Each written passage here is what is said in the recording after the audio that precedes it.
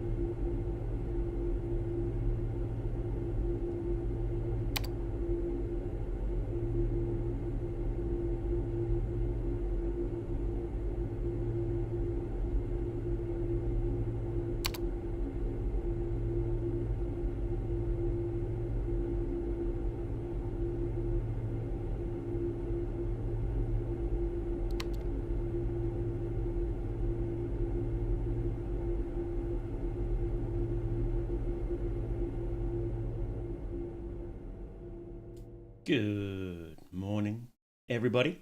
How are we doing today? Bright and early, what day is it? Sunday morning for me, Saturday night for you guys. How are we doing? Why is there an anime good? I saw just last minute that Grimmy had an announcement stream, so I wanted to check what that was, and I accidentally left my desktop audio on, so you got a couple of seconds of Grimmy talking there. Alright guys, how are we doing today? So we are going to chat for a minute before we start, because I'm actually waiting for an important call. So let's just hang out for a bit. How are we doing? That's right, I'm Mr. Mythonics. Oh wow, the AI recording knows the word Mythonics. The AI voice to speech. That's great. That shows the influence of Mythonics. It's spreading. Been a while since I watched your channel. Well, yeah, I haven't streamed this is my second stream back. My last one was last week. And then before that, it was like 9 months or something like that since I streamed. It was a while. And I'm good to be back. It's good to be back. Sorry, I haven't woken up yet. And yeah, I'm really enjoying it. Really having a lot of fun. I have obviously been posting videos on the main channel. How do I not have a link to the main channel just ready to go? Hang on. I really shouldn't I? Let's see. Where is it? It's just Mythonics here. Here. This is the main channel. If you somehow don't know the main channel, then be sure to go check it out. How am I doing? I'm actually doing really well, because the main reason is I've been playing the game Labyrinth of the Demon King. And oh man, what a game. No joke, it's a 10 out of 10. I think the only thing I dislike about it is that it gets a bit... So it's divided up into 3 towers and then a final boss tower, right? And the first tower is really long and just awesome. The second 2 towers are pretty good as well, but they're just a little short, is the issue. You go in expecting that they're all going to be the same size as the first tower, but the second tower is pretty short. And then the third tower is a bit longer than the second, but it's still... It could be a little bit longer, you know. But it is... But I also think it might be a thing where it's like, you start to understand the mechanics. You understand when to engage enemies, when to just run past them. You're better at fighting and whatnot. So I think maybe the first and the third tower are about the same, if you consider that. And then but the second tower is still pretty short. But I absolutely love that game. I like it so much. I went and I wrote a guide on it on the Steam. on the Steam community. I'm like, I want to learn everything I can about this. So I wrote a guide for how to find every single weapon. It's the first. I'm pretty sure it's the first Steam guide I've ever written. I've just never done that before, you know. And because look, I'll admit it now. I'm going to be making a video about this game, Labyrinth of the Demon King. Hang on, should I pull? No, we won't pull it up just yet. I will. Hang on. I'll put the link in. Put the link in chat. You go check out this game. Saw the guide you posted for weapon location. That's your CPU. Yeah, thank you. Yeah, because I was playing and people were talking about, like, there was one weapon in particular they were talking about. It was, there's a katana, because there's like 4 katana you can pick up. And I was like, where the hell is this katana? What's going on? And so I was like, well, there are 0 guides. There's basically 0 guides for this game. There's like 1 technical guide, 1 guide in Ukrainian, I think it is. I don't know what the guide actually does, because it's in Ukrainian. And then 1 to get a specific achievement. And I was like, well, we need a guide for, at least for like where all the weapons are. I'm sure somebody's working on a complete walkthrough guide, which I could probably do that. I just don't feel like... I would rather spend time... So this is an issue I come up with a lot. There's things I want to do, but then at the end of the day, it's always like, well, I would rather just spend time working on a video. With the limited time I have, I would rather just spend time working on a video. Like, I realized I forgot to get the music stuff set up for this stream again, like I forgot last week.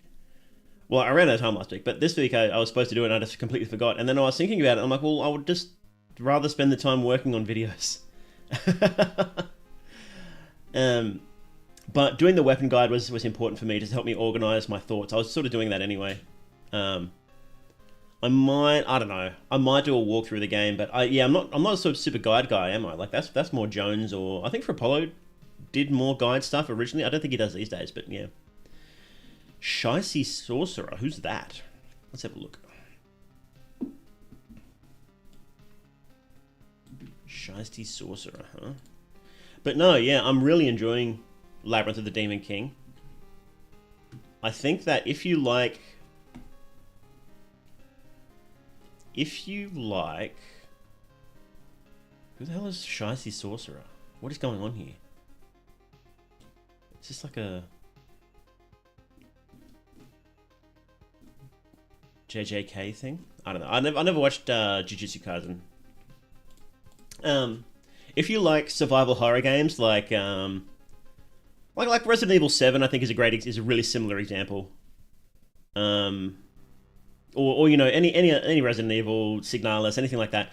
Or if you like Japanese horror, then you will really like this game. It's not very hard. In fact, it tends towards easy, I think. Well, the final boss is tricky. He's got a couple of cheeses you can do, and the bosses can get kind of tricky.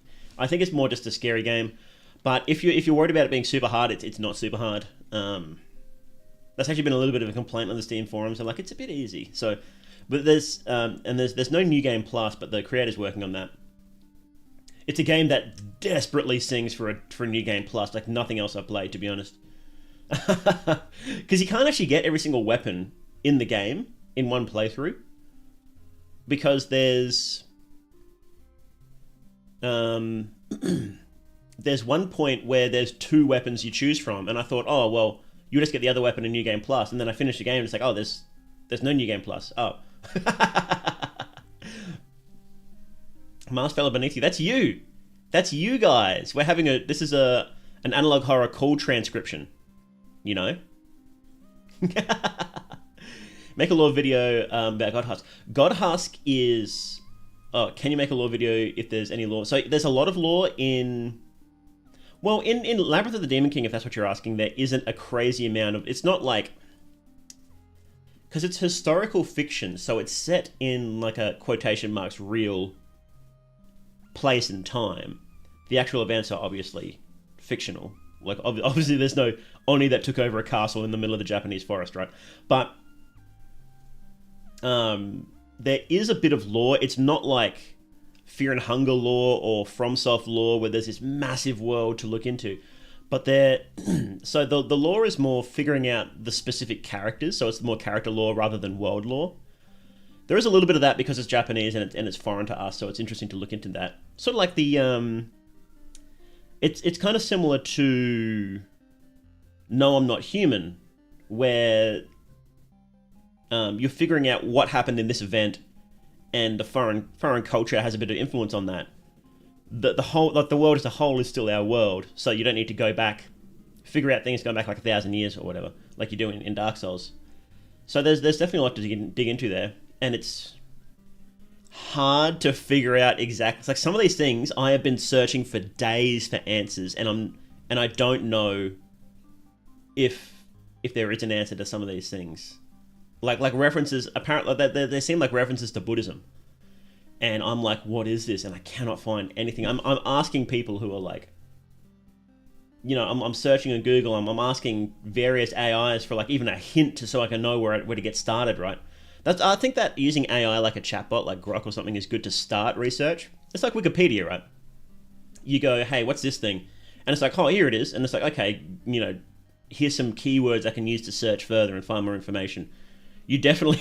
You do not just take what the AI chatbots say wholesale. You absolutely don't do that. But they're good to get started, you know.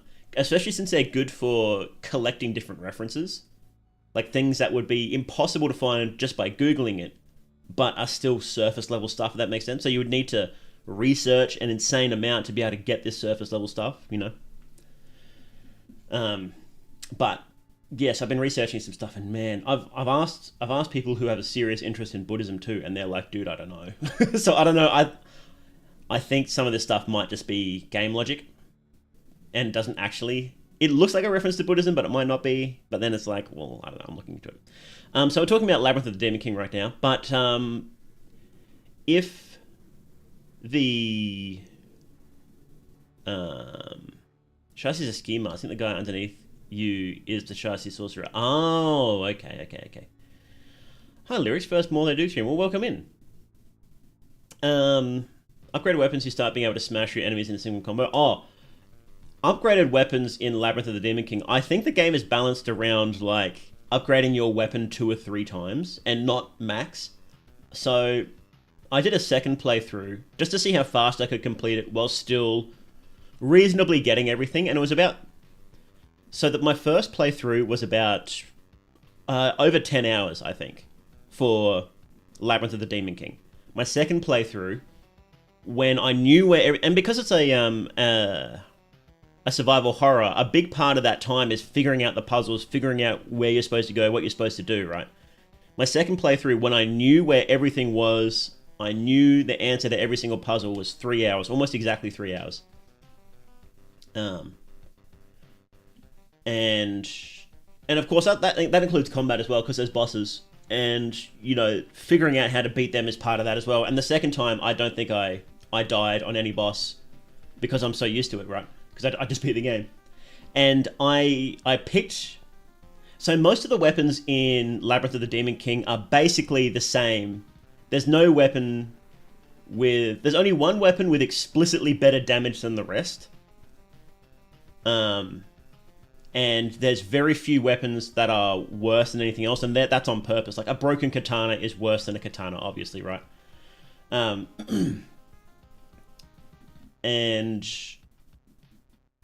so other than that, every weapon is pretty well balanced against each other.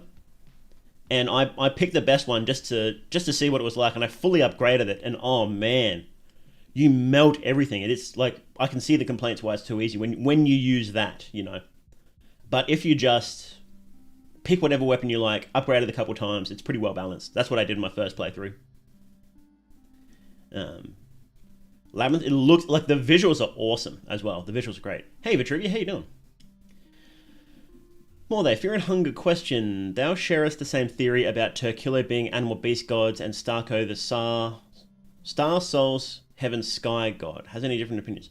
I'm really iffy on Sarko because so you can't really use any information in that's been data mined, because Miro explicitly said he has left in regards to the names of the old gods that were found through data mining. So if anybody doesn't know, there's the clock in Termina that has a bunch of symbols of old gods, right? Including a bunch that are missing, that we don't know anything about. We just know their symbols from the clock. And people data mined it, and there's names there. So one of them was Amon, which we think is probably a reference to the sun god, because there's a city in Egypt with the same name in universe. There's one called Turkillo, which is the same name as a bugman that features in the story of Pocket Cat in the Termina book. And then there's one called Sarko, which is the headless star symbol. Now, we do have to be really careful with that, because people asked Miro specifically about that list of names, and he specifically said that he has left red herrings in the code. So I'm really hesitant to take most of that with a grain of salt. I do think that Turkillo is some kind of animal or beast god or something like that. But all we know about him is that he shows up in the book, right? I don't know about Sarko, because literally all we know, is the name, I'm pretty sure. And Amon might be the sun god. You know, there's lots of theories about that. Yes, there's lots of theories about the sun god. Yeah. So, tentative agree with the Turkillo one. Probably not Sarko. It's so weird. We don't know. Because it's like all we know about Rare is the moon god. And it's like, well, what does that mean, right? Like, if all we knew was Rare, and we knew that his symbol, and like maybe we knew he was the moon god, it'd be like, okay, so what does that mean, right? What Rare actually is this jealous trickster god who is here, but he isn't here, and he opposes humanity's ascension. So there's a lot wrapped up, and like he can't actually directly interfere for some reason. So there's a lot wrapped up in that. And to say that Sarko is the star god, it's like, well, what exactly does that mean? Like, yeah, the stars do have something to do with human souls, like the because they're basically the zodiac, right? But then you've got the thing how the old gods supposedly came from space, and it's like, well, does Sarko have anything to do with that? I think it's much too early to make any real theories about Sarko. Maybe we'll find out more in the update. I wouldn't bet on it. I really wouldn't bet on it. Which would be annoying, because the next game isn't going to be about the old gods, so I don't know if we'll find anything out new about the old gods at all then. It might just be a perpetual mystery. Well, that's the fodder for a million YouTube lore videos, isn't it? Perpetual mysteries. That's what FromSoft. That's what made them. Well, it didn't make them famous, but it helped.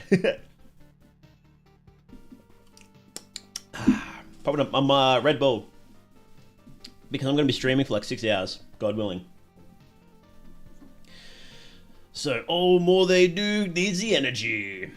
What's a red herring? So a red herring is like So say I have a puzzle and there's a specific solution and you've got clues for that solution. A red herring is a false clue, right? So if the puzzle here is that there's clues about the old gods in the game, in the code, Miro specifically left false clues there to stop. Look, I don't know if he did or didn't. Maybe he was just being cheeky, but either way, you can't trust data mining anyway, no matter what, because that it's not the final intention of the game, right? It's obviously not the final intention of the game if it didn't make it in, right? So, but that's just Miro basically saying as explicitly as he can, do not trust anything that isn't in the final game. So,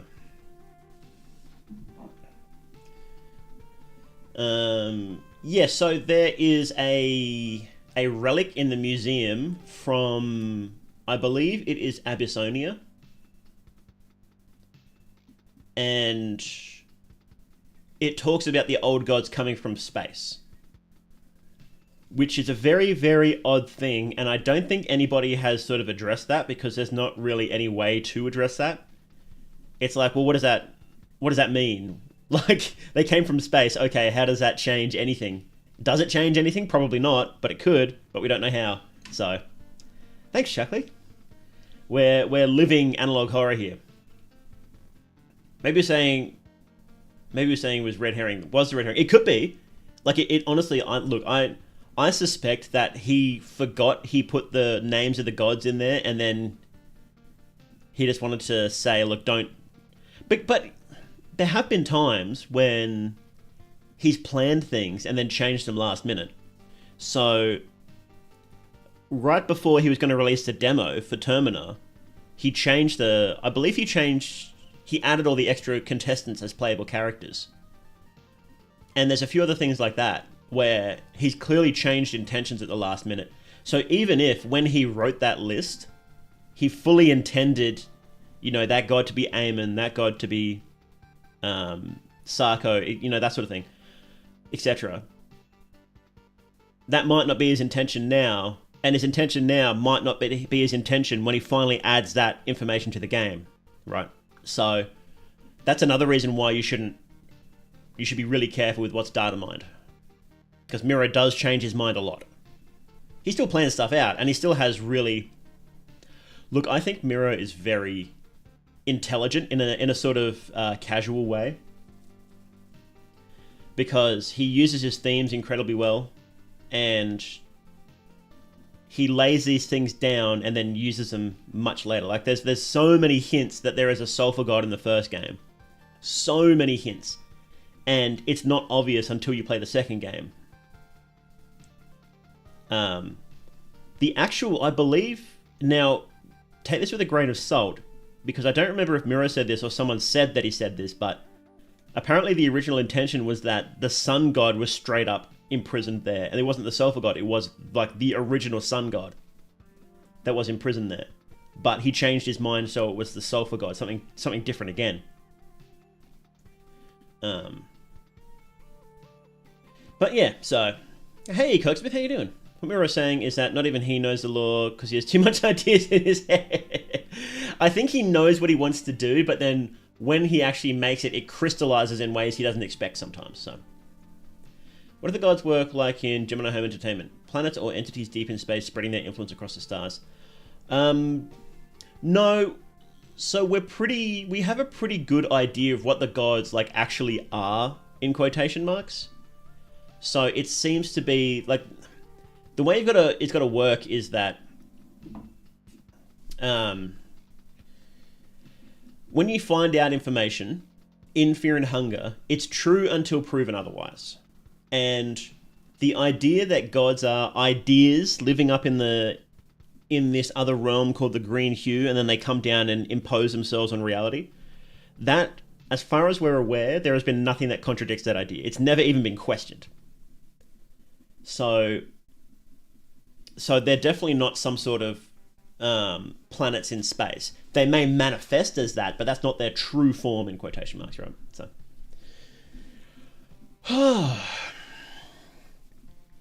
But yeah. There's something else I wanted to say. There's a question somebody else asked that I wanted to... Oh, right. Godhusk. You discussed this with you at VC? It's pretty complicated. That document we read last time in the last stream, that was a pretty good... That was actually a very good summary of what we know about the gods, and I had very little issues with it. Very little. The only issue I had was an alternative interpretation that is honestly, when you weigh it up, probably roughly equal. Equal chance, right, of it happening. Was one minor thing. That wasn't the whole... Here, I'll just link that in case you are interested. Where are we? There we go. What if Funga 3 has some info hazard god? What you said about the gods imposing this existence has sparked the idea in my head. Well, that's basically what they are, because you can't properly understand them, right? So you can't understand the gods because the idea is like too big for your head, you know? But if you do get close to it, it will kill you. That's what happens at the end of ending B, is it? It's ending B, right? When you go fight Grogoroth. You go fight Grogoroth, and he basically kills you just because that's what he does. And then at the end of the fight, if you manage to subdue him long enough, you actually attract his attention. He gets interested, and he's like, okay, ask me a question. And then he's like, okay, I'm going to show you the true form of destruction now. You're not ready for this, by the way. And then you die a horrible, painful death because even getting close to it just crushes your mind, right? Hey, Shuriko. Yeah, it's been a while. Hey, Artie. Are the gods self-aware concepts, or are the self-awareness just humanity seeing patterns where there's not? Pareidolia. That's really interesting. And it seems to be part of it. So, you've got this idea of destruction, right? This pure idea of destruction. Is that sentient? What does it want? Well, it doesn't want anything. It just is, right? It's like gravity. What does gravity want? Does gravity want anything? Well, no, because you have to be self-aware to want something, right? It just is. But humans see destruction. They would humanize it and give it a face, and that face wants destruction. So Grogoroth in his lesser forms, when he has come down to visit Earth, yes, that Grogoroth wants destruction, but the purest form of Grogoroth doesn't want anything. It just is. Same as Sylvian, same as Rare, same as Vitruvia. They don't want anything. Vitruvia. Venushka. They don't want anything. They just are. What exactly that means for some of the gods? Like, what exactly does that mean with Rare? Like, what is he, the god of secrets or something? Like, it's hard to know. But we can get close to understanding them, but we can't ever understand them, right? Move your lines over to a different channel. Yeah, so I moved them over here. I mentioned this last time, but I moved them over here because I want... When I'm doing, like, my reacts and playing random games and whatever, I want all them on the same channel. And streaming on a channel helps it grow as well. So the more I stream on this channel, the more it will get recommended through the algorithm, right? So, I kind of... Like, that's always good on the main channel. Obviously, that's always good on the main channel. But I just sort of wanted to help this one grow as well, so... Hey, Emmy, how you doing? Law time? Yeah, we're just having a bit of a chat, because I'm waiting for a call. So I wanted to just chat for a bit before we got started, so... see it like that. Ending B sounds more like normal Lovecraft gods die by madness. Kind of. So, the reason you die... You kind of don't die by madness. Well, you kind of do. There is, the Dunwich Horror, I think someone dies by madness. Or they go catatonic or something. But the reason they do that is because, one, it's really horrible, and two, you're realizing that there's things out there that are much worse than humans. And they don't care about you, and you are just bugs to them. And actually, coming face to face with that reality is the deal with Lovecraft. That's why Lovecraft's horror is so effective, right? And that is different from what's happening in Fear and Hunger. So what's happening in Fear and Hunger is that you are confronting the actual idea, the pure idea of destruction. That one just straight up kills you. But I think any of those ideas, like the pure form of creation, like Sylvian, that, or the pure form of order that is represented currently by Ulmir, any of those I think would be too much for your head and you would die no matter what. Grogroth just happens to be way more painful and he thinks it's kind of funny. He thinks it's funny. So it is a little different. It's similar on the surface, but when you dig into like what's happening and why, it is a bit different. So sorry for turning this into a Fear and Hunger stream. Every stream is a Fear and Hunger stream. You think we'll ever get the terminal update? We will. We will. The issue is every time it's almost finished, Miro's like, let me just add one more thing. And then it just loops over and over again. That's just how he works, you know. Good point on the stream channel, main channel separation. Yeah. I think it's good. If you're doing different forms of content and you're going to keep doing them, then you should probably separate them, right? When you start, don't do that. Don't have multiple channels because you need to focus on one idea. And then once that idea is up and running and you can keep it going consistently, then start doing other stuff. Technically, I probably shouldn't be doing this. I should probably just keep working on main channel, but I was going crazy without streaming, so. Yeah, so there was God Husk, right? Someone asked about God Husk, and I think somebody asked about that, if there was enough lore in that. And yes, oh boy, is there enough lore in God Husk to do a video about it. And yes, I am working on it. I've just had other things that are priorities. I sort of have to work on... oh, right, you did. Let's talk about that first. Why Sylvian didn't create Ulmir herself? Why is Vitruvia the one who creates if she's not creation herself? We don't know is the thing. We really don't, unfortunately. Because we don't know anything about Vitruvia other than like a couple of words, a couple of lines, right? Vitruvia, we don't even know what Vitruvia is, really. I think she's a new god, but you know, she could be something like a living story like Pocket Cat, right? She could be an old god as well. She probably isn't, but she could be, you know, because she's just described as a deity, right? So it's really hard to know exactly what's going on there.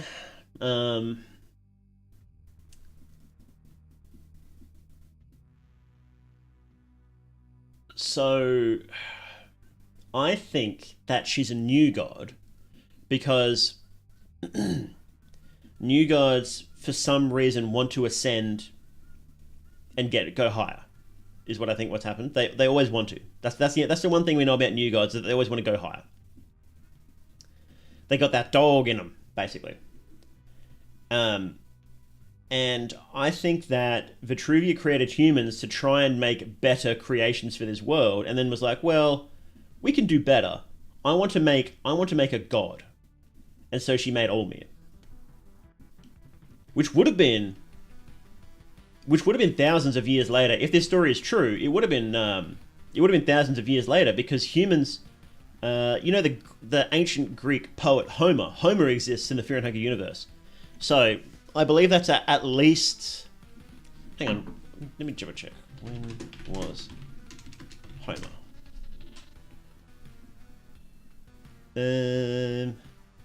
So that's almost about, let's say, so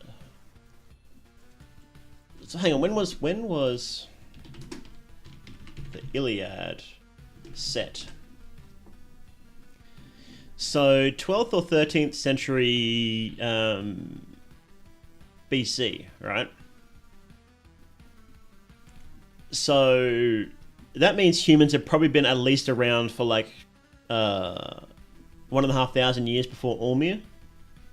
You know, at least, to give them time to properly set up cities and whatnot. Unless the Trojan War was actually about the lizards. Well, Homer existed anyway. Homer could be a lizard. Huh. Well, that's something to think about. There's no guarantee that Homer was a human. Well, that's interesting. I don't know if we can give a definitive date of when humans actually were created then. They were at least created before Olmir, right? They had to have been. Anyway. When I say imperfect God, I'm talking more about when your conscious knows about X-God, you can't stop seeing him and how he affects reality, not about pure power and concept of gods. Oh, okay. Yeah, that would be interesting. Gave me Vermis, then I shared it with a bunch of friends, been to order Godhusk. Godhusk is different. So Vermis is very vibes-based. It's a very vibe book. Godhusk is less vibey. It's still vibey, but it's more explicit gameplay. You could actually take Godhusk and very easily make a game about it, so. Maybe Sylvian is creation, Vitruvia is organization structure, and Olmir is order. It could be something like that, that we just simply don't know, you know? Like, there's no other information about Vitruvia other than the couple of lines in Olmir's Skin Bible, so. I know who Vitruvia is, she's the creator of the fan-made Harvey. Yeah, that's right. Yeah, we've got Vitruvia in chat. Why does Olmir get transcribed as Ormo? That's a good question. Olmir,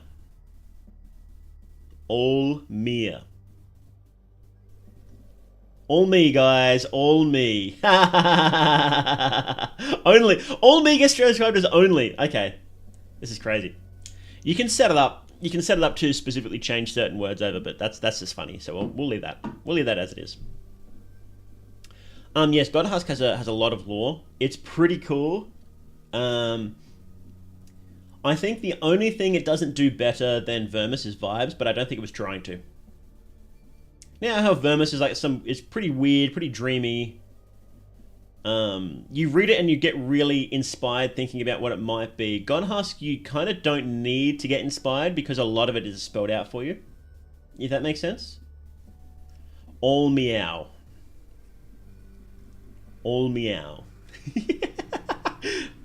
Thoughts on Shadow the Axolotl's theories about the gods? From what I remember, they're good. I need to go back and rewatch some of his older stuff because I've forgotten a lot of it. So, I think Miro was tied to the real world starting out, and the Dungeons of Fear and Hunger was where the weird occult stuff was happening. Then things changed after the girl ascended. What do you mean? There's a lot of occult stuff in. So Fear and Hunger only looks like our world. It's convergent evolution. It's really, really quite different when you actually look at all the different stuff, and I think it's only similar to us because it's easier for Miro to tell the story then. I kind of just want to play Labyrinth of the Demon King again. It's so sick. I just finished it twice, and it's a single player game. This game, there's only so much you can do in it, but I just kind of want to play it again. I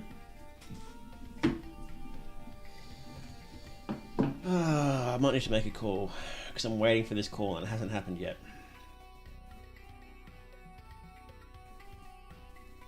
So I might need to make it myself. Friend Hunger Universe is like a crab. Exactly, you get it. The crab cycle. There is only the cycle, and it is crab.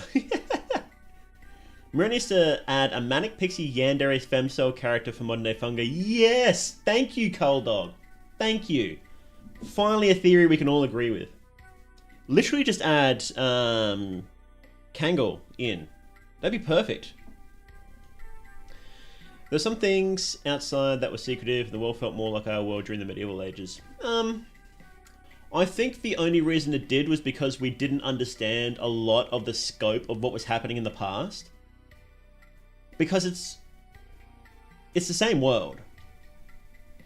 And all the seeds for everything that we found out in Termina are in the first game. You can go back, and a lot of these theories you can make just based on the first game, but the second game just makes them way more obvious. Like my Grogroth is a sun god theory, you could make that based on just what's in the first game. And My next theory, you kind of could as well. But you wouldn't... It's about Venushka being the sun god. And it's like, well, you kind of didn't... We didn't know Venushka existed, so that's kind of a hard sell. But some of the other things you could. So... Mirror said to confirm that magic stopped being common. Ragnvaldr killed the mythical beasts and is now more similar to our world. Yeah, it is converging a lot more. But then you've got like the new gods controlling the world, like the Illuminati. Oh, like, yeah, no, actually, yeah, that's pretty similar to the Illuminati. Then you've got the crazy German and USSR experiments into like psychic powers and internet, which again, I guess is pretty similar to our world. So yeah, it's basically the same thing, right? What happened to the government? Find out pre-heval after the festival. How they try to hide that from the public? How would react the world? So what's probably going to happen is that either logic wins and it takes over the world, or the whole place, everyone just pretends it got nuked. Because everybody thinks that... Because you've got Dan and... you got Karen straight up saying that it's like, yeah, this is just nukes, right? And I think that's what the story is going to be.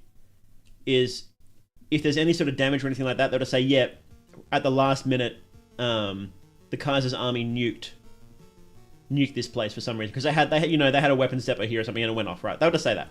So I don't think it's going to be that hard to bury it. Hey, Raccoon and Ludwig, how you doing? We're talking about what happened to the pre-heval after the festival. So, this game being a dating sim still possible? That would be funny. I don't think so, but that would be funny. We're gonna have it'll have dungeon nights in there. So, we have to propose an occult VTuber character for Modern Fungo, then realize Lagarde is already doing it. He is a VTuber. He's an idol. Yeah. Pre-heval was near some active war zone, so I doubt they know about the weird occult magic stuff happening. Well, I think what would happen is they will send... The surviving governments will send teams in to find out what the hell happened. And they will find some super weird stuff, say, I want that, we're just going to cover it up. That kind of what's happened with the Cold War anyway, right? And they just took all the German scientists. We'll probably get some equivalent to the Cold War, but the game won't be set during the Cold War. It'll be set much later, I'm pretty sure, so... Because a Cold War setting would be interesting, but it would also be way too similar to Terminator. There wouldn't be much point in it, you know? I like there's more World War I imagery in Terminator, even though it's the Second War. Cool that it feels like it's combined. Well, there wasn't that much difference. There was some better technology, of course. And the armies were better prepared, but each army still had a lot of veterans from the First World War and the Second, you know? Need a video of Lagarde doing the Lollygod Requiem dance. Well, Bones did a video of a girl doing that, which was funny. Oh.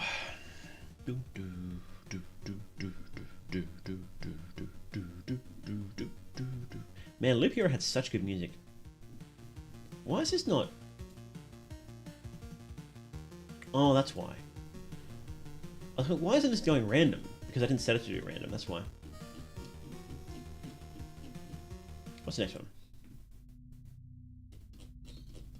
I haven't gone through and actually sorted out this one, so there's a lot of duds in here. But this is my video game soundtrack playlist. Yeah, let's go. Risky Brain. Freedom 3 with Cyberpunk Vampire setting for sure. I believe it will be. Yeah, I believe it will be. Mirror, because Mirror said about the first, about Terminator, he said it's going to be... What did he say? It was something like, about an angsty occultist girl who has daddy issues. And it's like, actually, yeah, no, the game was actually about that.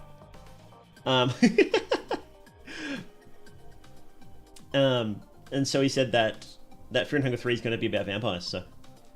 Thanks for coming in, Shirik. I really appreciate it. Doing the Fungus stream soon? Maybe, yeah, I'm saving it for when the update comes out, so I don't get burnt out. Like how Fear and Hunger's medical analysis, yellow magic clothes info suggests that magic otherworldly is not magic, but rather unstudied science. Oh yeah, no, 100%. It definitely is.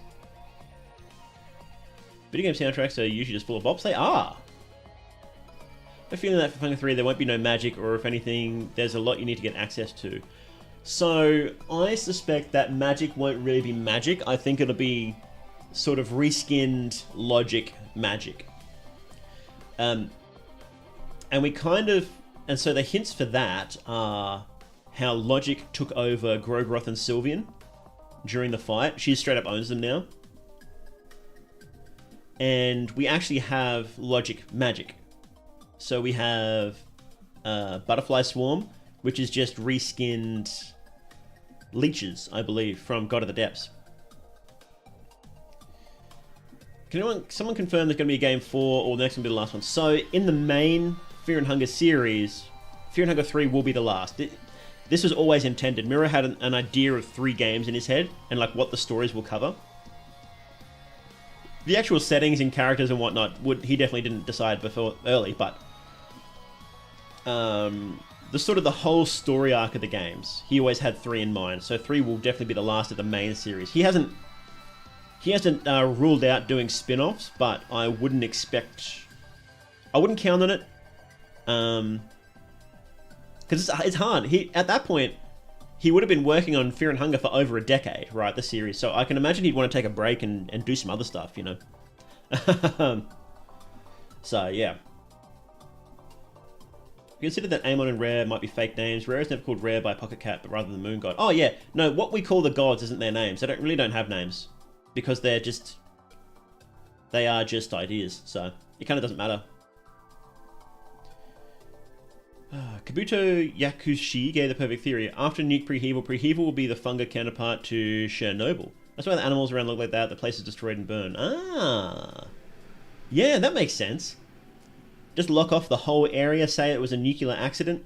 Easy mode. Because nukes definitely exist. Karen's literally seen nuclear weapons tests before, so... Yeah, I can believe that. Oh, here's my call. I'll be right back.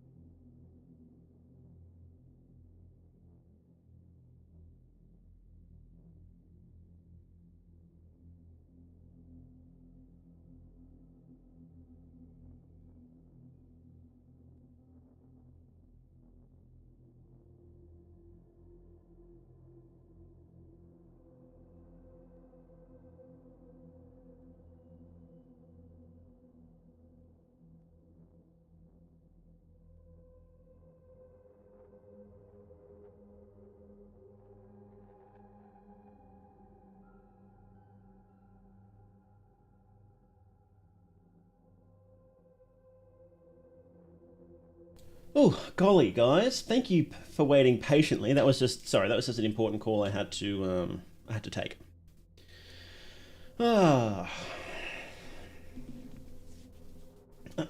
All right. All right. Now I just need to. Sorry, I do just need to send a message to. You know how it is. You know how it is. It's Sunday because this is Sunday for me, and I can really only stream on weekends. So, oh, hang on. Let's go back to where are we? Chatting. Here we go. I can really only stream on weekends.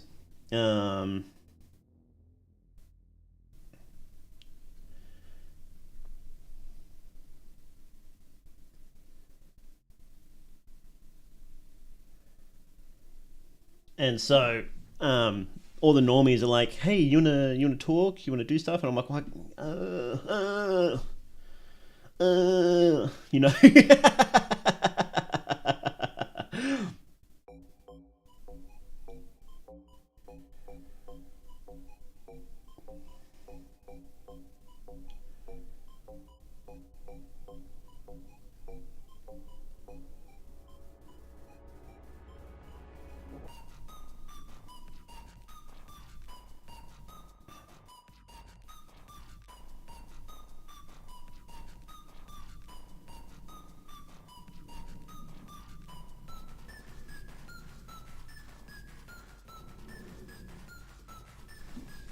All right.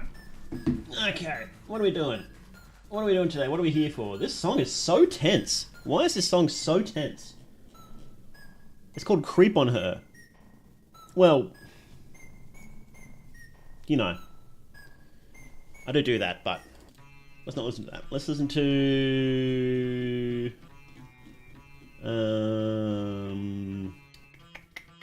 let's listen to...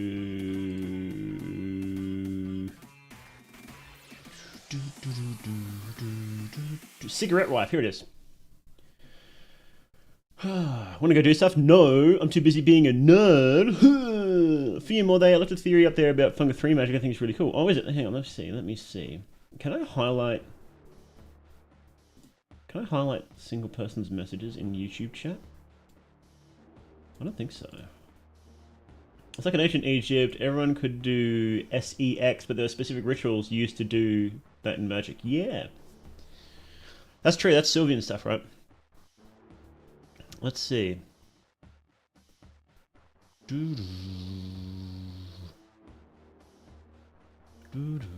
Oh, thank you, Ilkin. Thank you very much. I missed that. I was gone so long, it didn't even show up at the top there. Okay, what if instead of reskin magic to fit logic aesthetics, the new gods post-logic are celebrities, musicians, internet personalities, literally anyone can turn into new gods, and etc. Yes, and there's an influence of new gods in the hall, they all reside.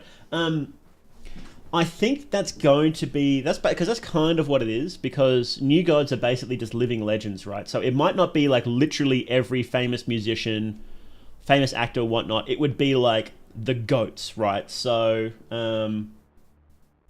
Michael Jackson. Michael Jackson would be a new god, right? Who's like a famous actor from like many years ago that people Marilyn Manson. Marilyn Manson would be a new god, right? Hey, Raddy Badass, how you doing? Someone from your stream. Are you playing a Mandela-inspired game? No, we're not, unfortunately. Oh, there is one coming out soon, but it's not out yet. It's you know, examination horror. You know how in analog horror they always have like comparisons, like, is this one this, like, which one is the friend, and there's like a spooky face and a normal face. There's games coming out like that, and the genre is roughly called examination horror. And there's some really good games in it, and there's another one coming out like tomorrow or something. Hang on, let me see. When is that coming out? Because I've had my eye on it for some time. I think it's literally called examination horror. It'll be like if a Resident Evil inspired game was called survival horror. Okay, so it's called Evaluation, and it's out next week. Yeah, next week sometime. For free. Oh, sick. I believe this is the fellow that did These Heavenly Bodies, Carcass, Incident at Grove Lake. So here, I'll just post this guy. Here. Carcass popped off. I couldn't play it. It chewed through my absolutely chewed through my. I don't know. It just really made my computer chug for some reason. Carcass, which is kind of disappointing. So I couldn't play it. Trent Reznor, LeBron, anybody who's like more than just famous, right? Just like really, really, really big and will be remembered for a long time. That's what a new god is, right? So in history, it might be like Alexander the Great. He might be a new god, right? That sort of thing, you know. That's my creep on her. That's my headcanon of Dan after he became Pocket Cat. Oh boy. Oh boy. I love being nerdy, chat. I love having extremely niche factoids. Yeah. Which one is the friend? Proceeds to show a picture of a cat and then a dog. Yeah, exactly. So excited for Deltarune. Oh, I never played Deltarune. Should I? I think I played the first chapter a little bit and I was like, oh, that's alright. I get it. And then I stopped playing. I do kind of like those games, but I don't know. Sometimes I find it hard to get into them. Tomorrow can't be better? No. Your beer and Pepsi? Let's go for trivia. Said goat, that's why I thought of Lebron. Madonna. Enki's both Albert and Nicola in the Fungi universe. Yeah, basically. Yeah, like Einstein you can see being a new god, right? And as much as you love him or hate him, Elon will be a new god. You know he's going to be influential for many, many years to come, even if you hate him. If he actually gets us to Mars, there are going to be literal statues of him built on Mars that people will look at for the next few hundred years. So, and I think that's the same as the new gods in Fear and Hunger. Some of them people love, some of them people would hate. Could you imagine living under Nashra's reign? That would be a waking nightmare, you know? The things that we know he did, let alone the things that are implied. Goodness gracious. Watch gameplays now. Fungal 3 character idea. Cult member that the cult is a mix of Venushka / Ormir where they cast spells to turn on their bodies on body horror and monster upgrades. That'd be sick. You get an XP called Eggwood Mouse mixed with Disney. Yeah. Did you see? So there's that thing in history where people are like, well, this person may not have existed because there's a bunch of different sources, right? And, you know, they say different things at different times, and it seems like 3 different people collected into one. People are doing that with Donald Trump posts because they're like, oh, you know, he said this one thing, so it's like, you know, it's funny. I'll see if I can find it. I don't know, maybe it's a little, it's not politics, but maybe it's a little bit too political, you know. What would I even search for that? The historical figure known as Donald Trump. Twitter, maybe? No, I don't. How would you even search for that? Like, what would you? It was just funny. It was like pretending to look back from like 500 years time at the historical figure many know as Donald Trump, but he may not have even existed. You know, well, whatever. You get the idea. It's like a members only stream. I checked your channel, and the last stream was a new guy. Oh no, so this is on my side stream. So this is on my side stream, my second channel. This is on my second channel. So we are on. Hang on, let me grab the link for that. So I'm streaming on my second channel now for various reasons. But you should definitely subscribe to my main channel. That's where all the good stuff is. Well, there's good stuff on here too, you know. Donald as a new god. Well, so it's basically any historical figure that sort of sets the stage for like the next couple hundred years is basically what a new god is. Positive, like it's not positive or negative or anything like that, you know. We're not saying that every new god is good. I mean, look at the Fellowship. They're all bastards. Every single one is a bastard, right? In fact, it tends to be that more negative people become new gods than positive, right? So it's just who sets the stage for the next couple hundred years, right? If Elon gets us to Mars, then he will, you know. That's just basically going to be it. But it could be tomorrow. Something complete. There's a complete utter vibe shift, and somebody else sets the scene. We'll only find out who the new god is in this sort of context in a couple hundred years. So. Donald's a new god. We did the best followers. They're awesome. We have the best ones. Not like Grogeroth. They all smell like blood and guts and poop. Really good people, but really mean and really bad. I can't do a Trump. I've never tried to do a Trump impression before. So I probably never will again. Infiltration complete. Kind of hate the delay from YouTube, but oh well. So YouTube has an issue where new god Orange Man. So YouTube has this issue where it does have a delay no matter what, and there's nothing you can do about it. It's a lot better than it used to be. But YouTube has live replay. So YouTube has live replay where if you just like scroll back a little bit, you can watch 10 seconds delay. And you can do that. Twitch doesn't have that. They're actually going to be adding it because people want it. But what it means is that whenever there's like a little hitch in the stream because of your internet, because of my internet, whatever, those delays add up. So eventually, without doing anything at all, without touching it, you'll be like a minute behind. And that just happens.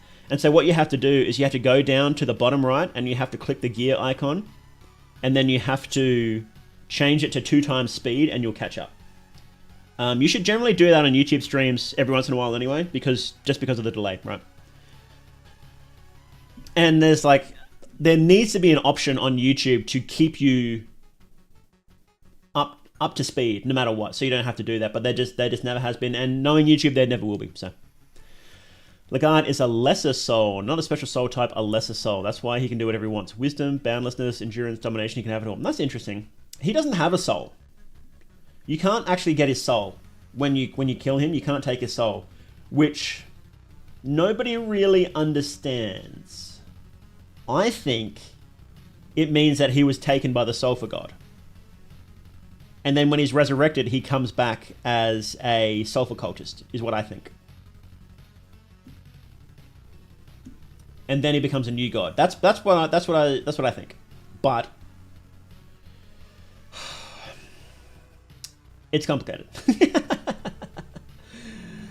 think we society should work towards confusing the absolute hell of future historians. I agree, Vepelye. I 100% agree. Lesser Soul Lagarde is a good idea. Someone with a fucked up destiny but still being able to ruin reality for everyone around him. He's not ruin reality, guys. I am a Lagarde truther. I think that Lagarde, despite him being big-headed and arrogant, everything he's done has actually ended up in good things for humanity, which is exactly what he said he wanted to do. So, just finished playing Orwell, and Orwell Ignorance is Strength. What's this? Orwell Ignorance is Strength. Let's see. Oh, is this one of those card game type deals? I've got to be real. I hate this style of game. I cannot stand it. And I don't know why.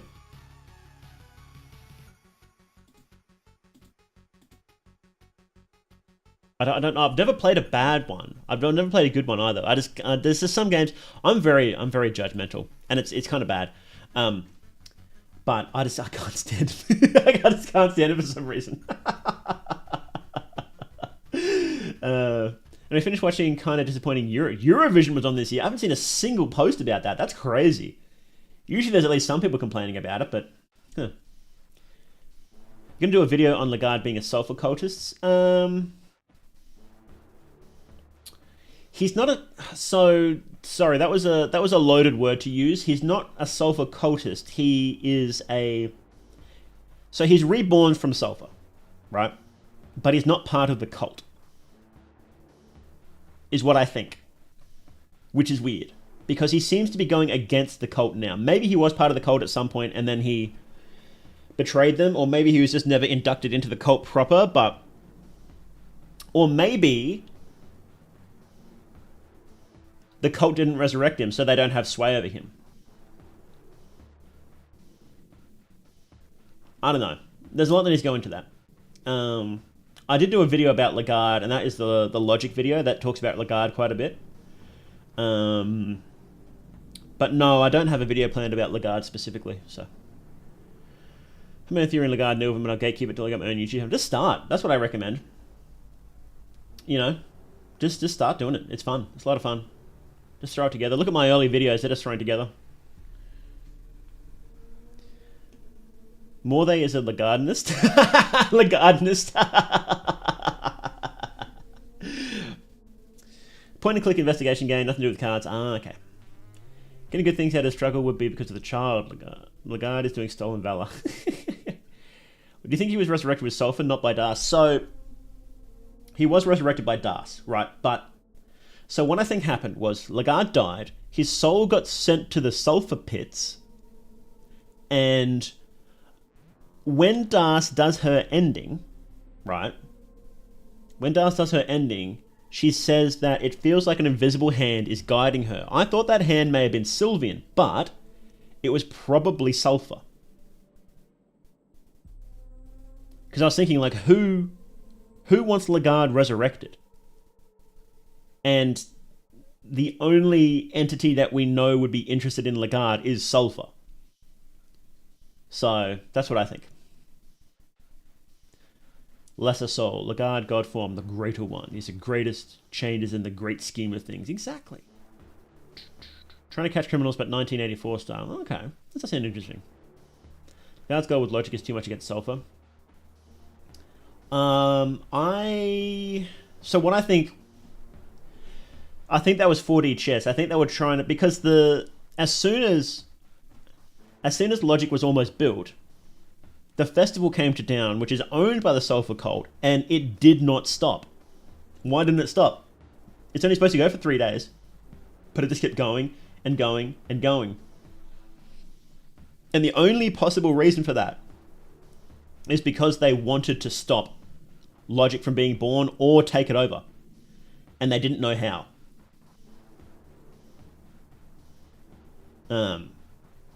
If Lagarde is a sulfur cultist, as in twisted by sulfur or possessed by sulfur, then him becoming a god would be sulfur reborn. But Lagarde would not have liked that. He would have hated that idea. Because he wants humanity to look after itself.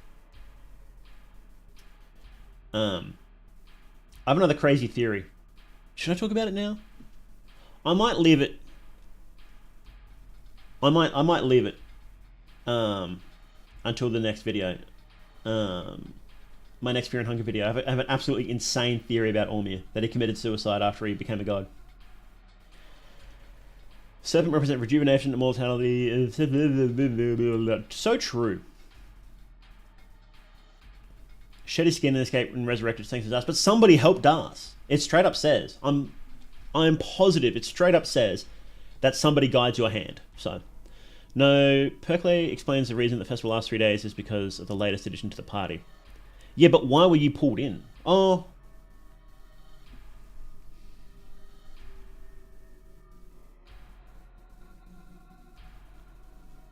No, see, it was going for longer than that anyway, right? That's cope.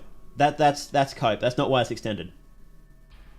And Perkley straight up lies to you at times. So if there's something that disproves it, we can say that yes, he's lying. So the festival was going for 3 weeks at least, right? And we can look that up through the dates. Which means that that's longer than 9 days, isn't it? We know there were 3 festivals. So there's one with the townsfolk, which just coincidentally happened right as Logic was finished, right? Which is weird.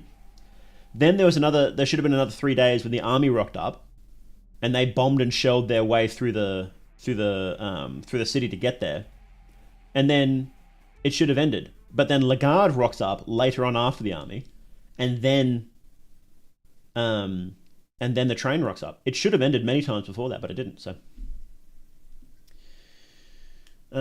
Because logic creation is interfering with it? Probably not. There doesn't seem to be a hint of that. And that only happens that happens during the first festival, I'm pretty sure, that she gets in there, but she's not really waking up. No, that's not a counter argument. It doesn't seem like logic is interfering with it, is what I'm saying. I've described how Ormir's ascension affected the world on a metaphysical level. Old God represent concepts, and fear and hunger is with a bent towards humanity. The stories of Ormir tell of his overt mortal actions. Yes, so nobody, and this is something that nobody has addressed, and I haven't seen anybody else address this, so I thought this was interesting. But yes, we know that every god imposes something on reality, including the god of fear and hunger. So the question is, what did Ormir do? And we don't know for certain. There's nothing describing what humanity were like before Ormir, right? And I think what he did was change humanity's mind and orient them towards a human-dominated world. I think the presentation we watched last week, I think that talked about it. Maybe I just talked about it while we watched it. But anyway. So I think I talked about this last time too. I think that Venushka was the sun god, or the king of Mahab, or both. And that represents humanity's place within nature. So we are subservient to nature because we're part of the natural hierarchy. Ormir represents humanity's domination of nature. So that's what I think, is Ormir replaced Venushka, killed Venushka, and maybe even used Venushka's soul to ascend. So that's what I think Ormir did. And I suspect that the new gods Ormir killed were lizardmen because of that. But I'm still working out the finer details. That's what my next video is going to be about. The war in heaven. The ascendancy of Ormir. Ormir is not Sulfur, but Sulfur possessed him or impersonated him. Ormir seems to be the only good deity. No. There's nothing... nobody good. Good and evil isn't really a concept you can apply to fear and hunger. There are just wills. And then eventually people get so strong their will shapes the world. And it becomes a natural force. Ormir seems good because he protects humanity, but if you step out of line, he crushes you like a bug, is basically what it is. And we know he was not very nice. You know how in reality, Jesus was very nice, but he also said, I come not to bring peace but a sword. Ormir brought the sword first, basically. So, yeah. Darce got divinely inspired to make the ritual. Yeah, she finds, so you find the ritual pieces, and then you put them together, and then you go and interact with Lagarde, and it's like, yeah, a divine hand guides you, or something like that. So... what did Sulfur impose? Because violence and such already existed before him. He didn't impose anything because he is the offcast of Ormir. So the theory goes. So he represents... so they both... Ormir and Sulfur both represent hierarchy. But... or human hierarchy, however. But Sulfur represents the more... I suppose Nietzschean angle of it. Where... it is entirely imposed, every single thing entirely imposed through violence. Like a warrior aristocrat, right? Whereas Ormir is like, no, I am the shepherd. You listen to me. And you're all one under Ormir, right? But Ormir is the dominating one, so they're very similar but slightly different, so... what does Lagarde do in their free time? I think they just scheme. I think they really do just scheme. Maybe because the contestants were more special. No, so Miro straight up said that there isn't a reason why the contestants get special forms. He said you can maybe think of it as like there's more... because the festival's going on for longer, there's more energy in the air, but there's no explicit reason given in game. I think the reason really is just that you can't make a custom form for literally every enemy in the game, right? That would just take too long. But yeah, it's not because they're special souls or they're like blessed by the gods or anything like that. It'll probably pop up in the update, but it is as simple as there's just more god energy in the air. So Caligura, he's special. He's our special boy. Ormir basically the dominating human spirit ruler. Yeah, yes, yeah. Solber, Omer, Lagarde. Some quacky names. Yeah, exactly.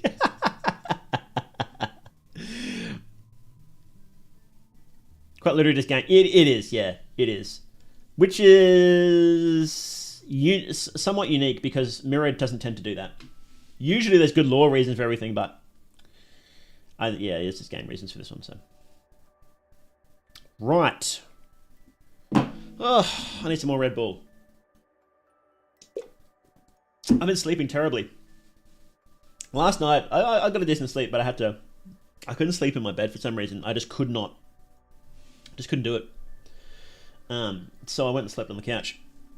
And you know, sleeping on the couch isn't that comfy, but it's not bad actually. It's not bad. It's not a bad couch. And I don't know how much sleep I actually got, but the night before I got 2 hours. I just couldn't sleep, so I got up and then I just kept. I recorded a second playthrough of Labyrinth of the Demon King. And then I took some more notes, and then I just my phone for a bit, and then it started raining for a bit, so I was like, oh, I passed out. So, just getting fear and hunger sounds like it might be down my alley. I hope it's not too convoluted. Yeah, it's it's convoluted. They're not easy games to get into. They're difficult on purpose. But once you can crack that shell, the meat inside is delicious. There's nothing else. You haven't played anything like it before. You really haven't. Chatting for an hour before getting to the mainstream. Yeah, just like old times. I thought it was less blessed by the god stuff and more how the specially infected and Left 4 Dead are formed when past life experiences. Maybe that's what it'll... So, Mirror just said this on Twitter, you know? So maybe when it's actually in-game, maybe it will be slightly different. Maybe it will be like, oh, they actually are special. Maybe because of the logic interference, maybe it changes how they form, you know? So at the moment, it's very soft canon that there is no difference between them and the townsfolk. Again, because anything out of game is soft canon. So don't build a theory on it. Don't take it too seriously, and it might get contradicted in-game, but at the moment, the understanding is there's no difference. So, want more music? Oh, I'm so keen for the new music. It's going to be awesome. Demons like them and the demon children are associated with sulfur, Gregor, something else entirely. Oh, that's a... Do we have another hour to chat before we... So go watch the video we talked about. The video on this channel here, the latest one. I think it's the latest one. We talk about that a bit. What are the gods of fear and hunger? That talks about that a little bit.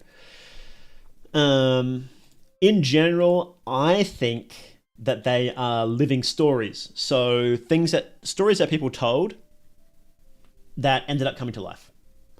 Other people think they might be traces of those gods. And so there's multiple traces. I think each theory is probably, you know, give or take, roughly equal probability of being accurate. Obviously, I prefer the living story theory because it's my theory and I did a video about it. But honestly, all things weighed up, I think they're roughly equal. So, do you have any other indie game you are hyped for? Well, I'm currently really enjoying Labyrinth of the Demon King. Pretty hyped for that one we just talked about, Evaluation. There's more here and there that I just sort of keep an eye on. I couldn't tell you their names off the top of my head though. Oh, Trench Tales. I am so hyped for Trench Tales. I haven't played the demo yet. That one's like a World War II third-person shooter horror game set in like an alternate reality. It looks sick. So I'm pretty hyped for that. I'll link it in chat. Go check it out. Apparently the early access was very early access. So apparently it started pretty rough. I haven't had a chance to play yet though. But that's early access, right? You know, it seems like they're actually using early access for what it is. So Any interest in Doom Dark Ages? I've never been a Doom guy, to be honest. I'm not super into first-person shooters. I think if they're more survival horror, then I like them. But I've never been like a rip and tear sort of guy, you know. Gonna do a Oblivion remaster stream? No, I don't have an entire year to play the game, so. Oh, I do want to play V Rising though, because somebody was talking about doing a server about that, which would be pretty fun. So I bought it, and I'm just waiting to see what the deal is with that. Maybe we might do some collabs about that. Maybe, we'll see. I'd like to. Ever heard of Peripatia? What's this? That does ring a bell. YouTube. Can I? There we go. Okay. So this YouTube chat thing is popping up bloody. You know. Okay. Peripatia game. I've clicked this. What is this? Immersive sim, dystopian, early access, cool art. I don't recognize this at all. Why have I've clicked on this at some point? Someone's told me about this. That's a lot of positive reviews. Oh, we'll have to check that out. Hang on, I'll write that down. The thing is, so the issue is, if it's a big game like this is probably going to be, then I have to know that people want me to talk about it before I can sink 30 hours into playing it, right? That's the problem. I've got to be so careful with the games I pick, right? Yo, Altered Hero, thank you so much. Really appreciate it. Huge fan of your content, looking forward to your future project. Thank you. You know, I wouldn't be able to do it without you guys, so I'm glad you're here to support me, and I'm glad I can make content that you guys like. At the end of the day, that's all there is, isn't it? You know, making stuff that you guys want to see. V Rise is pretty fun with friends. The PvP is obnoxious. It will be PvP. So,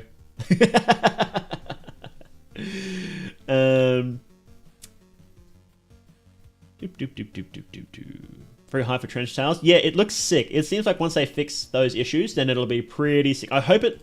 What I've seen, it's not quite as horror as I would like, but I've been trying to steer clear of trailers and that because I don't want to get spoiled. But I suppose we'll see. I want monsters. I want Resident Evil style horror. Resident Evil 7 style horror. Resident Evil 7 was so good, bros. I can't believe how good Resident Evil 7 was. Every time I think about it, I'm like, man, what a good game. The Sword of Miasma is said to be otherworldly. Does it mean it comes from the green as a creation of one of the gods? That's a good question. I think that might have been a joke about how it's a reference to Soul Edge? Is that the game? Soul Calibur. Soul Calibur is a good sword. Soul Edge is a bad sword, right? The bad sword from Soul Calibur. I think that was a joke about that, but now Mirror is actually adding other stuff. We don't know. There's going to be a baby Miasma in the game. It might end up being an alien, which would be pretty sick, but otherworldly can also mean other layers of reality. Like how the snail alien father dudes say they're from another world, but I think that just means that they're from, yeah, like a Green Hue style stuff. So we'll find out more, I guess. But I don't think it means literal aliens. Although it could. Have you streamed the game Anatomy? Anatomy game. Let's see. Is it just on Steam? Anatomy. VR Anatomy. Anatomy of Fear. No, I don't think this is Anatomy of Suffering. No. Anatomy game. Can you link it? Anatomy by Kitty Horror Show. That'd be the one, right? Kitty Horror Shows. Every house is haunted. Explore suburban house. Collect. Oh, no, I didn't. I did see a video by... I'm sorry, guys. I'm so bad with names. You know the guy who does a bunch of videos about indie horror stuff, and he did the one about the Twisted World of Kitty Horror Show or something like that. World of Kitty Horror Show. Sagan Hawks. I really look up to Sagan Hawks. Sagan Hawks has fantastic videos. If I could make videos consistently at that level of quality, I would be very... I think I would have considered myself as made it. Here, let me... Oh, why is this chat dying? Hang on. There we go. No? Post? You're gonna... Hang on, my chat's broken. One sec.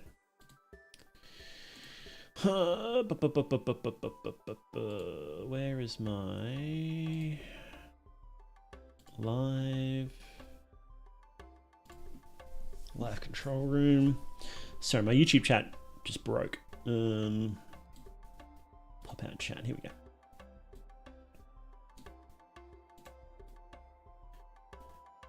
go. Okay. Can we post this link? There we go. Yes, go check out Sagan Hawks. If you somehow know me and not Sagan Hawks, then go check out Sagan Hawks. Sagan Hawks is really good. So where were we? Oh, geez. Okay, I missed a few messages. Is Resident Evil 7 the one with the evil baby? Evil baby? No, that's 8. 8 was a direct sequel. That 8 was pretty good. That was a very different vibe. Very different vibe. Removing normal glory kill system from Dark Ages. That's odd. Why would they do that? That was like one of their... Everybody loved that system. That's an odd thing to say. Want an actual good, scary and violent video game where you play as a werewolf? I think something like with Resident Evil 7 or 8 vibes where you play as a werewolf would be pretty awesome, I think. That'd be pretty good. RE7 was fantastic. Best first-person survival horror I played. I know, and I think half of it was the awesome graphics looking so grimy and filthy and really realistic at the time. And the other half was the characters. Jack is probably my favorite character in video games. Definitely my favorite in horror. But probably my favorite in all of video games. Just the insane scenes you get up to with him. Like the scene in the car with the garage. Oh, man. Awesome scene. Like, I could sit here and rant all day about Resident Evil 7. So good. Might not recognize it because it underwent massive changes during development. Previous Perry demo is really different from what's available now. Oh, okay. Okay. That makes sense. Solage can fracture, so multiple Meowsers track. Interesting. Next update, we got info about new events between contestants. They're a battle royale, but most of the time I forget them when I'm playing. Yeah, so that's not a focus, I believe. I think there is a couple, but that's not the major focus of this one. As far as that was originally. It may have changed, but I wouldn't bet on a lot of different interactions between the contestants being added. Sagan Horse is goated. Yeah, he's really good. Really good. High recommend from me. The amount of effort he puts into each video is awesome.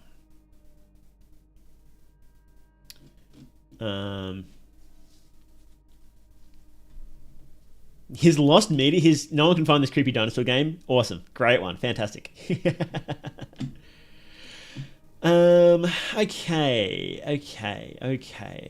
Should we finally get going?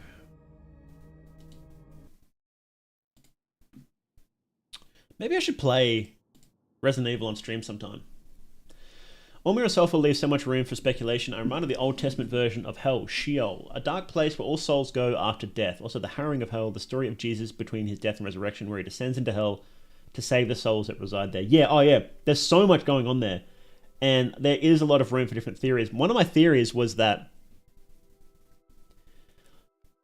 Sulfur wasn't the split personality of Allmir, but was Allmir who died and went to Hell and then is waiting to resurrect, but something went wrong. I don't know if I believe that theory anymore. Maybe like 30%. Just because it doesn't quite vibe with what the Man in Black is saying, and there's nothing that proves he's lying. Nobody ever contradicts the Man in Black. And he's the only one we get that story from. So I don't know how much I believe that now. And you're going to be really careful with theories that, there's a derogatory term for theories called Jenga tower theories.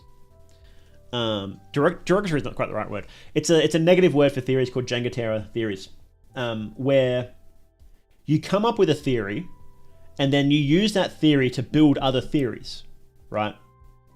And I think that's okay for a single video or a single like theory, but when you want to branch out more, you should make sure your theory base is really, really solid, right?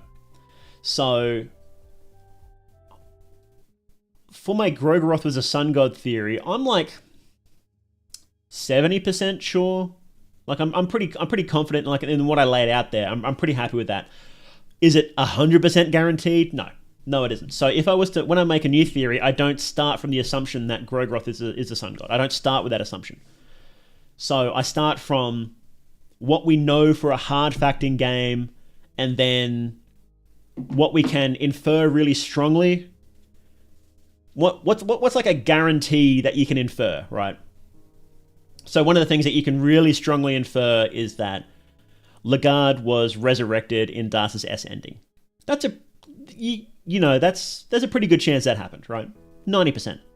And then you can say that, well, he's also the Yellow King, which doesn't make sense unless he ascended into becoming a new god, so he probably became a new god as well. And you could say 90% that both those endings happened, right?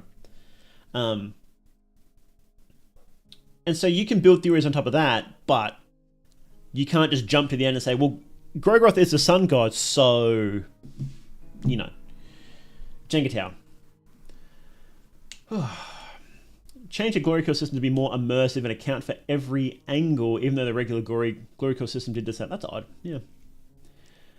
For some reason, the optimization for the Dark Ages got worse. That's weird. It's always funny when AAA devs do that. Like, they just don't even give a shit about optimization. It's so bizarre. You can forgive indie devs because they don't have a million different PCs and consoles to test on, right? But for AAA, is the Demon Child yours or Le'Garde's? The Demon Child, it's... Which Demon Child? There's a lot. There is one that's yours when you get that spell, but the girl is Le'Garde's child. The grubs from Vitacarnus' solos all of Mandela Catalogue. Well, like power level wise. We should watch Vitacarnus sometime. From what I've seen of that, it's pretty good. Did I watch that on stream sometime? I don't remember. Oh well, it's. I guess it's been so long. We can just go back and rewatch all the greatest hits. Doom Eternal. It's. I don't know. Like I don't know because my memory is really bad. I have memory issues. I don't know anything about graphics cards or anything like that. Like I don't. When someone's like, "Oh yeah, this is the minimum," I'm like, "That those letters and numbers mean literally nothing to me. I cannot compare them whatsoever." Heard of Aneurysm 4? It's a dark RP game with some great lore and great style. Check it out. It's fun to watch and play. Is that like a tabletop RPG? I've thought about covering some of them. Like I thought about covering what's that one where it's like trench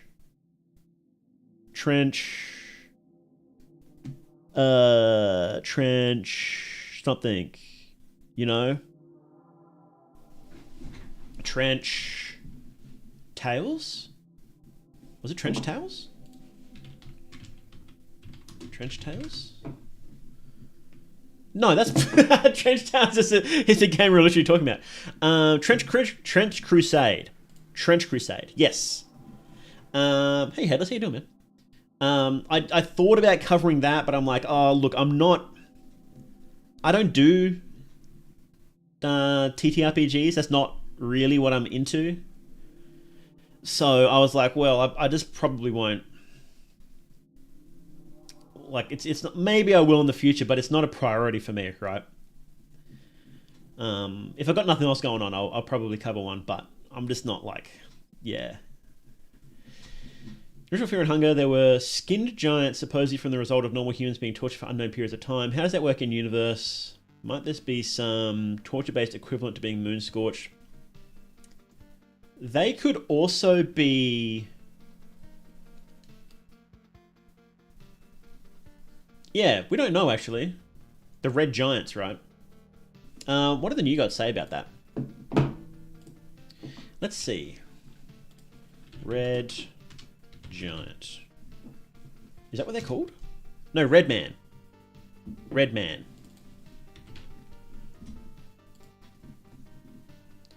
Red Man.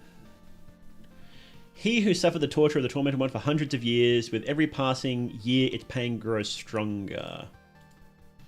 That's a good question. It might be. They drop a lesser soul.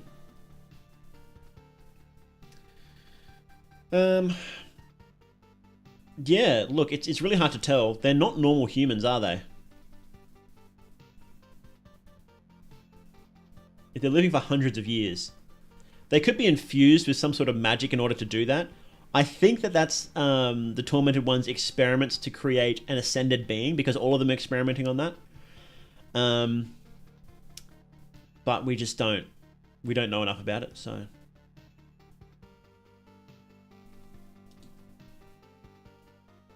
Aneurysm V, dystopian psychological horror. Looks kind of cool.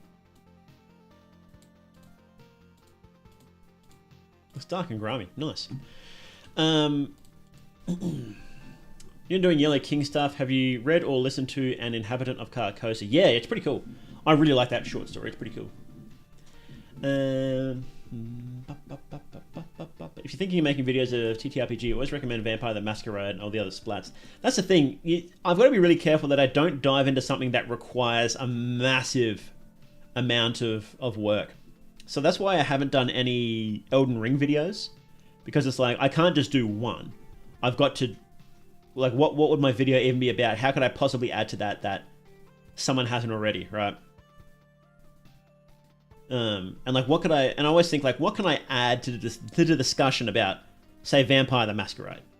What, could I add anything? Probably not. I try to pick things that I can add to the discussion. You know? Like, I know I can add to the discussion about Fear and Hunger because I know that there's... Well, at least as far as I'm aware, there's certain theories that nobody's... Certain questions that nobody's answered yet. And I want to try to answer those questions. In Labyrinth of the Demon King, I'm pretty sure no one's done a video that... Or they can't do a video like I'm going to do. And that's what I try and do. Right. But some things are just too big to tackle. Can't be just torture, else wouldn't their torturer also grow larger? He's a bit different, because he's explicitly a new god, so that's a bit different. But we don't... If they are normal humans, it might be him experimenting with like green hue energy or something, or soul energy or something like that to make them last longer, you know. Got the Half-Life games, other really good survival horror that has moved me so much from Resident Evil 7. What, does Half-Life count as survival horror? I guess it does, doesn't it? Yeah, I did really like them. They were pretty good. One of the new guys' podcasts stop. Probably lack of motivation. It just got harder to find the time to do it, and you know, we lost Bones, and then we lost for Apollo, and it's like, well, you know, I already had enough on my plate at the time, so thought of something. Tormented One is skinless, and resurrecting someone like Lagarde results in them being skinless. Is a Tormented One also potentially connected to Sulfur? I think that is convergent evolution. I don't think he is a sulfur cultist, but I think that's convergent evolution. I think that's also why he shows up in Termina, because he's thematically linked to it. I don't think he is literally a sulfur cultist. I think it's just that because that energy is there, so he is pulled there as well, is what I think. And his torturing of others might be an expression of Sulfur's will. It might be Sulfur sort of aligning himself mentally, because I think the gods do that. Like, I think Logic does that. That's why she sort of takes over Samari, is what I think. But it's good while it lasted. Yeah, I really enjoyed it. Maybe one day it'll come back, probably in a bit of a different form, but, you know, no promises, you know. So, listen to the Vermis Spotify playlists. I have the new Vermis OST. I have the cassette. Vermis Radagast. Is that one? The cassette? I haven't listened to it though, because I don't have a because I don't have a thing. Oh, people have straight up uploaded it. Oh, that's sick. I can finally listen to it then.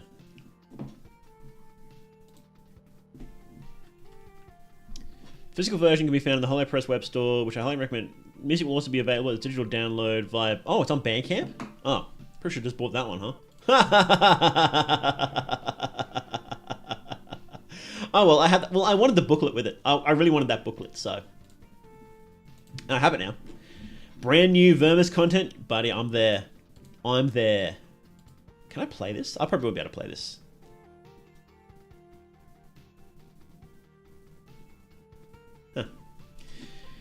Huh. It's on Spotify. I don't have Spotify.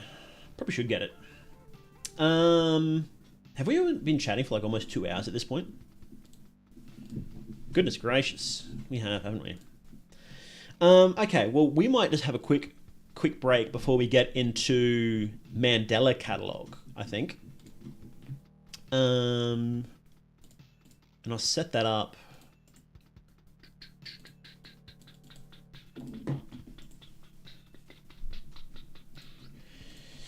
Mandela Catalogue, there we go. Alex Kister.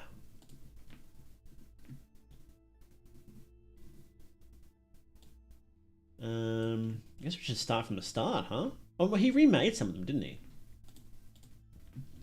Maybe we should do the remakes? I feel like we should probably do the remakes, huh? It probably sounds right, doesn't it? No, we'll just watch there's a playlist. We'll just watch the playlist. Mandela Catalogue playlist. Stop it. Stop it. Yeah, he's got them. Okay, yeah, he's got it in that order. Okay. Golly, how long is this playlist? Hang on, let's find out. YouTube playlist, because we might need to split it up if it goes for like 4 hours, right? Aren't cassette players available on Amazon or something fairly cheap? Yes, but I just haven't got one. I haven't gotten around to it. Oh god, it goes for 3 hours and 3.5 hours. So we might have to split this up. That's right. Did Raccoon really think that Osar had blue eyes in the demo, or did I hallucinate that part of the podcast? I think he did have different colored eyes at some point. I don't recall what they were though. Are the half cocooned in Termina Moonscorch? Should they get mutated by sulfur? All the townsfolk are mutated by rare. Sulfur's direct influence is very, very rare in the game. And it doesn't seem like he mutates people, he turns them into sulfur cultists, which is a little different. I see you back. I too have several close relatives with cancer and it sucks. So draining much. Yeah, it's not very fun, is it? You know, but we do what we can, right? And how you doing, Forbes? We're moth heads. We yap for 3 before the stream starts, exactly. I think due to cassettes not being used. Yeah, so I'm like, I don't have any other cassettes, and I'm like, well, it's cool to have it. Like, it's really cool merch, and the booklet's awesome. But I'm like, well, am I gonna listen to other cassettes? Maybe I will. You never know, right? Get a little cassette player, get the headphones, walk around with it on my belt in my bright 80s workout gear. That'd be fun. I guess they're rare and rare the same. It's the Australian pronunciation. You could... I don't know, how would you pronounce them differently? Rare. Rare? Rare. Rarefied. I don't know if you can pronounce them differently. Not with my accent, at least. Oh...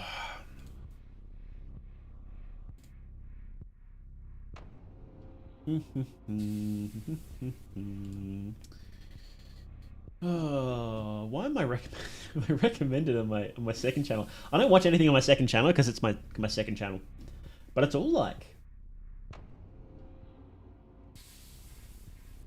there was like a bunch of commentary stuff, and I'm like, I don't watch commentary. What's going on? Okay, it's getting better now. I'm just saying don't recommend some channels, and it's all like creepypasta, Mandela Catalogue, someone called Mythonics, sounds kind of lame, and some Vocaloid songs. Sick, let's go. That's perfect. Recommends. Rare and rare.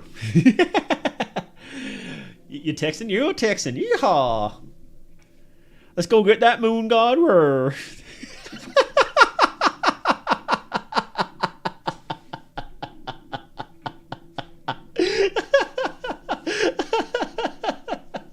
Aw, boys.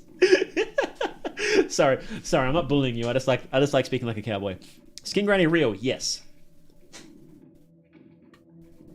There's no difference between real and not real. In fact, I have a video about that. Yeah, go watch this. I'm Spanish speaking, so for me, rare is just a name, since there's no word in Spanish that resembles. Yeah, that makes sense. That tends to be the way that we do it in English too. In you know, it's like a noun, right? You don't translate nouns because that doesn't make much sense. People don't believe Australian cowboys exist. That's true. They do exist, but nobody believes it. Okay. I'll be right back, and we will start with Mandela Catalogue. Finally start with Mandela Catalogue. So you go into the rare fight. Yeehaw! Guns blazing. Oh, they got pistols too. You could totally be a cowboy. That'd be sick. Cowboys, I don't think cowboys exist in...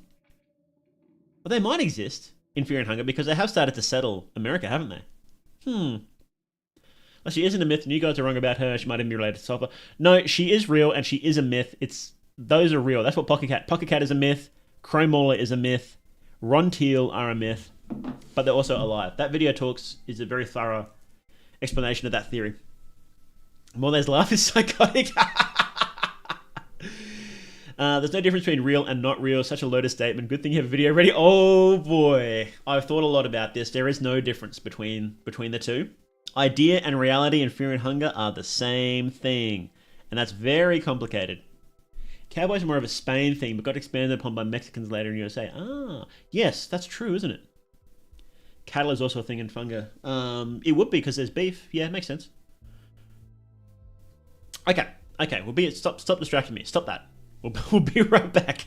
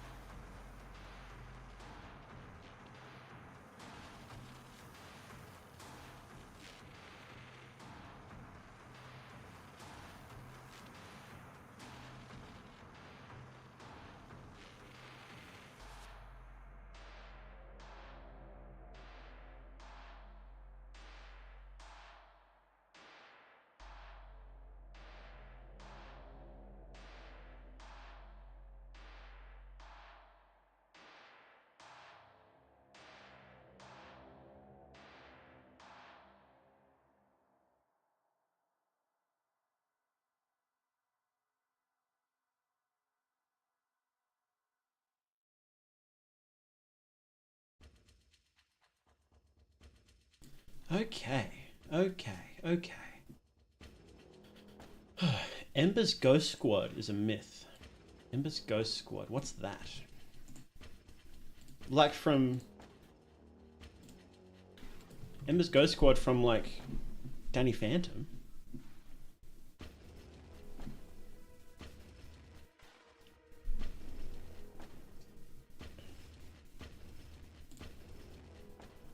Eternal Army of the...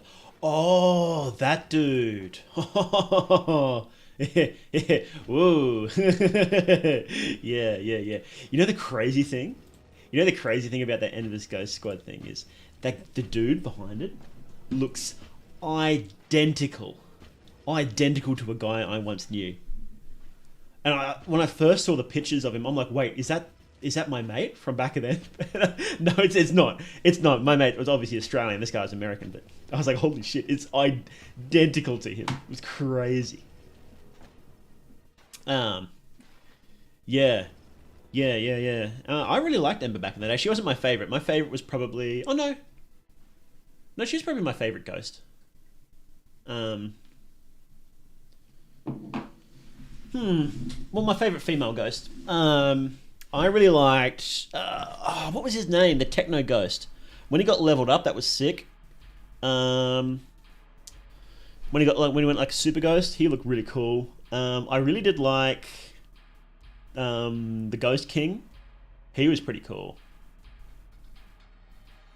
Every time I never finished watching Danny Phantom back in the day. And it's always stuck in my head because of that, because I never finished it, right?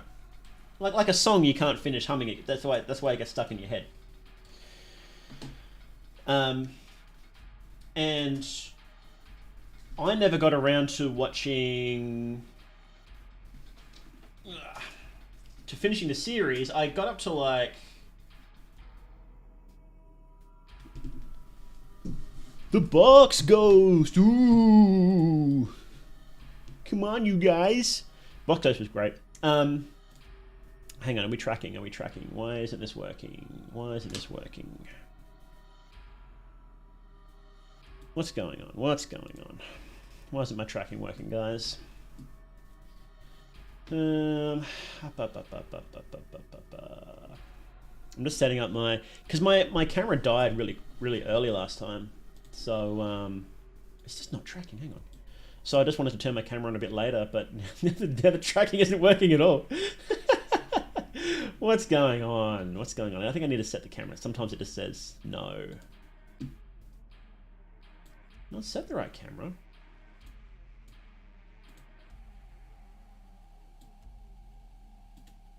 Is it not working?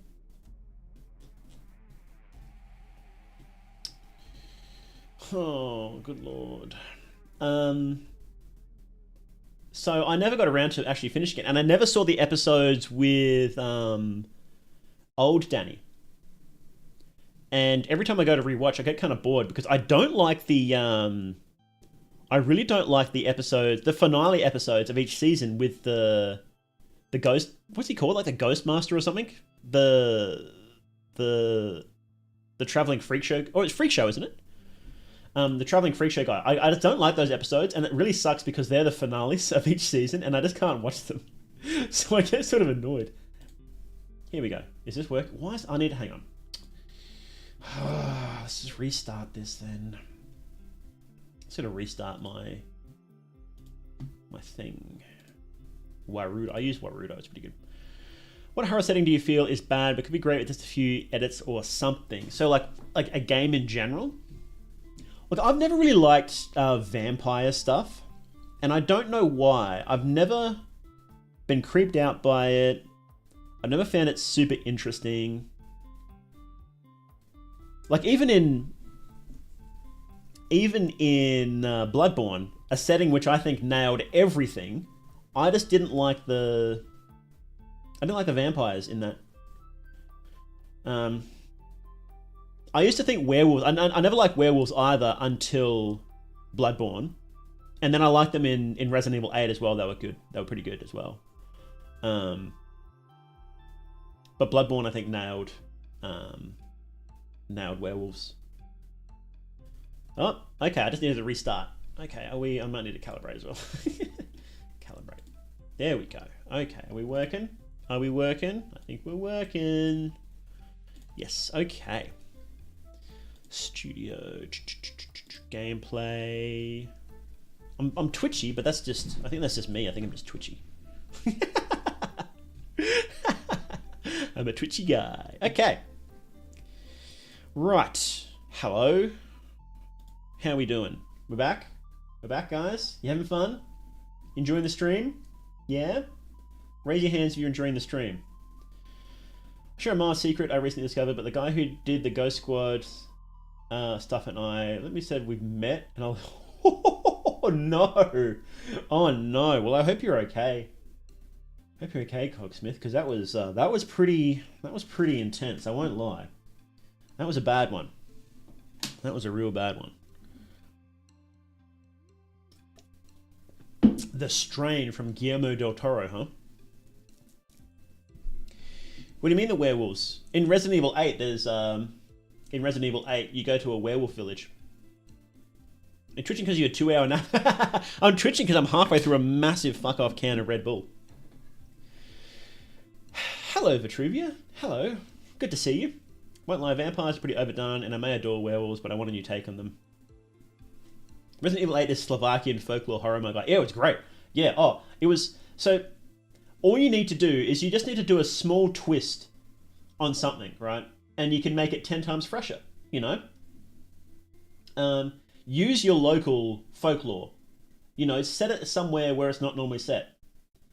That's why Resident Evil 7 was so good. It was a horror game set in the swamps, and it's like, why? For the love of God, why wasn't there a horror game set here before? You know? All you need is just one twist, and you can really elevate it. So, favorite Family Guy character? I don't know. I was never super into Family Guy. I did like American Dad, though, and of course, the only correct answer for best Family Guy character is Roger. So your friends. Well, I'm sorry to hear that, Cogsmith. You know, you can never tell when it can be so hard to know what someone's thinking, especially when they're so closed off, right? Yeah, and you always think, you know, can I have done something? And the answer's probably not. You know, 9 times out of 10, the answer is you probably couldn't have done anything. You know, even if you knew, right? So anyway, I won't keep going. All right. Speaking of energy supplements, have you tried Coca-Cola? What is Coca-Cola? I haven't heard of that. What about your caffeine issue? You go, boom, that's okay. It's on a stream day. If I crash, it's fine. I'm doing nothing tomorrow, so. What's your opinion on the werewolves on horseback appearing at the beginning of Resident Evil 8? You never get to fight them? I'm so cut about that, to be honest. To be completely honest, I'm really cut about that. That would have been sick. Seth MacFarlane maxing. Yeah, I watch... Whenever I'm not streaming, I have American Dad playing, I have Family Guy playing, on like different video players all at the same time, and I also have Cleveland Show playing. It's pretty good. Be a Brian guy, you reckon? Am I that annoying? Am I that much of a know-it-all and annoying? Yeah. Look, I'm a lawhead. Of course I am. Like how in Bloodborne and Resident Evil, the werewolves are more like were-beasts and not just dogmen. Yeah, so it was a bit of a different take on it, right? As far as I'm aware, in both of those games, you didn't transform on the full moon and then transform back. Maybe. We don't know what happens at the end of the blood moon in Bloodborne. I guess beast plagues don't go away, do they? No, probably not. Soup cutting videos and shitty mobile games. Soap cutting videos. Yeah, exactly. And yeah. What's that? Subway Surfers. I play Subway Surfers. Okay. Soup cutting, yeah. That actually reminded me of, remember in Family Guy season 3, he says that he wasn't really into it, but he remembers specific episodes. When they inherited that really fancy house and they got a whole bunch of butlers, and Stewie had his milk there, and he called in the 3 butlers, and he's like, here, cut my milk. And the guy said, it's liquid, sir, I can't cut it. And he's like, you idiot, freeze it, then cut it. You could do that with soup too. I know you're in your optimal gamer position. Next after hurt a bit, you try and fix your posture, but that sent early. Sorry, that's okay. I'm just twitching a lot. Let's... Don't do that. Let's see. Can we get this to work? Why is it so small? There we go. Can we get a bit bigger? There we go. This will only work if they're all square. I don't know if the rest of them are square. Let's try a later one. Of course it's square. It's analog horror. I think that's square.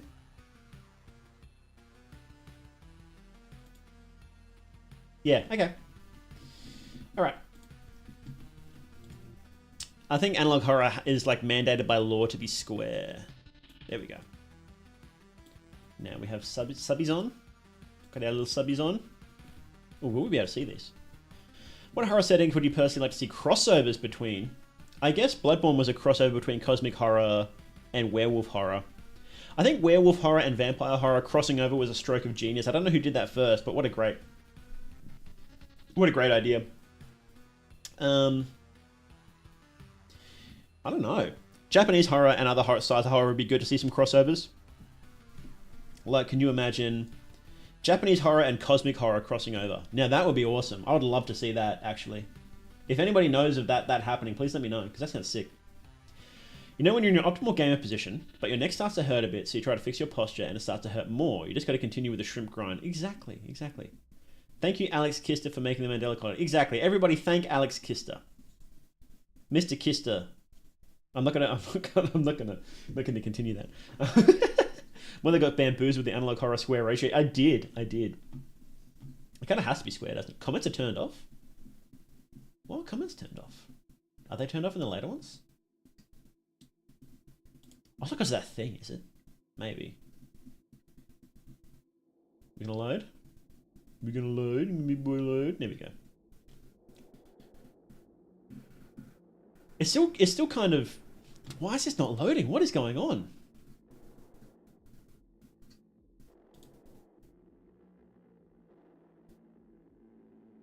Is the stream still going? Like, are we? YouTube's not down. YouTube doesn't go down. What? Are we? Is the stream still going, right? We haven't dropped out? YouTube's acting up on your end?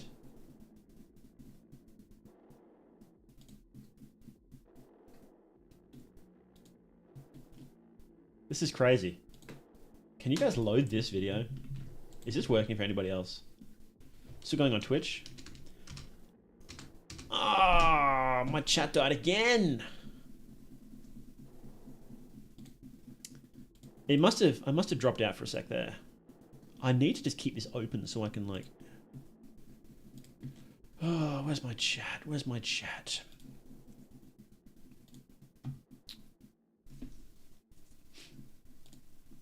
Come on, you can do it. You know, I thought once I'd moved, I'd leave all the issues, but all the stream issues behind. But I guess it's just perpetual. You know, it's just what you get with streaming, right? Stream issues. Okay. Does this work? Hang on, let me try that again. Let me just reload. I'm not even reloading anymore. Goodness gracious. What is going on? I think this tab is dying. Firefox, why are you dying? Sorry guys, give me 1 sec. Oh, you piece of poo, Firefox. Go away.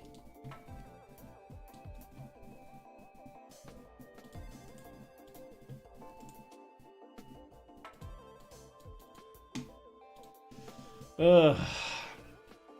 Okay, we're starting to work now. I mean, my computer's getting kind of old, and this actually, I've had some other issues recently. I might need to do something about that. No, his recent stuff's got comments. Maybe he did just turn them off because of that drama and then just didn't. I don't know, actually. Maybe it was swarmed with bots or something.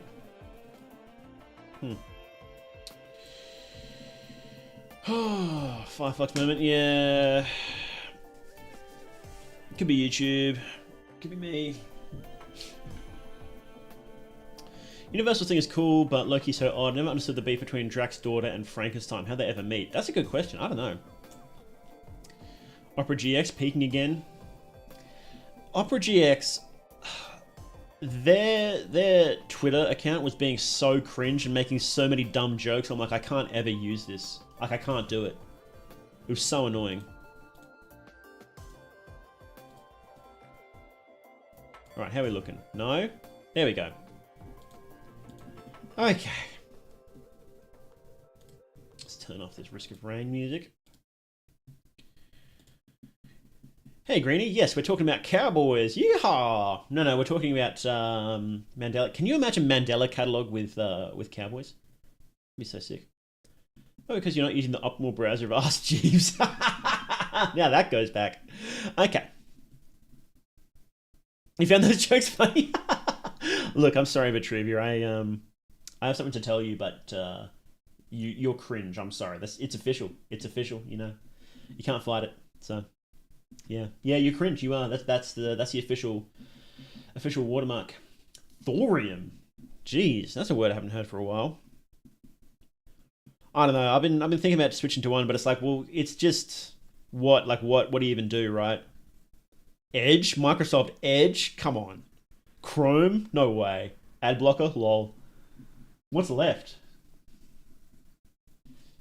Maybe I'll have a look. I'll check out Thorium then if that's a lightweight one. I don't use too many add-ons, just ad blocker really. I'm cringing. Okay. Now, here's what we're doing.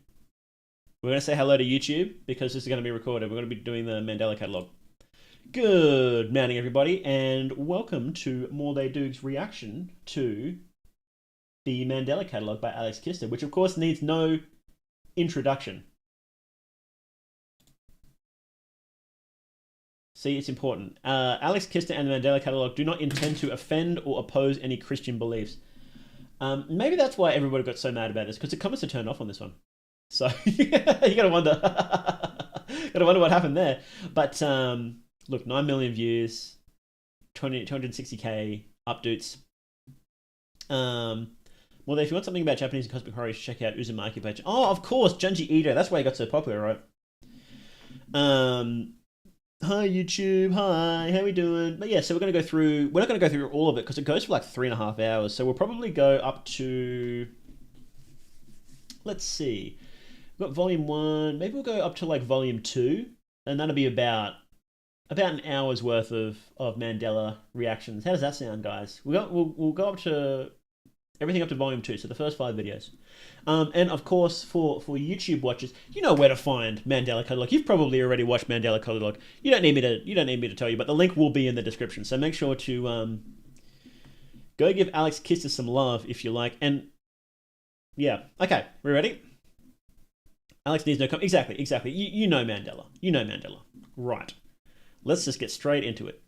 He says after 2 hours of chatting before we actually get to the stream.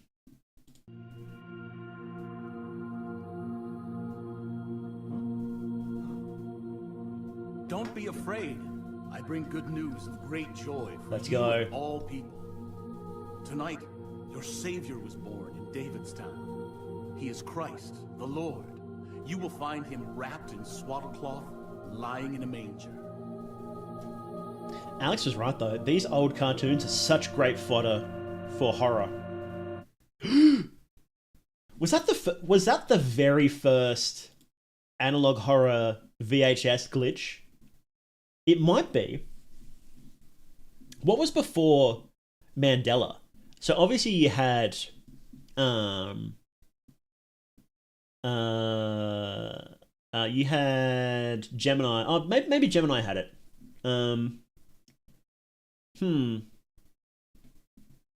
Maybe Gemini was a bit before this one. Let's see. Got Gemini. Home entertainment.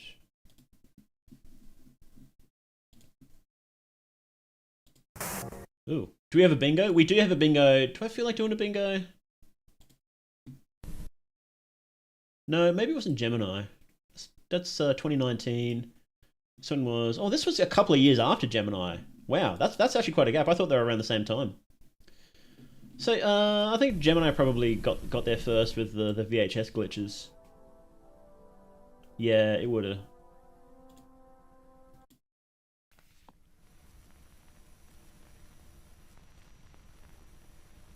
Yeah.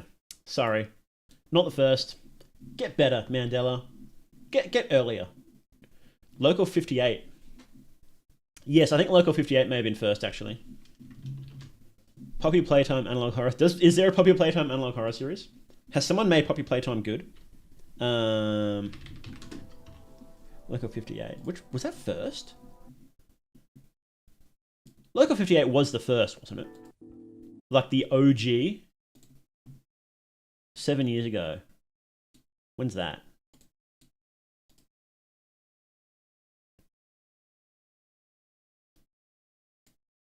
...2017. Yeah, that might be... It's almost 10 years old. Goodness gracious. Does this one have VHS glitches in it, though? The very first one? I don't think it does. Maybe. 14 minutes. Yeah, there we go. But I mean, like, this style... So I should specify this style of analog horror glitch. Where it's like, boo, you know? Tyler, the creator, mentioned? Or did that come up on the thing, did it?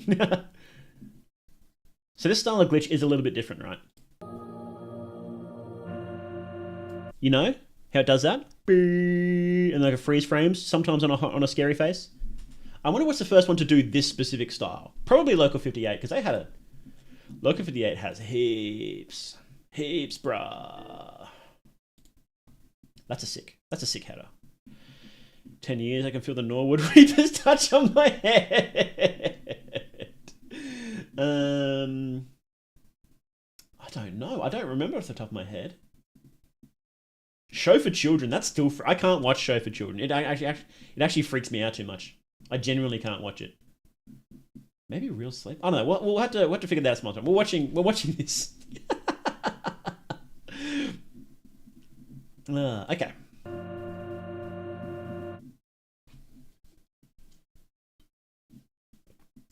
So true. There was a woman named Mary who lived in the city of Nazareth. She was in love with a man named Joseph. Mary was young and a virgin. So the first computer-generated voice is definitely... It's in the very first one, isn't it? It's in, like, you're in the fastest available route. That's a computer-generated voice, isn't it?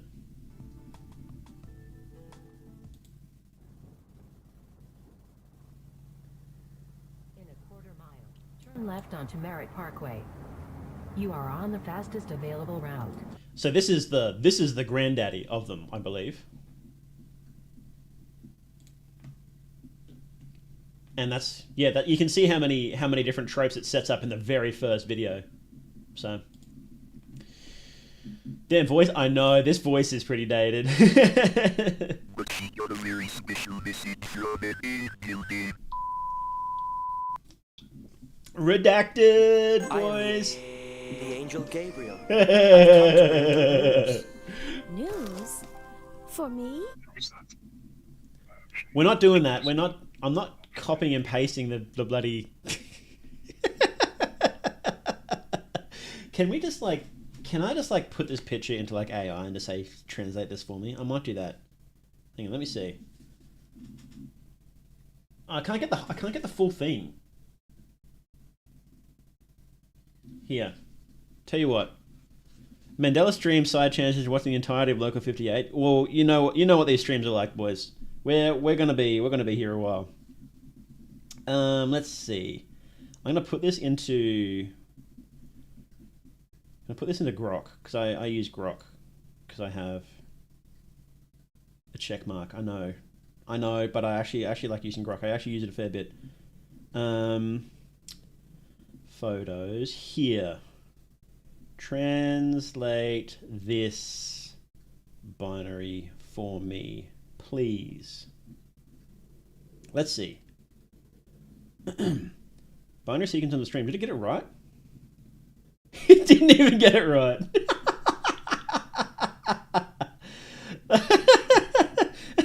It didn't get it right.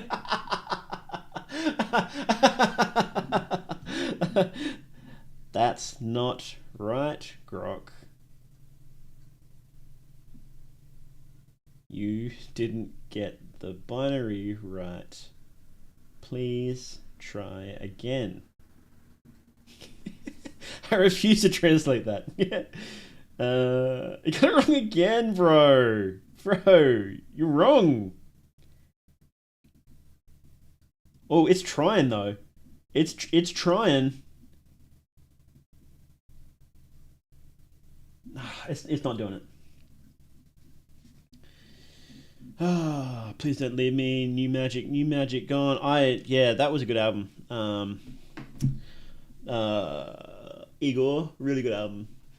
Go to the opening track. Go to Grok, fix it.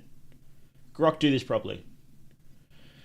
I always thought this series was hilarious. In hindsight, it's very funny, but we do have to remember that at the time, there was nothing like this, right? Like it borrowed a lot of, it obviously took a lot of tropes from like, you know, Local 58 and whatever, but like this censorship, this like messed up faces, this using this footage from an existing cartoon, it wasn't as, it may have been done before, but it wasn't done as well as this. In hindsight, it's kind of, excuse me, it's kind of goofy, but like at the time, it's like, wow, this is really different, really interesting. Malak's Igor, that's a go, yeah. That the Igor trailer on YouTube is one of my favorite videos of all time. If I can make something as sourced as that, half as sourced as that, I'll die happy. I think it's just perfect. Okay, Grok, shake it a bit. Oh, Twitch just picked up a likely ban evader. That's funny. It's a bot though. Go away. You make my earthquake. You make anyway. Alex Kister, let's go. There's more. Whatever God wants, I will do.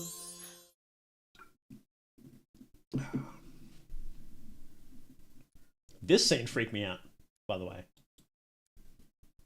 I'll crank it. I'll turn that up.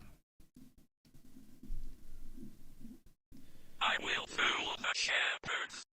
I will know their greatest fear. This AI voice is really good. Your greatest fear. Wake up, Joseph. Wake up, wake up, wake up, wake up, wake up, wake. That part was really good. Still creepy. I literally, after the first time, I watched that late at night by myself, and after the first time, I was going to go to bed straight after that, and I'm like, yeah, bros, I don't know. This might be a light on kind of night. Yeah, let him sleep. Let Joseph sleep. Don't be rude. Come on, bro.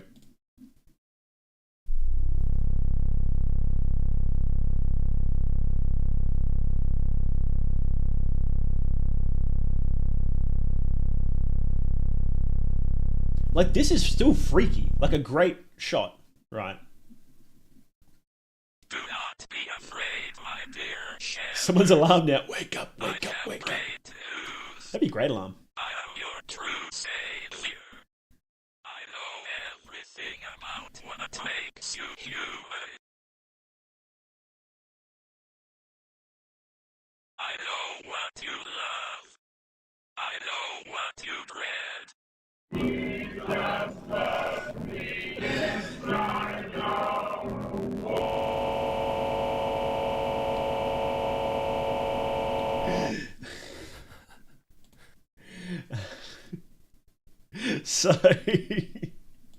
So the angel turning into Nick Cage doesn't land. It didn't quite land back then either, because I remember people making fun of this instantly. This specific face. The idea is like this close. It's like this close. If the face was only slightly different. So this is awesome. Fantastic. Grayed out. And then you sort of see... And the lines are awesome. The creepy voice is great. If it was just this, and then slightly changed. Or not changed at all even.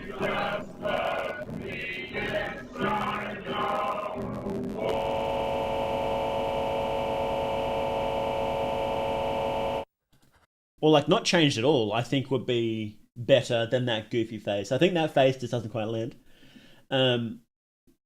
But this might be the first occurrence of just blasting the music. You know how much I love blasting the music, right?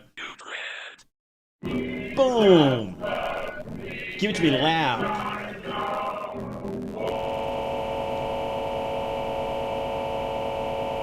That's really loud. That's really loud, isn't it? Yeah, but that is a good sequence. It just flops right at the spooky, and I think everybody knows it. Even Alex knows it now. It is, but it's like this close. He was right there. But other than that, that's a really good sequence, really good voice. Did Grok figure out the binary? It couldn't read the binary. If it could read the binary properly, it would figure it out. But because I had to zoom right out, just because it's like really wide on the screen, it couldn't do it. What is this? Oh, we can move the subtitles? That's pretty cool. I didn't know YouTube let you do that. It's pretty cool. It says, I am the true one. Ah, okay. How frozen I became and powerless then. Ask it not, reader, for I write it not, because all the language would be insufficient. I did not die, and alive remained not. Think for thyself now. Hast thou aught of wit? What I became, being deprived of both. What is this from? That's not from the Bible. Is this something that he wrote? Let's see. Grok. What's this from? Grok. What's this? What? Oh, can I do that with the voicing? Can you like do voice recording? Hey Grok, what is this quote from? How frozen I became and powerless then. Ask it not, reader, for I write it not, because all language would be insufficient. I did not die, and alive I remained not. Ask for thyself now, hast thou aught of wit? What I became, being both deprived. Oh, that's great. This is an iPhone problem. It repeats.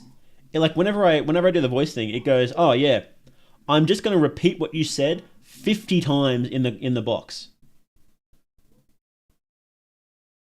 You know what? Fuck it. I'm going to send it. See what Grok says about it. Oh, it figured it out. The quote you're referring to, how frozen I became and powerless, asking not for it right now because all language would be insufficient.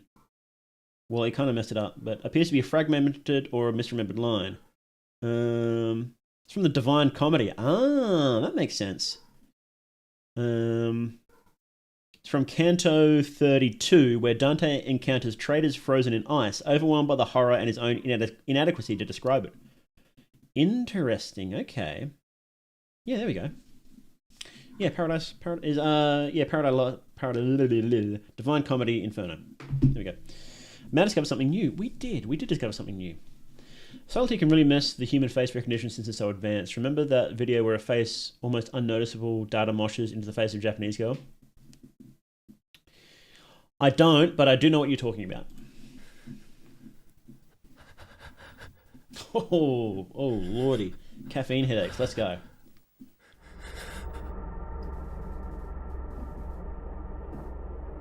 Can't you see? This is cool. This part's cool. I deceived them. The subtitles are on. Such weak minds.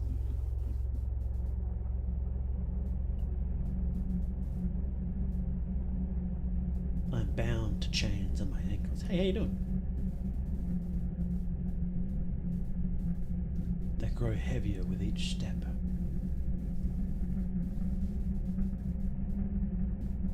The infinite amount of sand will be my tomb.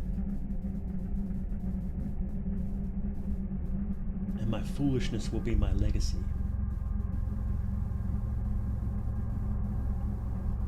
If there is a God,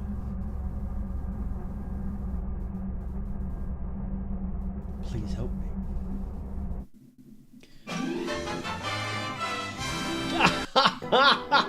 Awesome. That's so good. What an ending. That's so good. We love it here. We stand that. sudden music blasts. Okay, that was great. Hey Rex, how you doing? People have suggested that this is Jesus, and he got tricked by the devil. So there's two things here, which may, which sort of tie into that, right? So God and the angels are outside of time, right?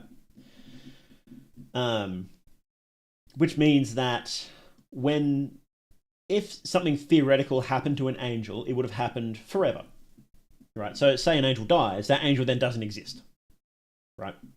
Nothing can happen to God because God is, perfect, immaterial, whatever. But if something theoretical happened to God, if God changed his mind, then that change of mind would have happened throughout all of time. Right, so that's something to keep in mind. God does not and cannot change. Angels do not and cannot change, right?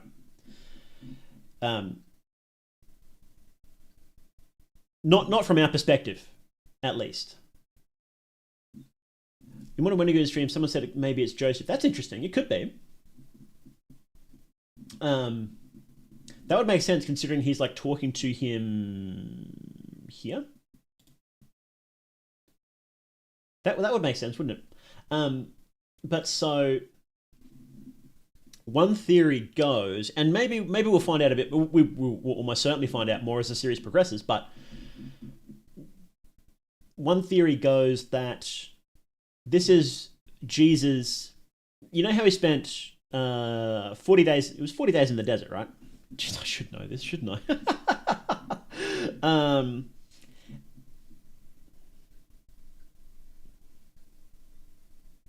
In the desert. Grok, please tell me about my religion. Yes, it is. Yes, it was 40 days. I knew it was. Fasting in the desert, right? And the devil tempts him during this time, and he says, "Look, I'll make you lord over the world. The world belongs to me, but I'll make you lord over it if you bow to me." Jesus is like, "Yeah, get fucked." Right? Well, he was a bit nicer about it. Well, not nicer, but not as crude about it. And, the devil tries this and that and whatever. So one theory goes is that Jesus, in this story, listened to the devil. And then there's parts in the Bible where Jesus straight up is talking to God as a separate entity, and he's like, "Look, can you take this burden from me? Father, please save me." Well, like when he's in the Garden of Gethsemane and when he's being crucified.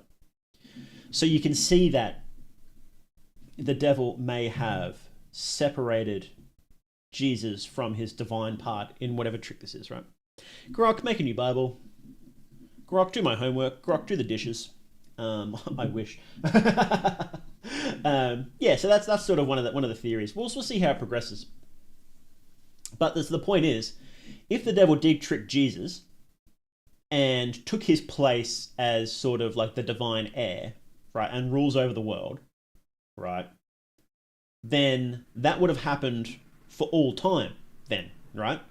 So that's how the devil would be able to go back and be present before Jesus was born because he's outside of time. If that makes sense. Does that make sense? How I explained it?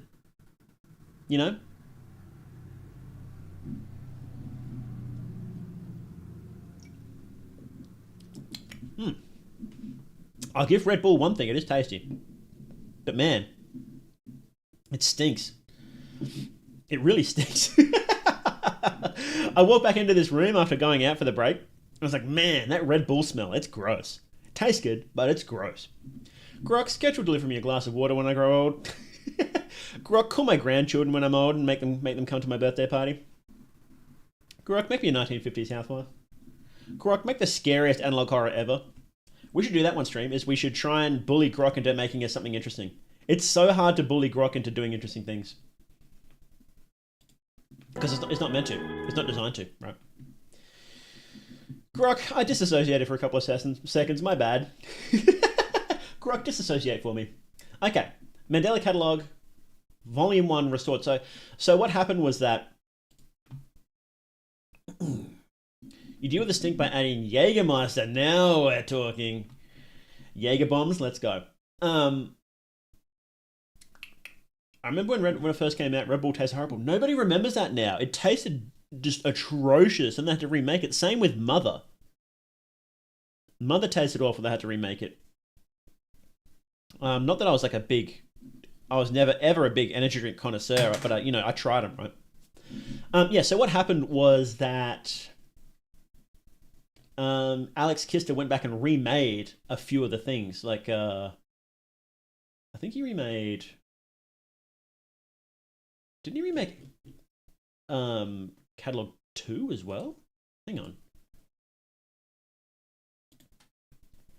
And he just hasn't updated the...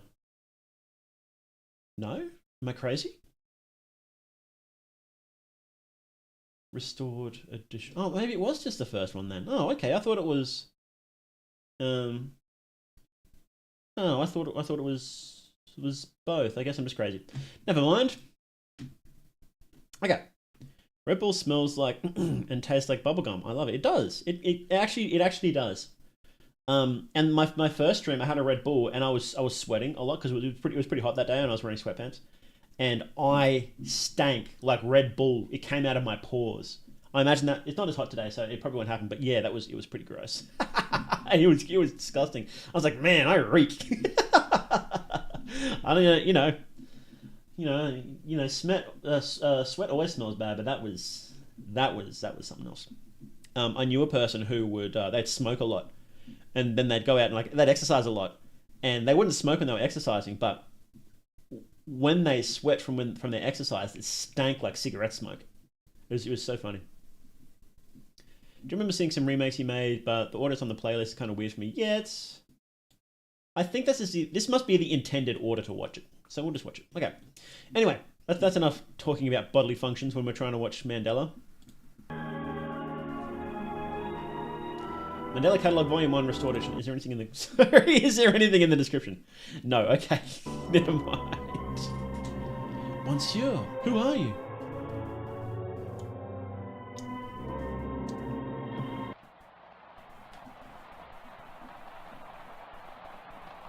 Good question. We are currently receiving countless reports regarding unidentified hostile organisms that we will refer to as alternates. This might be the first case of stickmen in government. Wait, no. Local 58 had. Did they have stickmen in contingency? Did they have stickmen in contingency?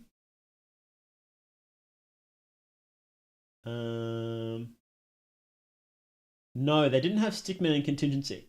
So contingency is definitely the first case of a government EAS, emergency. What does EAS stand for again? I don't know. It's something, you know what it is, Mira. Emergency something. But this might be the first case of stickmen in an EAS situation. Analog body horror. Oh, that's analog body horror. There's a heap of that. Well, most of it technically is because you've got like the alternates in this one that like are all weird and messed up and all gross. But then you've got Gemini Home Entertainment is pretty body horror. You've got Mountain Greylock is pretty body horror if I remember correctly. You've got you have, what's the one where the first episode had like the dude burning down and he had like the cool suit on? You know the one I'm talking about, right? That one's pretty body horror if I remember correctly. Sheriff is talking an Xbox 360 headset. Hey, Montgomery's Red Bull is early, sick in the head. Yeah, well, I plan on going all day, so got to smash it out, bros. Is Mandela just plagiarism of Local 58? Is that the question? No, so it does twist it around a lot, but it uses a lot of the tropes that Local 58 and Gemini set up. It definitely does, right? to begin with, and then later on as it goes on, it does add in a lot more different stuff. I think it might be the first one to introduce comparisons. So, where is it? We just talked about this. The comparison horror.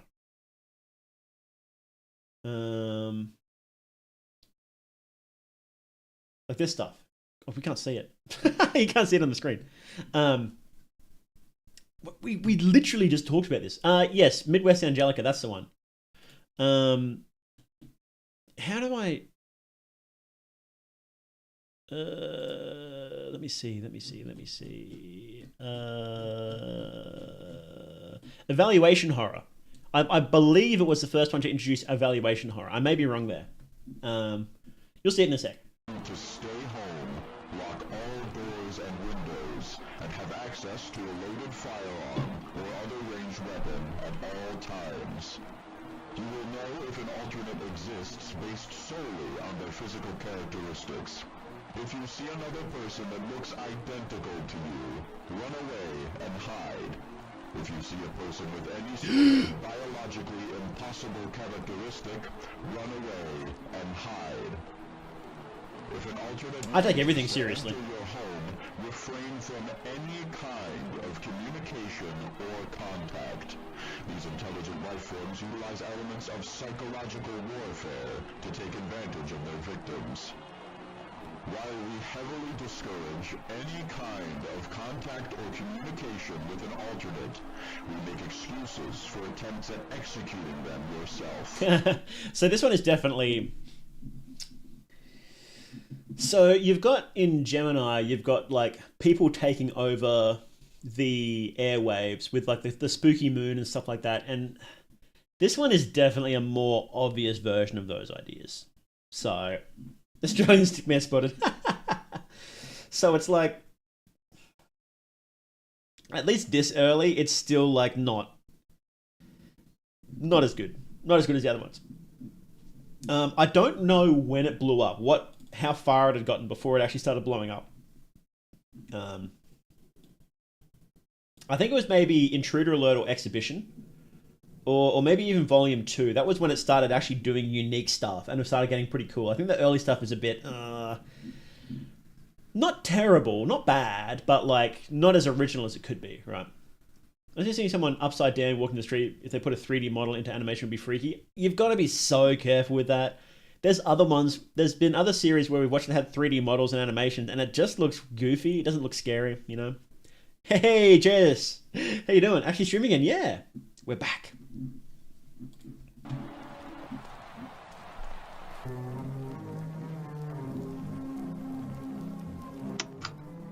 Tell an authority figure about your encounter. Hinder the alternate's movement. The alternate's movement.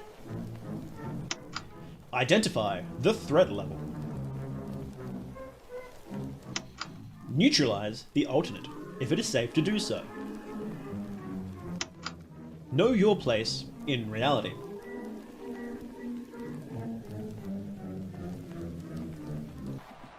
Know your enemy. Know your enemy!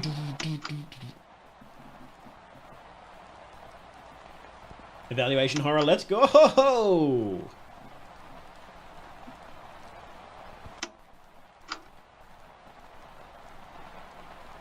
Now we're getting spooky.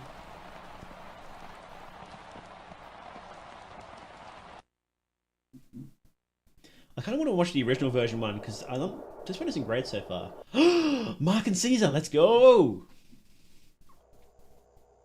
The boys.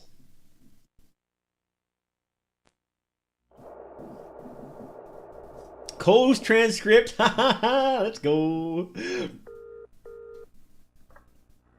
it's Caesar. I hope it's not too late. No, it's fine, don't worry. What's up, are you alright? Yeah, it's not me, it's my mom. She's knocked out cold and I have no idea why. I'm on my way to the ER, but could you do me a favor? Yeah, of course. What is it? First to know he was being bald.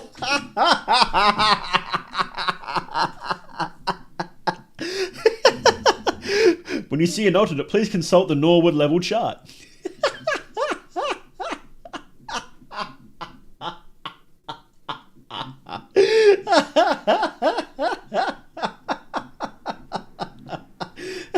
The Norwood incident.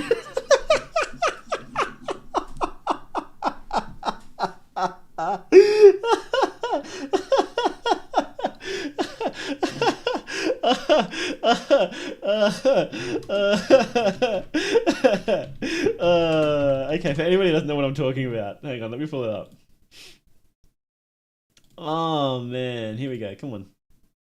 Come on, Google. Google Images are so bad these days. So the Norwood level is like the level of baldness. The Norwood incident. Oh my god.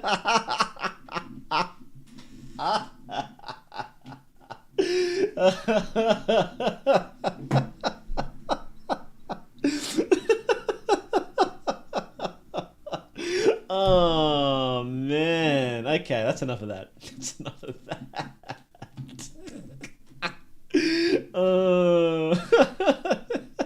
If you get a bald patch on your head, then you gotta like.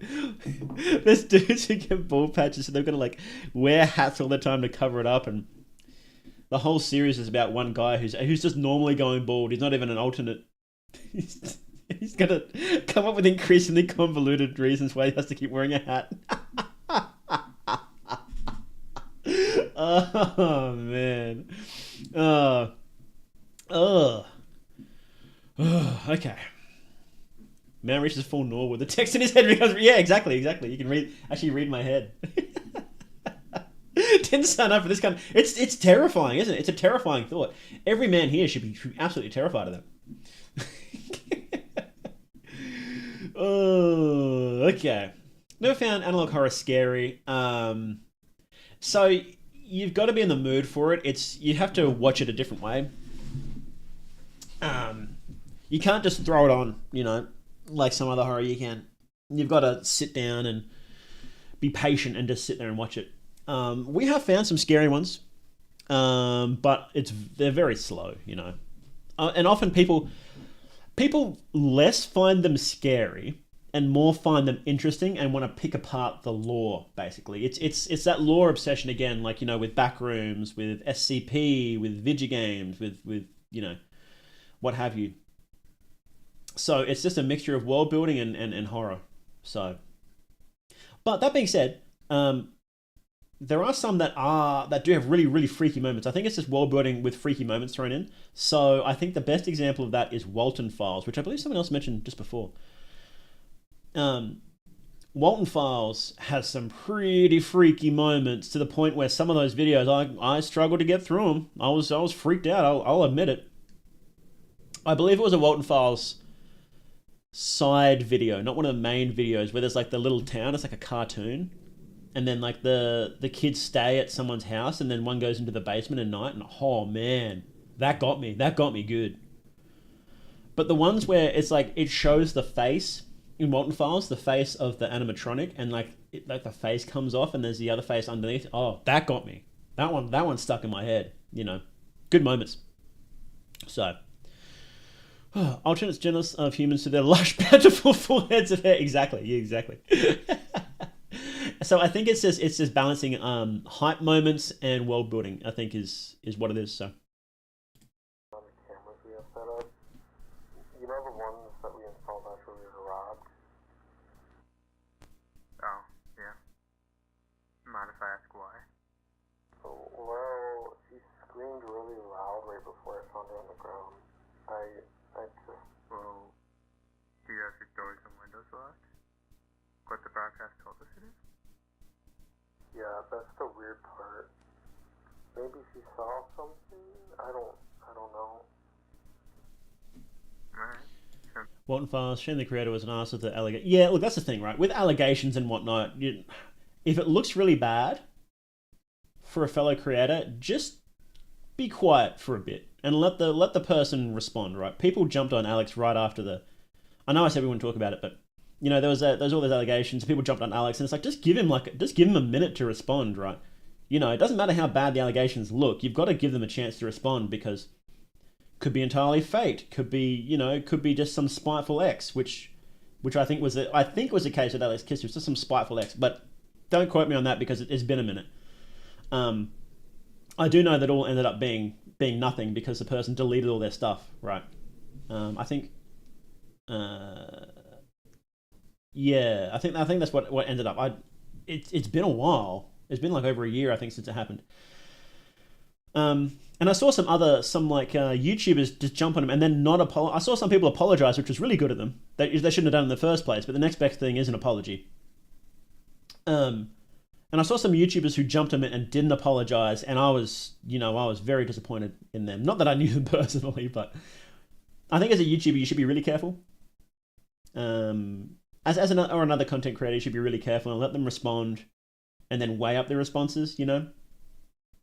And the people couldn't wait like a week for him to, or however long it was for him to respond, and I think that was really disappointing. You know, but it's a space filled with such young creators who are the very what's the word? The very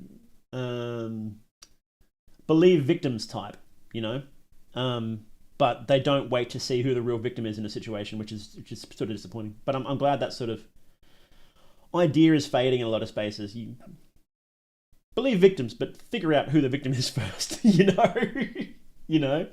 Turns out Alex was mostly the victim here because he was lied and slandered about. So,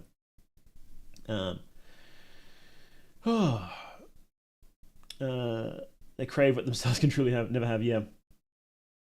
Pressure and release. Exactly. There's a pressure and release, and like the pressure is sort of interesting tidbits about what's happening. Person deleted stuff plus victim said the person would gaslight them into thinking this stuff was weirder than it really was. Yeah, like he did probably have some conversations he shouldn't have, but they weren't like illegal or super immoral. It was like, you know, if you're interested in those certain things, just don't talk to underage persons about it. Like he was interested in like dressing up in dresses or something like that. Maybe I shouldn't talk about this because I don't remember properly. He was something like that, you know. And it's like, don't have that conversation with underage people you don't know personally in your real life, right? Or probably not even then either. Believe accusation first, evaluate letter as too fashionable. It is, and it's very disappointing with people, you know. You owe them, especially if you know them, you owe them a minute to let them give their side of the story, right? There's always two sides to every story. Even if it looks dead to rights, 100% awful, you know, there's video evidence of this thing happening, right? Give them a chance to respond, because you don't know what happened before the video, after the video, whatever, right? So just be patient. Just give them a bit of space, and if you want to get the pitchforks out, to do it afterwards, right? You know, if there's a reason to, then go right ahead. But you don't know if there's a reason to, so. I don't think the Wanted Files creators said anything about it when things got cleared. That's sort of disappointing. I don't know because I don't know if I follow them on Twitter or not beforehand or afterwards or whatever. But if so, that's disappointing. I don't like it when people jump so quickly, and I don't like it when they don't apologize when they fucked up. You know, because it happens. You know, like everybody messes up, right? You know, especially when you've got all your friends saying, "Look how awful this person is. You've got to decry them." And these people, like, this sort of people, right, that jump on this so quickly, do bully their friends into doing it as well, right? This is insane, right? And I don't like talking about politics, so this isn't about the actual event itself, but this is about the reaction to it. When October 7th happened, you know how Hamas attacked Israel, like went across the border and kidnapped a bunch of people, or whatever happened. And then there was the big people picking sides. Who do you support, Israel or Palestine, right? I had people messaging me, asking me who I supported, Palestine or Israel. And I was like, what are you talking about? Like, it's like, they weren't even, like, some of them weren't even following me. And I'm like, what do you want from me? I make videos about fear and hunger on YouTube. Why do you care what my opinion is about this conflict on the other side of the world? even if it had something to do with me, even if I was like super invested in it, you know, I'm not going to say it to some random people who don't even follow me or publicly in any form. Like, what is going on? And this is what they're doing to some random creator. Some of them didn't even follow me. And like, you can imagine what they're doing to their friends, right? So you can understand how it, if all of your friends are saying, you have to comment on this, you, like, this person's so bad, you have to, you know, don't follow them, you have to say this and that. You can understand why it can be so easy for someone to get caught up in that. So I don't always blame them for doing it, because I understand that. But you should apologize if you fuck up with that. So, yo, Matsumoto Irwin, thank you very much for the Prime. Really appreciate it, man. Glad you're enjoying the stream. For the terminally online, that's all they care about. Everything else is exactly. It is terminally online. And look, I get it. You know, I get it. I get wrapped up, and you'll see some opinions that are like, well, everybody has this opinion, and then you step out of your bubble, and you realize that, oh no, this is not many people actually hold this opinion. So I've got some friends that I talk to, and I'll do that too. I'll be like, oh yeah, like people say, everybody says this, and they're like, no, bro, no, dude, no. Not many people are saying that, so I'm like, oh, okay. But that's why, and look, everybody has political opinions, right? And I have some political opinions, but I don't say them publicly because I know that, well, one, you're not here to listen to my dog shit political opinions. That's not what you're here for. You're here to listen to me talk about something that I really know a lot about, which is fear and hunger and game law and whatnot. But two, I know I'm in a bubble. I completely recognize that. And this isn't a good place for me to figure out those issues, right? So, you know, if I theoretically did have an opinion on Israel versus Palestine, is this the right place for it? Probably not. Talking, like, we're streaming about analog horror and indie horror games. Like, what does Israel-Palestine have to do with that at all? Or any other political thing? About Trump, Elon Musk, Biden, whatever, you know. Tariffs. You know, what's the fucking matter? You're not here for that. I'm not here for that. I'm here to watch some cool horror stuff. Need to have the Bogdanov twins supporting the Israel-Palestine conflict. Bros, pour one out for the Bogs. Anyway, that's another rant. Yes, so let's get. Sorry, Alex Kister. I know we're here to watch your thing, so let's keep watching it. Anyway, you won't. So in short, you won't catch me jumping to conclusions about people, right? So if you see me doing that, well, actually no, there is one group I will jump to conclusions about, and that's journalists. I'm allowed to have one group. I'm allowed to have one group, and it's journalists, right? If you say something bad about a journalist, I'll 100% believe it, no matter what it is. So, okay, let's keep watching. Be too bad. I'm just gonna switch them on and get out of there, though. You know how I feel about your house. Yeah, that's fine. One last thing. Try to get a good view of the back. Caesar's smile's kind of creepy. Mark's angry looking. Mark is Alex Kister, isn't it? That's actually Alex Kister, right? I'm pretty sure it is. Alright, I gotta go. I'm almost at the hospital. Thank you. Truth nuke. Well, another thing. Sorry, I would have said this as well. Another thing is that people will get. I do it, and I try not to. But when people have political opinions that you don't like, it tends to color your opinion of them in general.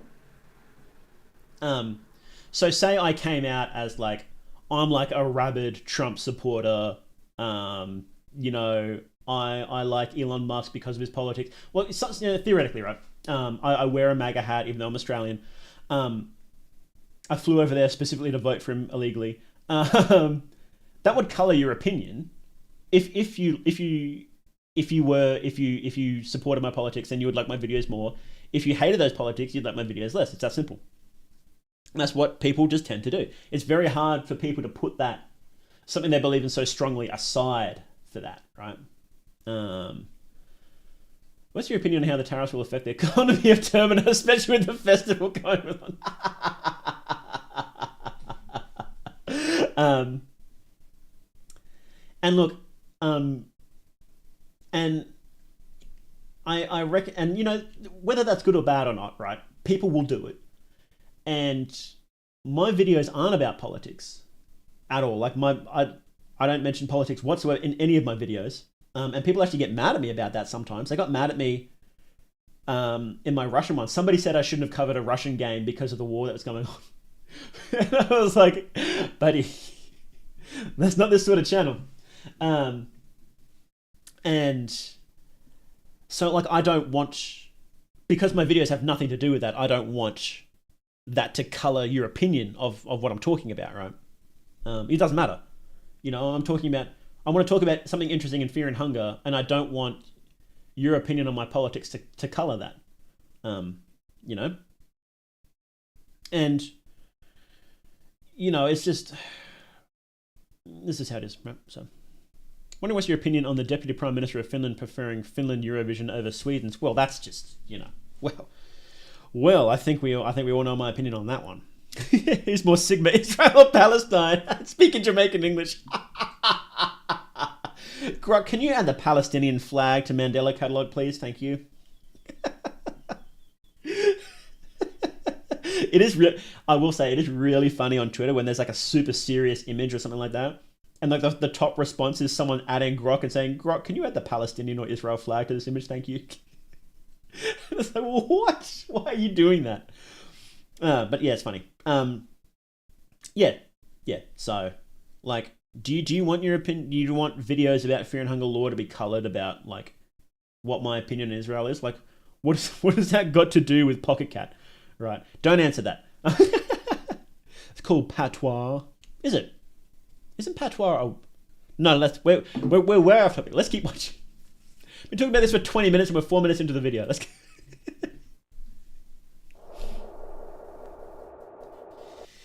Points of interest.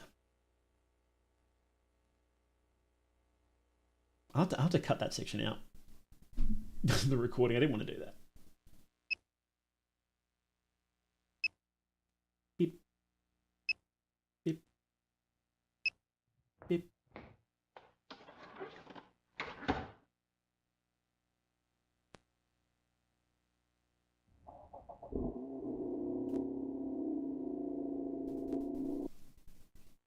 Are we in for Kino, guys? Motion detection save 3:30 a.m.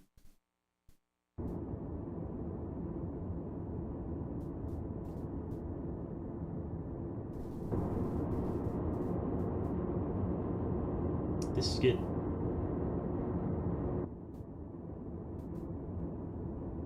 Where's the motion detection?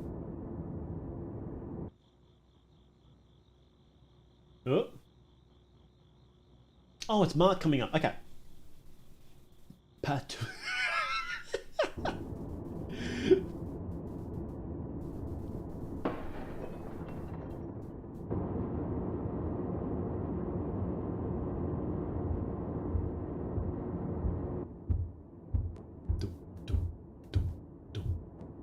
Is this a good guy or a bad guy?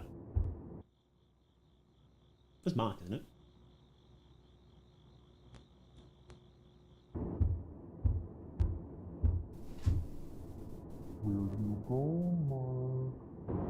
Oh. Okay.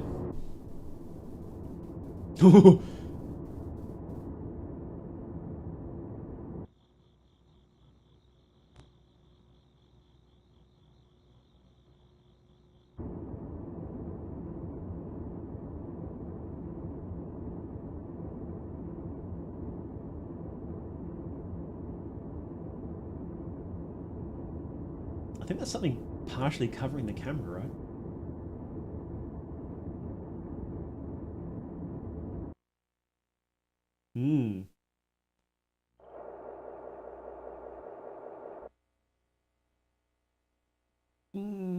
There should have been a little more there. There should have been just a little more. We'll see. We'll see. We're still pretty early. Follow me home, Caesar. I do not want to see what is on the other side, but it has been days and nobody has come to help me.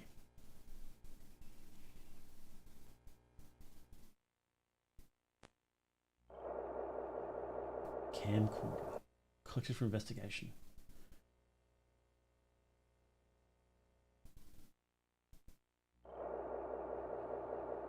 Unlabeled tape. ...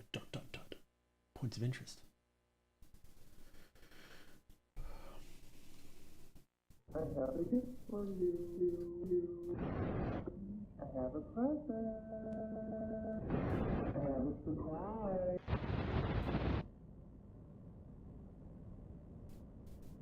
Your little sister is full of sleep. Wait for it.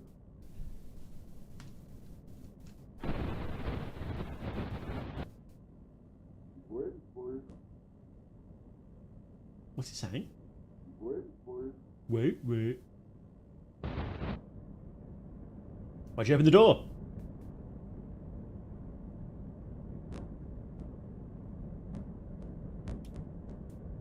Holy shit, close the door, dude.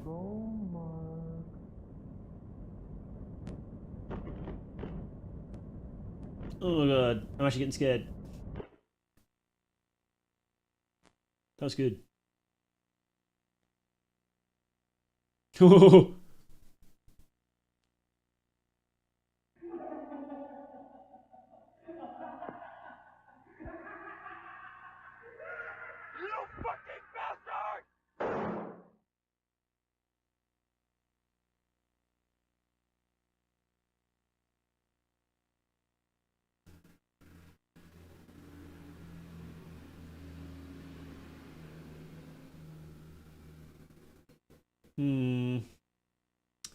No, I remember the original was way better in this part.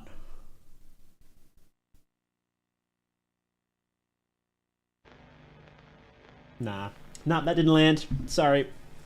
Original, way better.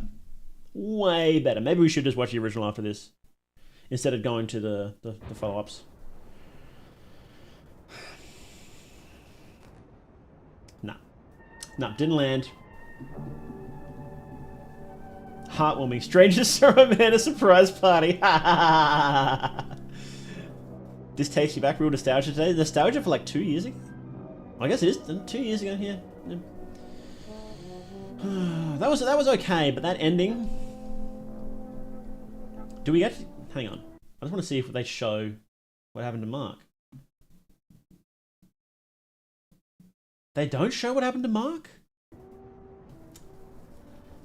A situation may occur where the local 911 dispatchers run out of operators. We'll watch the original after we finish this one. They are given to the police department instead.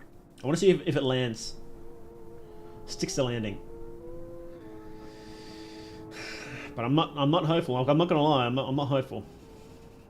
When police attention is needed, send available personnel to the address provided by the caller.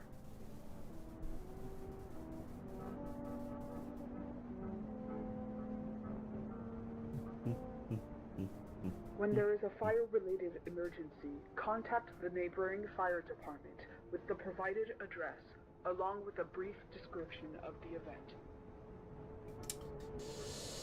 Look, I'm not gonna lie. I don't like this voice acting either.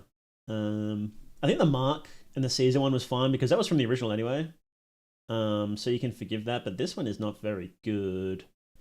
I think Alex just got his friends to do this, and he would have had a lot of money from this by now. I think if you're going to do that, you should get, like, you should probably get people who are better voice actors than that. When the caller has a medical-related emergency, immediately contact the Mandela Community Hospital, where their reception is will Splash. take control Yeah. of the line. Did he do this? Who did Alex make this himself? It says so. VHS effect assistance by Firecat Productions, and there's an Intruder 3D model. But no, I think Alex Kister did this himself. Well, I guess we'll find out how it directly compares to the original. Do not help a caller reporting a home intrusion. Okay. No matter how frantic their screams are. So this is basically the same as the original. And back then it's like a bit more obvious. So there's not really any subtlety here, so I think that's probably why it helped become so popular, because there's like it strips away most of the subtlety from the other ones. And people struggle with subtlety. Yeah. I think that's why this one blew up, because it took out a lot of the subtlety. So when the caller has a male pattern baldness emergency. Grok, generate a spooky training tape for an analog horror. We thank you for taking the time to learn by viewing the... Drrr.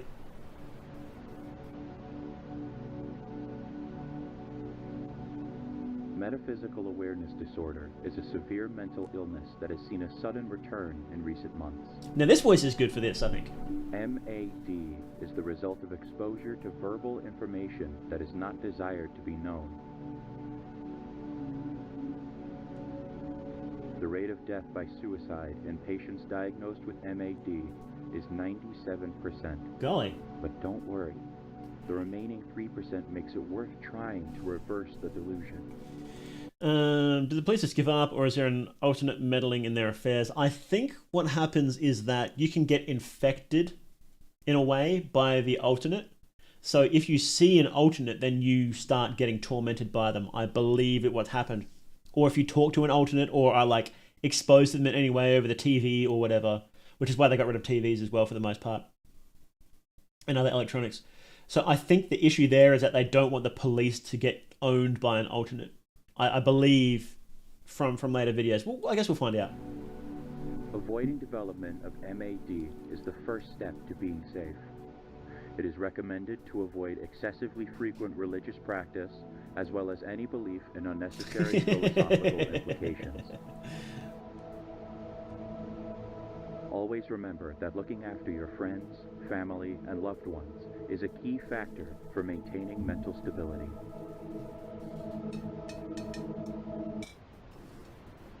Grok, maintain my mental stability. Toddler stress assessment, video accompaniment. Please take the time to make sure your child is now in front of your television in a distraction-free environment. This is really loud, isn't it? Turn it down a bit. Wait until dusk to proceed. Make sure no lights are on in your chosen testing environment. The only illumination should be coming from your television. That's scary. Every parent knows their child best. If you suspect your child absolutely cannot handle the test, you may remove them from the environment and update your psychiatrist. Correct. Maintain my hairline stability. Test will begin shortly. Remember to have your data sheet prepared for results. Yes, so true. We should do this test too.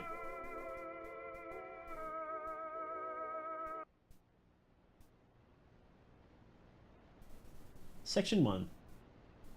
Alright, remember chat, put the smiley faces in there.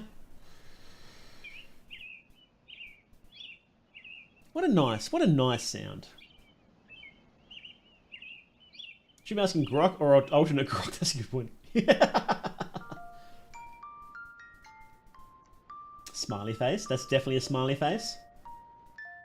I like the bird better though. Is there a bigger smiley face?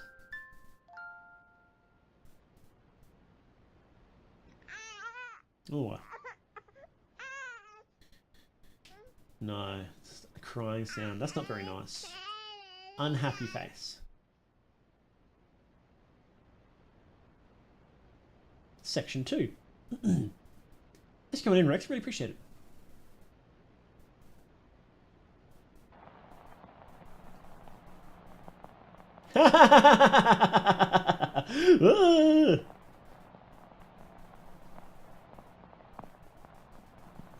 Naomi Cogsmith and Miss Cogsmith. I thought you were the same person. Imagine the faces slowly change throughout the video. What if they became alternate faces? Alternate smiley face. Tomorrow, Mr. Havisham will take you to your grandfather. You will live with him. Grok, should I put a smile, neutral or sad face? Please be quick.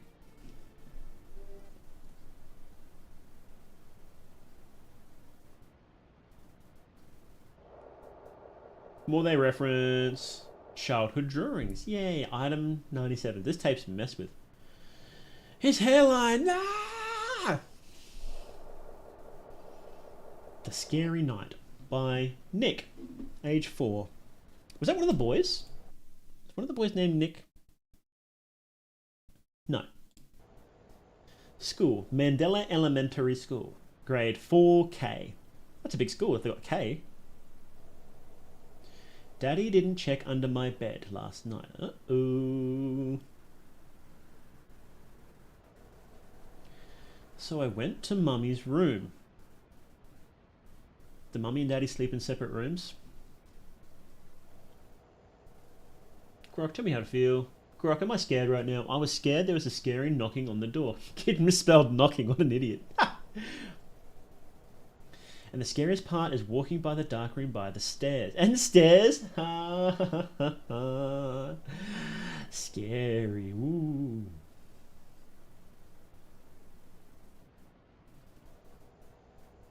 Almost at Mummy's room. Then I saw the man in the corner. Grok, check under my bed. Him. Oh, he's smiling. Look. Smiley face. Everybody smiley face. Then I fell asleep. The end. Yay. 4K easy survives.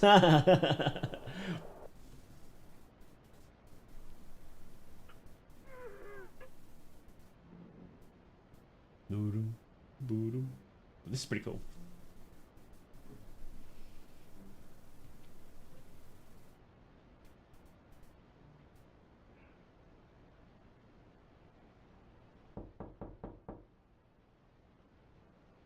I looked.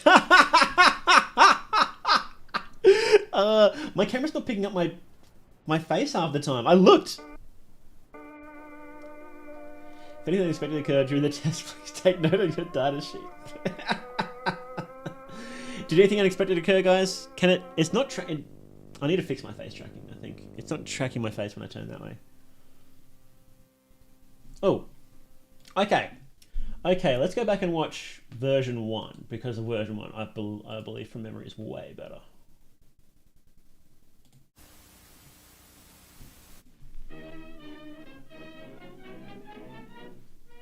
We are currently receiving countless reports of an unidentified hostile organism that will... So this is version 1 of Catalogue Volume 1. Until we have a complete understanding of the threat, it's important to stay home, lock all doors and windows, and have access to a loaded firearm or any ranged weapon at all times.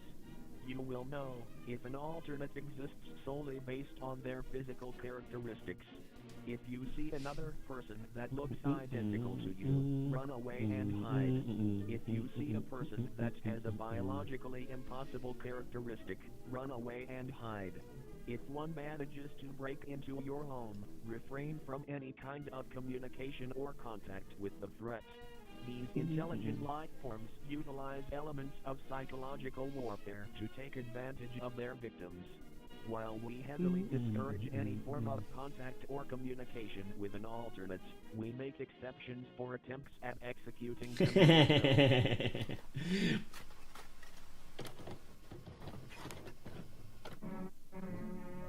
Follow the thing, we can probably just speed through this. Kill you. This is way better! Neutralize. Kill yourself. Awesome! What did they change it to in the other one? Hang on. It was like, know your place in reality or something, wasn't it?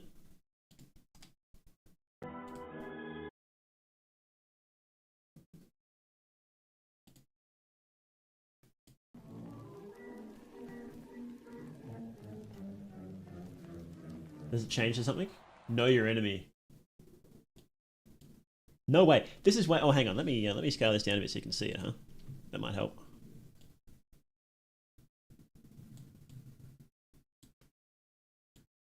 There we go.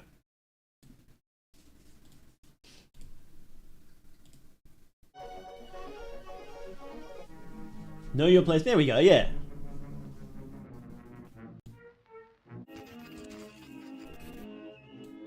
Know your enemy. Type 1, Doppelganger. Guess this new version is arguably the alternate version.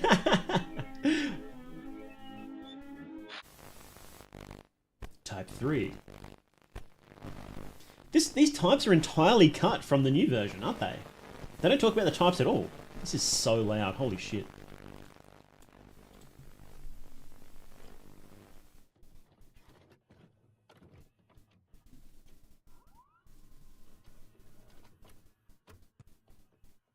New version has better hair for some. Maybe our Norwood theory isn't coming through. Mike is so angry. Why is he such an angry young man? Maybe they didn't have the rights to the pictures of those people. If they didn't have the rights, this video would have been taken down entirely. So I suspect they're probably like AI or like stock images, which you do have the rights to do whatever you want to, right? So this conversation is very similar.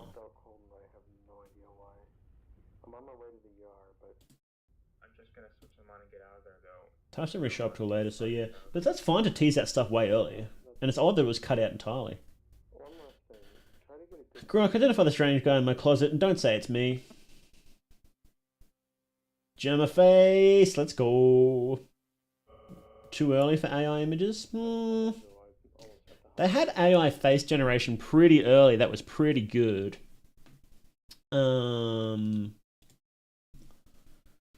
It is more likely stock, but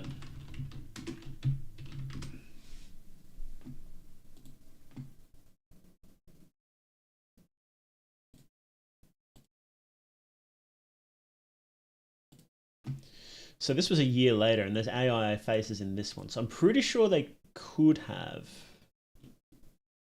Yeah. Get rid of the police sketch of the new version, really.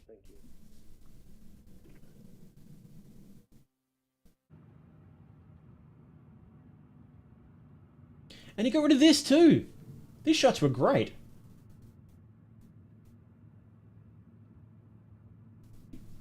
Yeah, I'm sorry, Alex, bro. Version 1.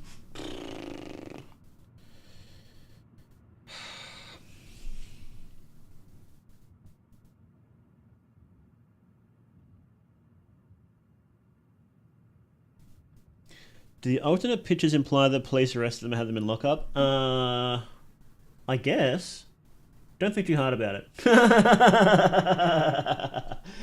Why is my tracking not working? Some of the earliest I remember for Face Gen was this person does. Yes, this person doesn't exist. Yes, you're right, Cold Dog and Papa Magpie. Exactly. That was up super early. And that was really freaky. I remember that. People shit on AI, they're like, haha, this sucks. Do you remember what it was like only a couple of years ago? Like, it was awful. It couldn't do anything. And now it's like, you can question it about the entire bulk of humanity's writing ever and get good answers out of it. Like, it's insane. It's insane. I think people are just scared about AI, and that's fair. That's very fair to be scared of AI. Don't get me wrong, but don't be honest about your criticisms, is what I'm saying.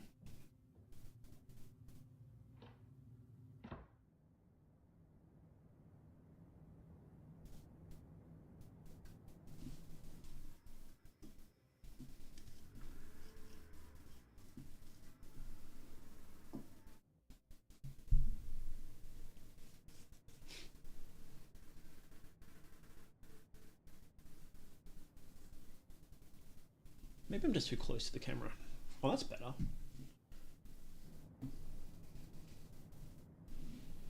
Yeah, look, you can track me now. I was just leaning in too close.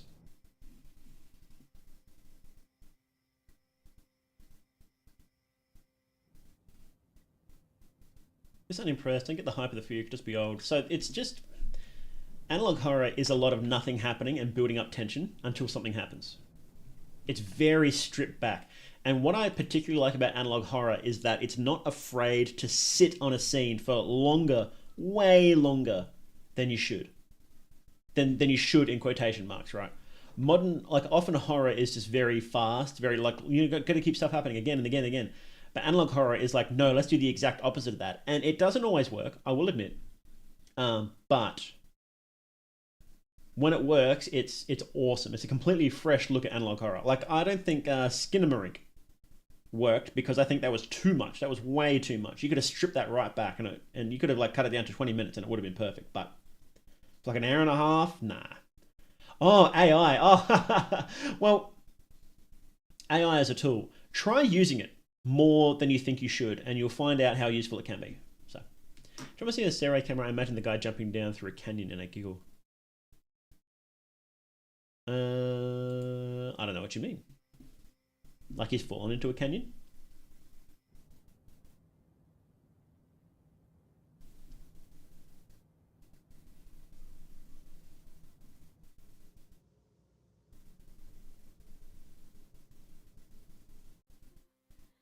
Who are you? Get away from me!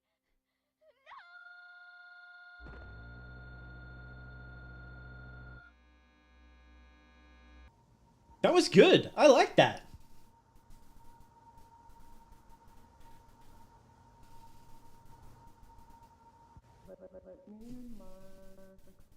I have a gift for you.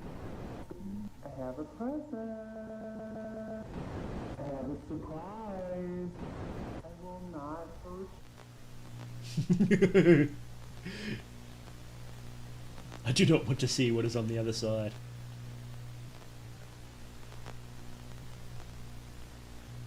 But it has been days.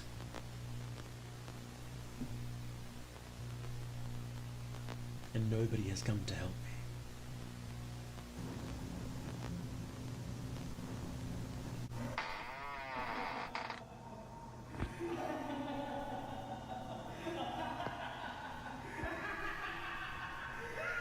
You fucking bastard!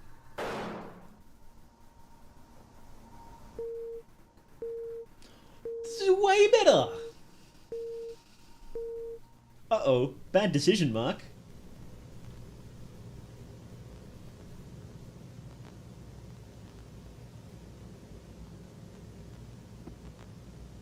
Did the alternate just have a gun?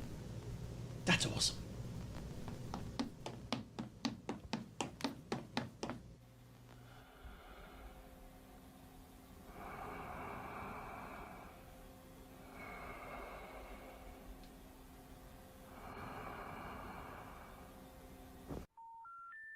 That didn't quite land. Please hang up and try again. If you need help, hang up and then dial your operator. If you'd like to make a call, please hang up and try again. If you need help, hang up.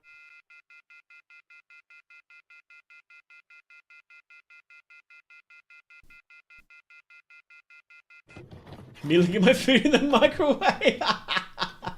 So that scene would have been completely fine if they didn't just have this face jump scare, right?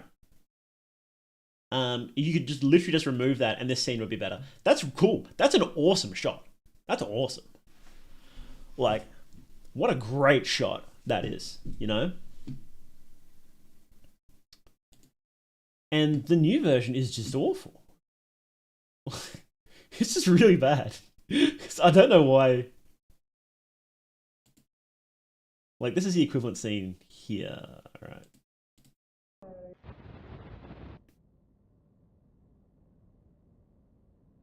Your little sister is so asleep. He regrets the face? Yeah. Look, it was super experimental and some stuff didn't land and like... But the more the point I'm making is that only minor tweaks to make it look really good, whereas this one is just like... I don't know, it's just trying too hard, I guess.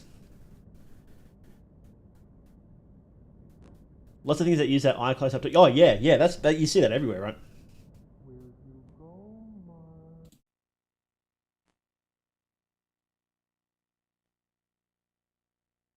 This isn't bad. Like this shot here, not bad.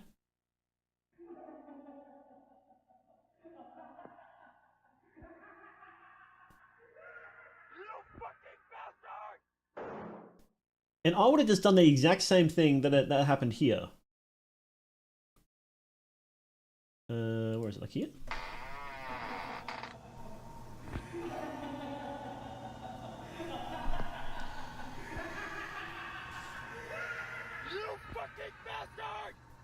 Like boom, red, and then boom, bad decision mark.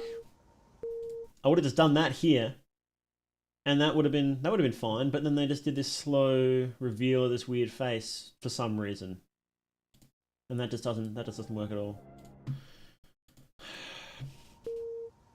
Version 2 is like an abridged version, because I believe the test and the alternate were shown way later in the series. Okay.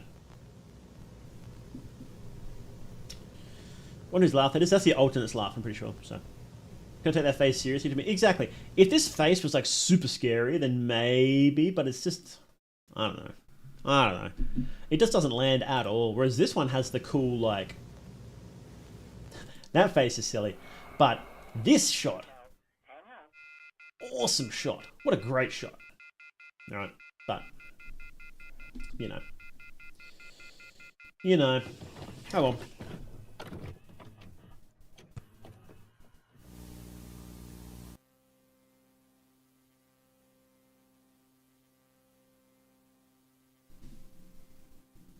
Discard the tape immediately. Okay.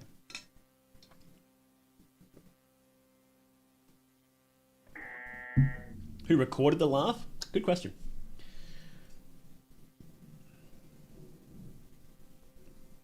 Oh, yeah, no, we've seen this. At the station, a situation may occur where the local 911 dispatchers run out of operators to handle calls, so they are given to us in... Yeah, this voice sucks. So that's worth redoing it. It's a pretty bad voice. There are 3, and only 3, scenarios that you will handle with a caller. Yeah. When a caller needs the police, send available Total stress assessment. Record your child's responses to the following media. Okay, let's see if this version is better than the new version. Mark's ending for me is really sad. The one version is better because it shows it all. Yeah, yeah. Constipated AI voice. Yeah.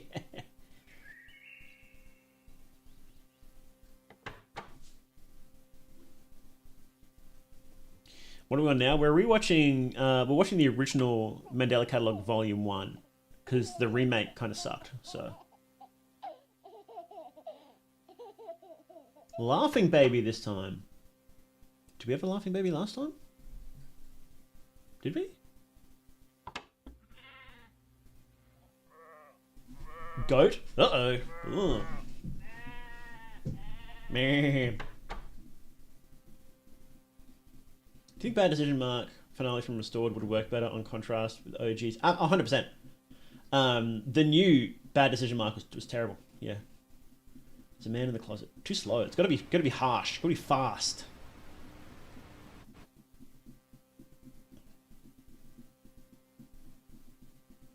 Mark. Okay, so this is pretty similar. I do like the new version a bit better. Yeah.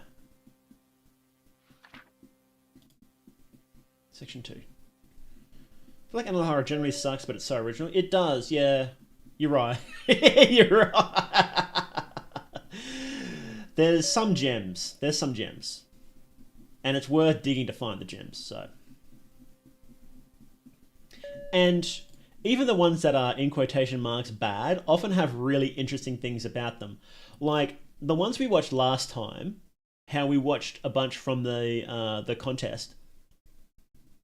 Some of them were pretty rough, but every single one of them had some interesting thing about it.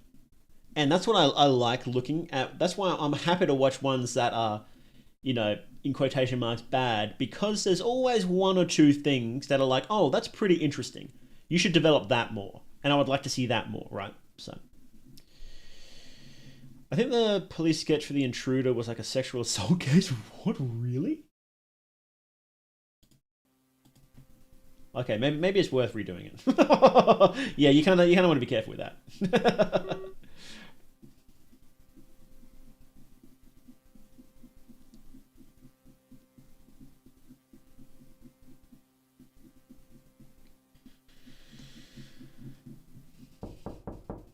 Hello. That is a freaky. That's right. That was an actual police sketch, wasn't it? Yeah, it's probably not good to use an actual police sketch. If anything unexpected occurred during the test, let your advisor know immediately. Yeah, we probably should, huh? In general, though, I like that one way more. Yeah, I like that one way more than the remake, to be honest. So, yeah. So, Analog Horror has a few moving parts, so it's very easy to start picking on it and lose the magic in the process. It is, yeah, it is. I think it relies on being bad to be good. In a way, it relies on being simple to be good. So it really strips horror down to its bare parts, and that's what I like about it.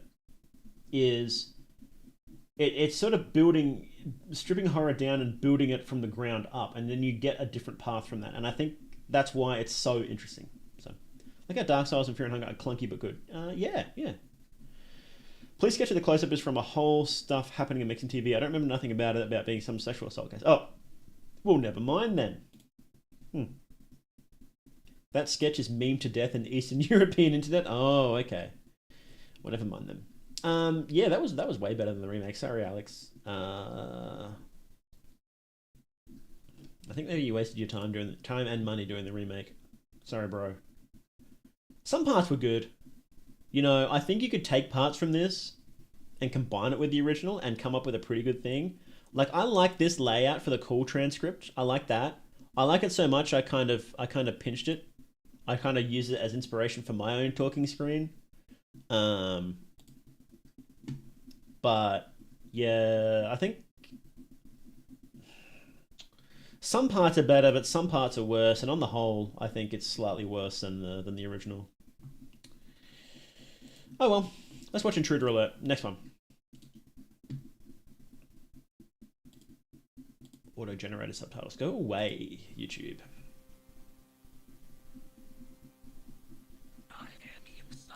Intruder alert. Red spies in the base. Red spies in the...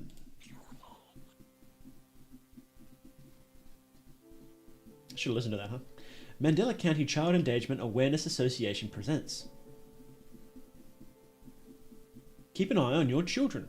You should do that. Let's face it, us parents know how time-consuming it is to keep an eye on our young children. While working is essential, they must receive attention from us so that they know we love them too. So true.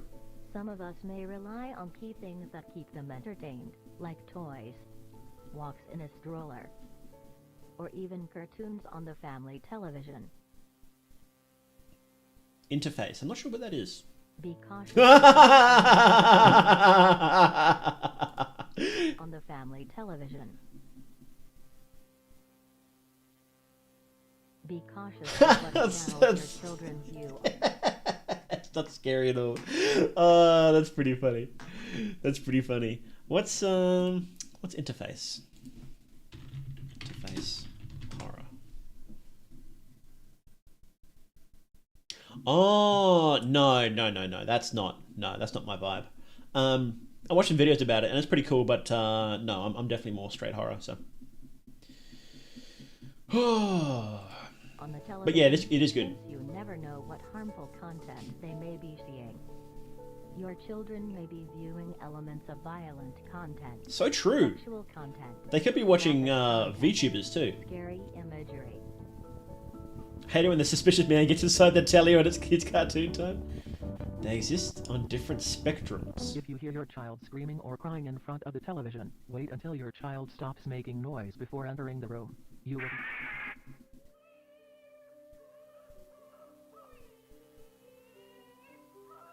That's true. They could even be watching Coco Melon.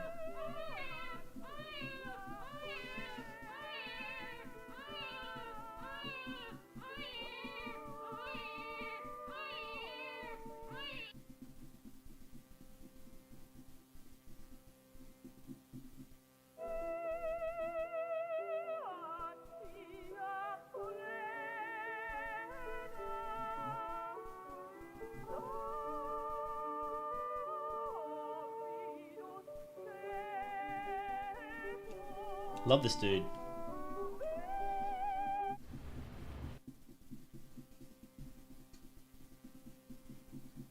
This specific scene inspired a lot of analog horror.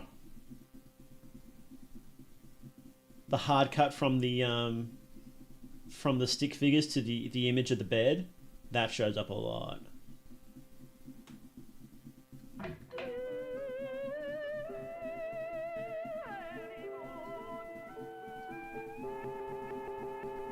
Ooh, poor woman.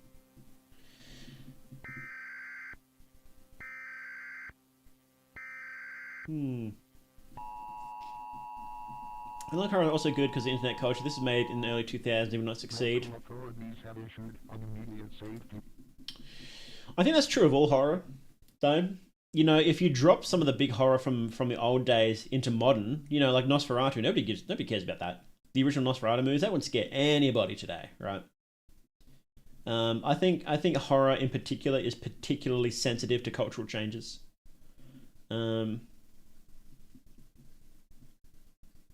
That being said, Blair Witch, some things are a bit more long-lasting. Like Blair Witch is still scary by today's standards.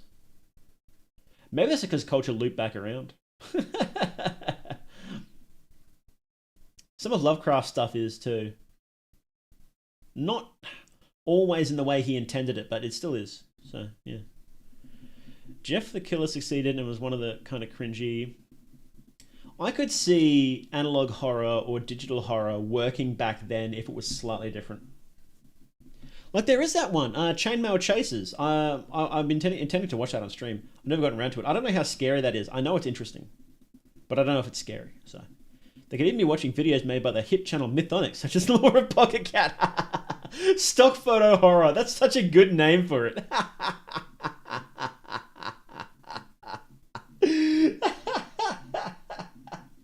Seinfeld style. Yes, I do imagine that horror is particularly sensitive to the Seinfeld effect. Maybe even comedy as well. Comedy is one of those things that is just does not land outside of its cultural purview, right? Jeff the Killer sucked. I was a mod for the Creepypasta wiki when Jeff the Killer got super popular. Oh no. Hey Andre, I haven't watched. I've watched some videos about Chainmail Chasers, and I'm very interested in actually watching it. But I only just sort of found it during my break, so I haven't. And I wanted to save analog horror for when I came back to streaming, so maybe we'll do that. Do that soon. I better write that down actually, because I would like to at some point. Where's my thing? Here we go. Chainmail Chasers. Seinfeld. So the Seinfeld effect is that Seinfeld was, when it came out, it was hilarious. It was very different from everything else at the time, and it influenced basically every comedy show afterwards, right? And what that means is that if you go back and watch Seinfeld, it's not funny because other people have done the same thing better by now. So everything that Seinfeld pioneered, other things have done better by now. Or rather, that sort of style has sort of infused itself into culture, and so it's not brand new, it's not revolutionary, it's just old. And I think that might be similar to horror. Everything that's like super interesting, there are some core elements that work, right? And anything that's horror just has to build on top of that. So the core elements that that analog horror tend to focus on are things like doppelganger shop a lot for some reason, false memories, feelings of liminality, lost past. Those things are scary to confront. And they're the sort of the core elements they focus on, but there's lots of ways you can do that. And the trappings of analog horror really date it. So in 10 years' time, we probably won't like it that much, but even if the core elements themselves are scary, and that's the same as Seinfeld, right? But there are core elements that are funny, but the trappings of it end up dating it, and those core elements are refined and done a bit better in other things. And each new boom of horror focuses on certain elements that we find scarier. So again, because analog horror focuses on technology deceiving you is a big thing in that. Is that going to be as relevant in 20 years? Maybe we won't find it as scary for whatever reason. Maybe we'll figure out a way to make technology less able to deceive you or something like that, right? But that's a big feeling in the undercurrent these days, is technology deceiving you. And doppelgangers relates to things like online identity. How your friends aren't really your friends, but also they are, you know, and you can't tell.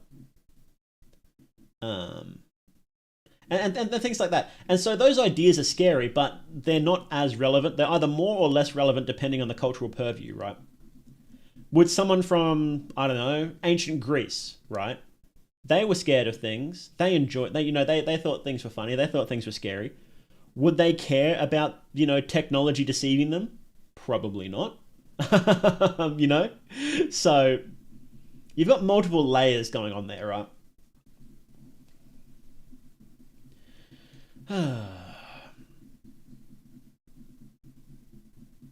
Anyway, makes sense. I often hate how many people hate jump scare, but it works in them.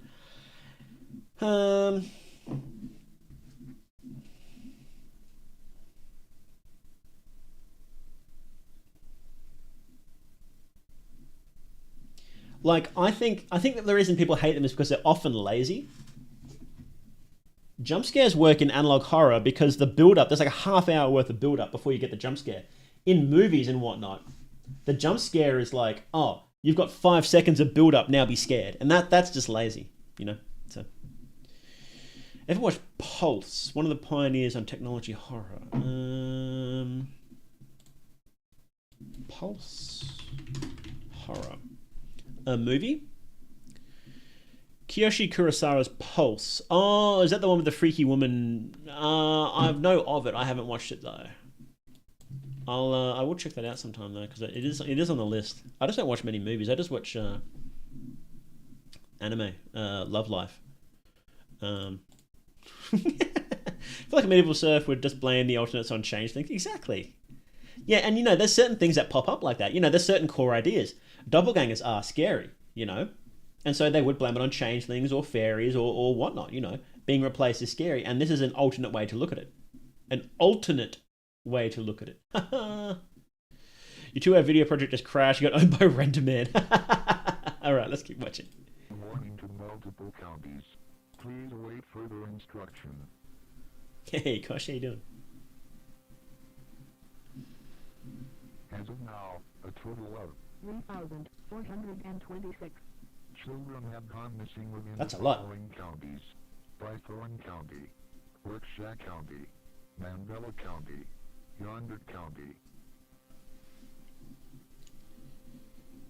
Deter vulnerable children away from any television or medium. Does Bythorn show up in this? What's Bythorn County? Is that I think there's a game called Bythorn County that we just talked about before. Just like any other form, I think it's a matter of timing. Some things fail to stick around or be too relevant because it falls into a time trap. Yeah. I think some classic horror is still relevant because it talks directly to you, the audience, in a sense. Yeah. How you doing, Mechanicate? Yonder County. Grok, find my missing children for me. Deter vulnerable children away from any television or medium that can project possibly frightening imagery. Hi, Sarah.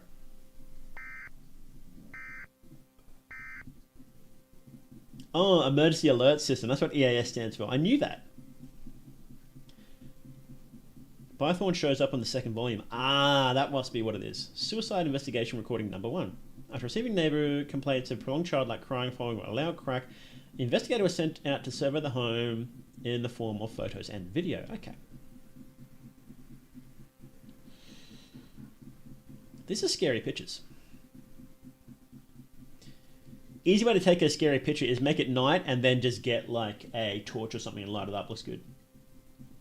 Investigative reporter feeling overwhelming sense of dread and left the scene immediately. Yeah, man, that place was spooky. Look, I know I'm a cop, but that place is spooky. Someone's not going in. One photo every 5 minutes facing the room the event occurred in. Okay.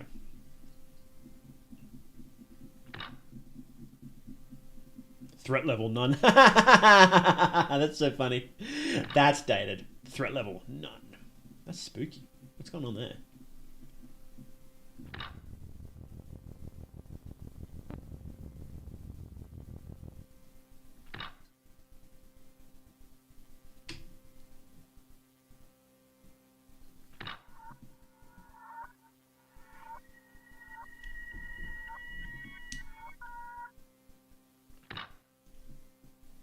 tampered with by invisible force. That's pretty cool. I think he can make the alternates appearing there a bit more subtle, and it would have been better. But it's not bad. Old horror point and click adventures. Yeah. Jump scares often get in the way because the art of using them well. Jump scares can be done well. The build-up payoff need to be executed well. Exactly, yeah. Previously shown evidence must not and will not be released to the public for any reason. Thank you, Lieutenant Davis. I agree. Oh. We're done. That wasn't bad. Yeah. Yeah, intrude alert, you know. A little rough, but sorry. Why are we doing this? Why are we watching these anyway? Am I just judging them? I am. Alright, let's go. Let's do one more to round off today. Exhibition. So Intruder Alert was pretty good. A little bit rough. You can tell how dated a lot of these are. And I do know as it goes on, they do get better. I remember one of them was really, really good. I think it was Presto. A whole bunch of these I haven't actually watched. I know it says that I've watched this one, but I haven't. So I don't know why it says that. I think it was Presto was really good. Or Every Day Gets Brighter. It was one of them. It was like awesome. So I'm really keen to get to them. But well, I just wanted to watch these older ones to see how they stack up to the modern stuff. And like, you know, it has been a while. 2001. 3.5 years since that one. There was a big gap, wasn't there? Hang on, when did this one come out? When did the original one come out?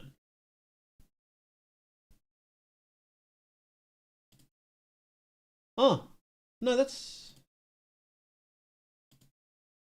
all 2001. Okay.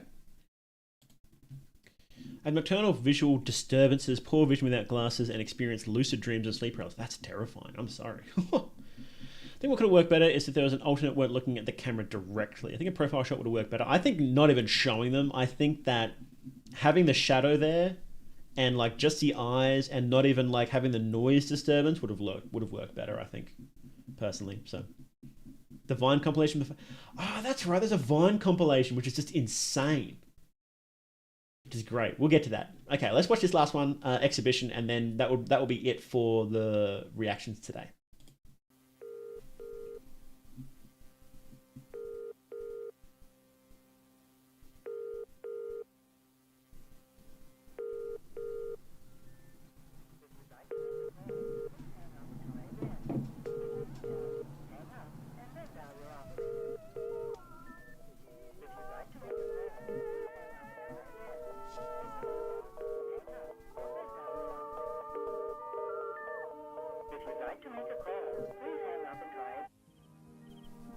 Noah went out of his house for some fresh air.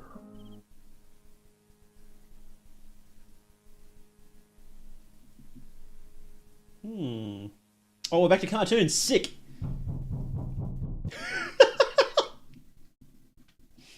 That is a little funny.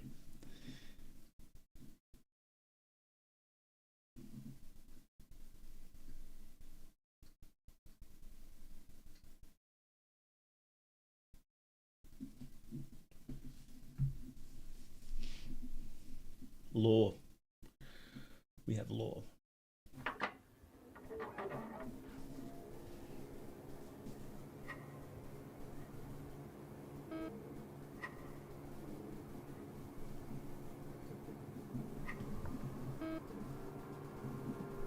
Altercation. Heathcliff first, question mark.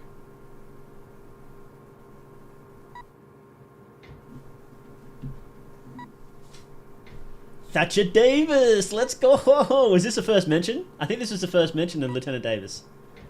Our boy.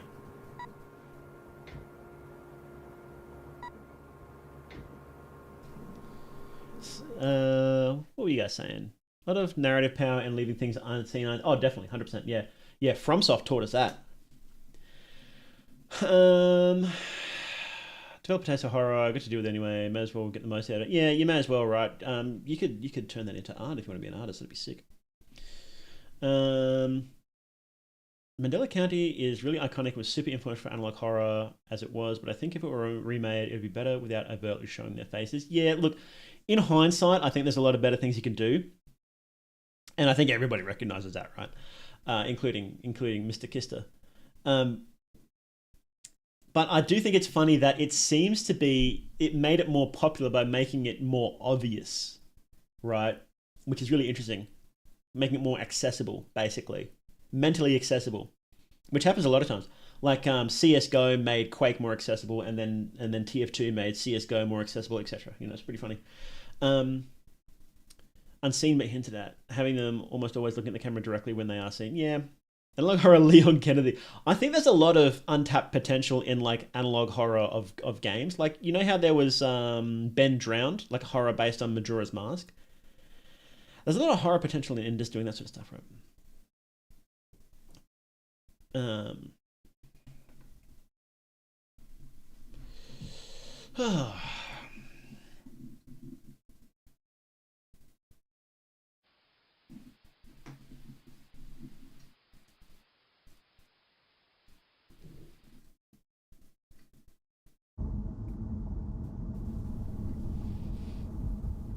Car shots at the front of a car in analog horror just work. They just really work so well. They're great. Mario 64. Does it?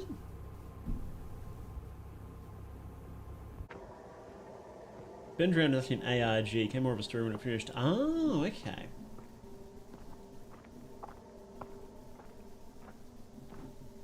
And that's the thing, right? People like meme on it now, but at the time it's like, wow, this is so different. This is so bizarre. And in hindsight and often out of context, these things look so goofy, but you know, they work for a reason. You know, the analog horror censorship and VHS effects and spooky faces, they work, you know, they just work. So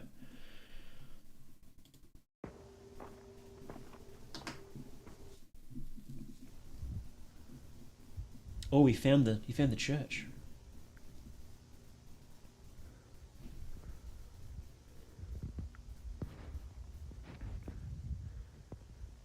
Cleverbot YouTube. I'm not sure actually. I didn't see Ben Drowned while it was going, and I haven't really looked into it much to be honest.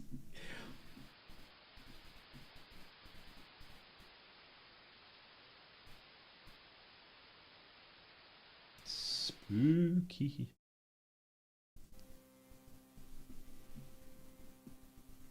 '92. That's before The Boys?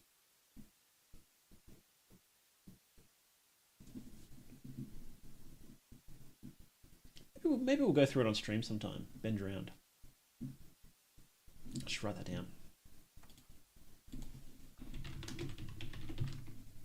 What the hell? Bro, what is going on there? Is that a door opening? Oh, that's so freaky. Oh, that got me. And it was just turning a light on. Oh, man. That actually got me. Oh. Should we watch Scrimblow? Maybe we should, yeah.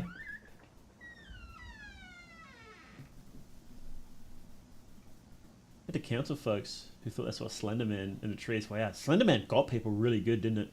I mean, there was those girls that tried to kill that other girl. That was crazy.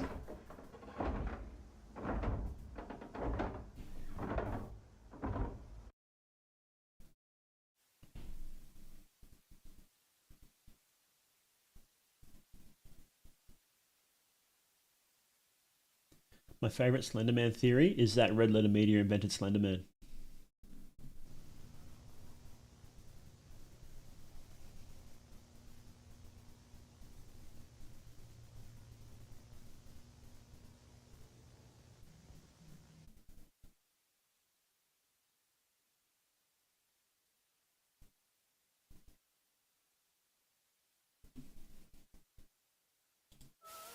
Ooh.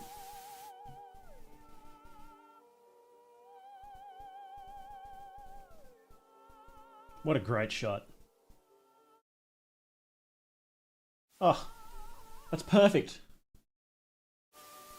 Oh, it's so good.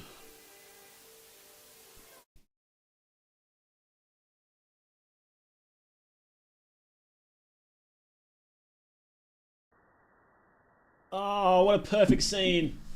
That was so good. We had to rewatch that. Hey, Lakin, how you doing? Oh, that was perfect.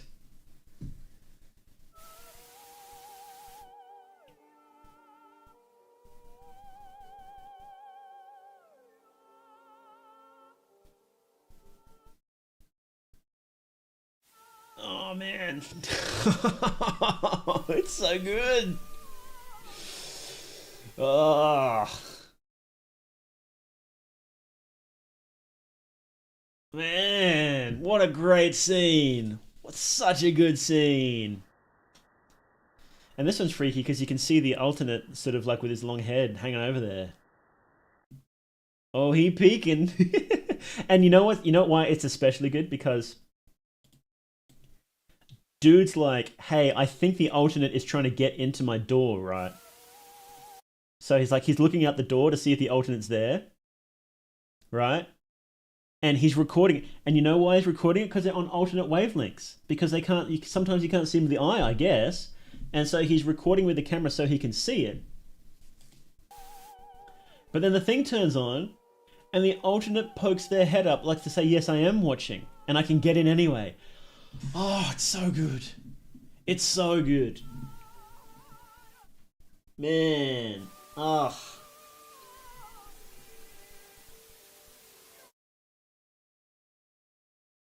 Oh, what a good scene. Worth it. Worth everything else up to this point.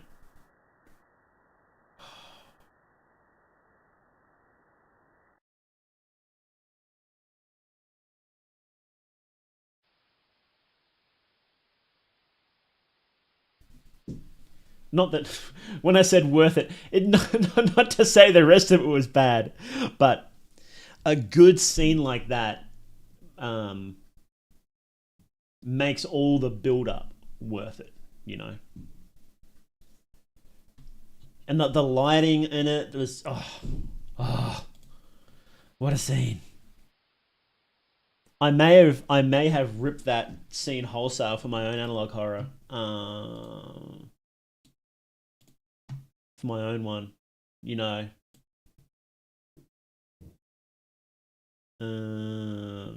Proctor incident. Yeah,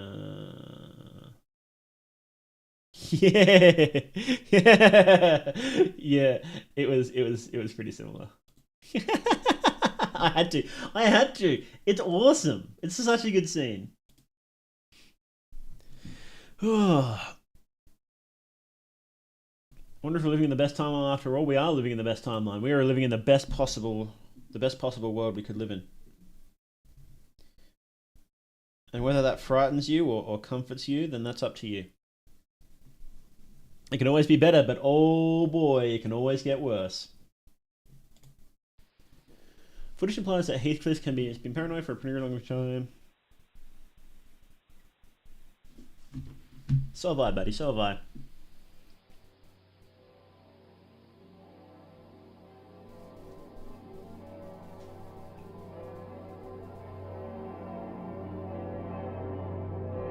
Moses. He's messing with Moses?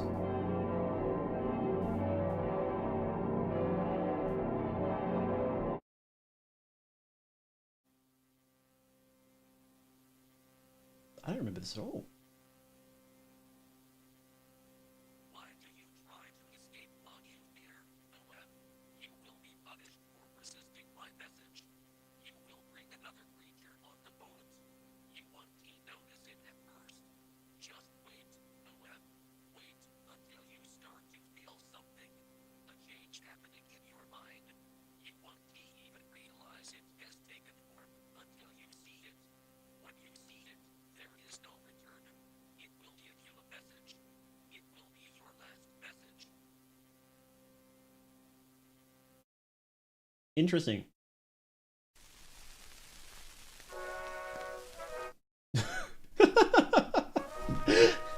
Okay. So the devil slipped a little alternate onto the boat. That was pretty good. Could you hear that? Could you guys hear that? he said that, Noah, you shouldn't have resisted my message. As punishment, you're going to have to take another thing on the boat. And you won't notice it at first. It'll slip into your mind, and then when you see it, it'll be too late, and it will give you another message, your final message. That was pretty good. That was a good scene. I like that. I really like that scene.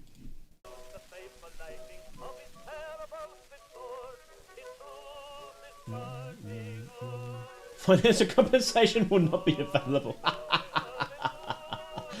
Now that's government work for you. Television and mirror destruction. Why mirrors as well? Those whispers, one of the easiest things to have an ordinary hallucination is with indistinct whispers. Really?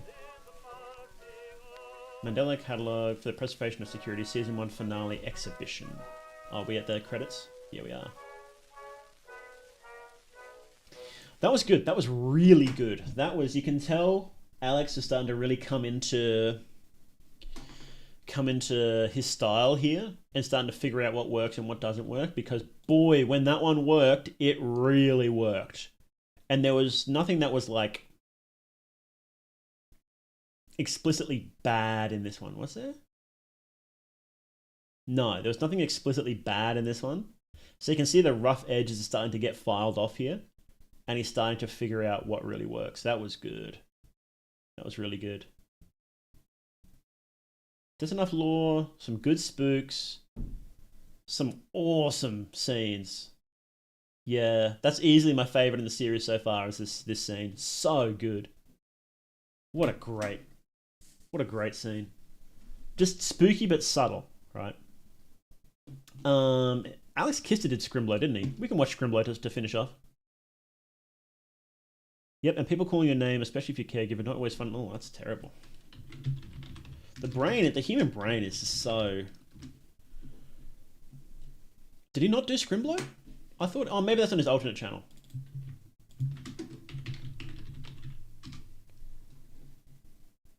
Yes, it's on his alternate channel, that's right. Watch Scrimblow 1. It's an actual thing.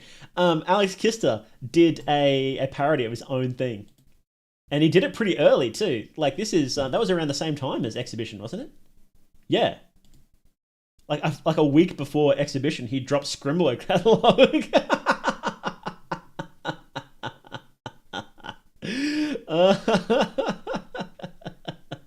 Okay. All right, let's watch this, and then we'll finish up for this. For auto-generated, no. For this reaction, and then after that we'll take a short break, and then we will play some video games. Every YouTube analog horror series does the same shit. It'll be called something like the Scrimblow Files, and every jump scare is something like this. That's true.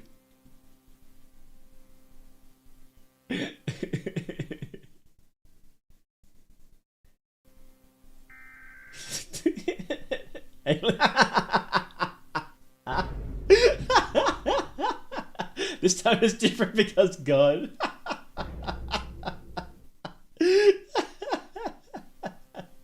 Best voice acting of all time. That made me look at my phone. Come over. My mom died. Oh, okay, I will come over. But why did your mom die? I have to say, I have security cameras for literally no reason. Discord noise. Oh, that's weird. I guess I'll come over and turn on your security cameras, even though I'm definitely afraid of your house. And this has no plot relevance. And it's all censored.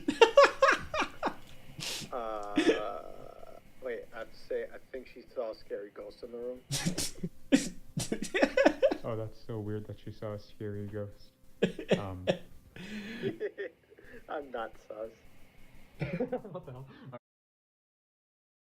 Scrimblow, yeah. Being able to... For 1/4 of a mile, then follow. It's a show of great quality to be able to block oneself. Exactly, yeah. You know, it shows you're aware of what you're doing and you know, the problems with it and what people like about it, you know. This is a popular one? Yes, this is why Mandela was made, to make Scrimblow. Oh, wait, why am I even here? I can already just leave.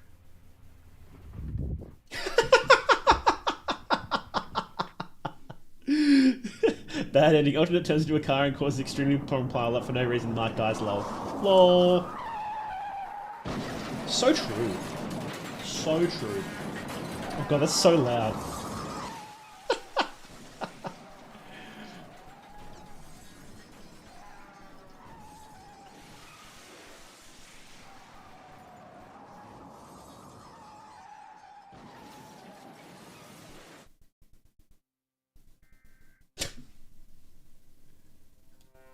Mandela Catalogue for the preservation of security equals Among Us. Reasons. Imposters. Question mark. Boom.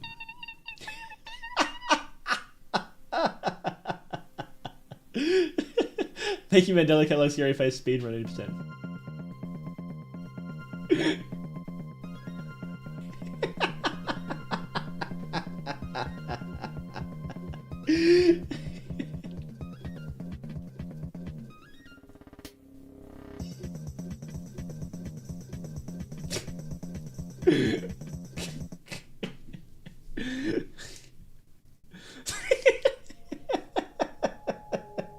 That's actually freaky though.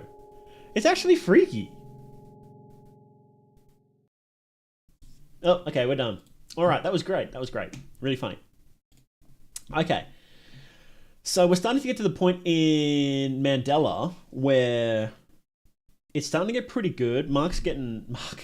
Alex is definitely getting a lot better with making stuff actually scary and not just kind of messing around, you know.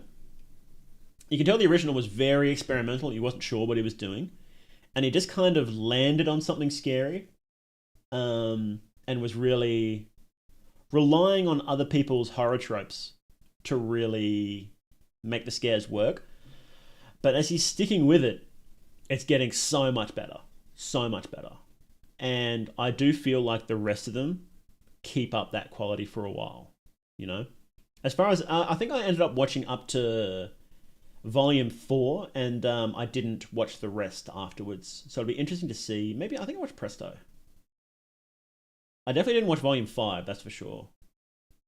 It's been a while. Yeah. Well, we'll figure it out. Okay. So that was really good though. You can see why people liked it so much, can't you? You know, because it takes those horror tropes from like Local 58 and whatnot, and really adds a fresh coat of paint, an interesting story.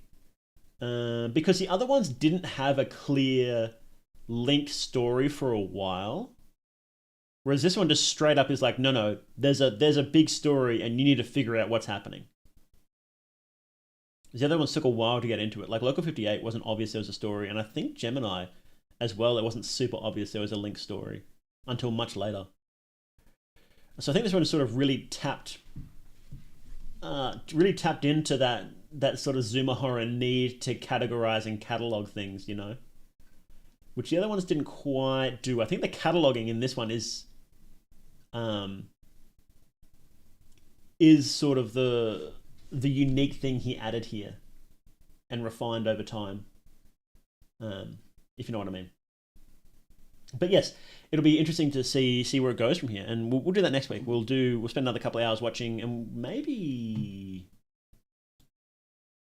I don't know how. We'll go to volume 4 next week, and then after that we'll be able to do the rest, I think. Yeah. Okay. Cool. Yeah. Oh, epic editing, creativity, 10 out of 10. Yeah, it's starting to get a lot better, a lot more creative, a lot better editing, actually filming stuff. It's cool. Okay. Right. So thank you guys for watching very much. Remember that on YouTube, say goodbye to YouTube, guys. Remember, if you're watching on YouTube, the links to Mandela Catalogue will, of course, be in the description. And remember to like, favorite, and subscribe. Ring that bell icon. Go follow me on Twitter. Go subscribe to me on Vine. Go to MySpace. Go on my MySpace. But yes, thank you guys very much for watching. And remember, you're never alone in the dark. All right. Recording has ended. We're gonna take a short break. We're not actually finished the stream yet, though. I need to clarify. We're not finishing the stream. We're just taking a short break, and then we're gonna come back. And we're gonna play some video games for a bit. Because there's a bunch. You can probably see in the description. There's a bunch I want to play because they look cool. And a bunch of Itchio horror. I love Itchio horror. I go mad for it. For the same reason I go mad for all analog horror as well. Even if a game isn't good in quotation marks, there's always one thing about it that's really interesting, and I like finding that one thing because it's a little treasure. It's a little treasure you add to your chest, and you're like you can think back later and go, I really like that one thing. Another Red Bull? God no. This can alone will kill me. I'm gonna have a hot drink of some kind, but. Remember to like and smash that subscribe button. If you're on YouTube, remember to upvote the stream. Apparently it helps. I don't know how, but it does. Good for the algo, I guess. Okay. Right. We'll be right back. And yes. Where's my here?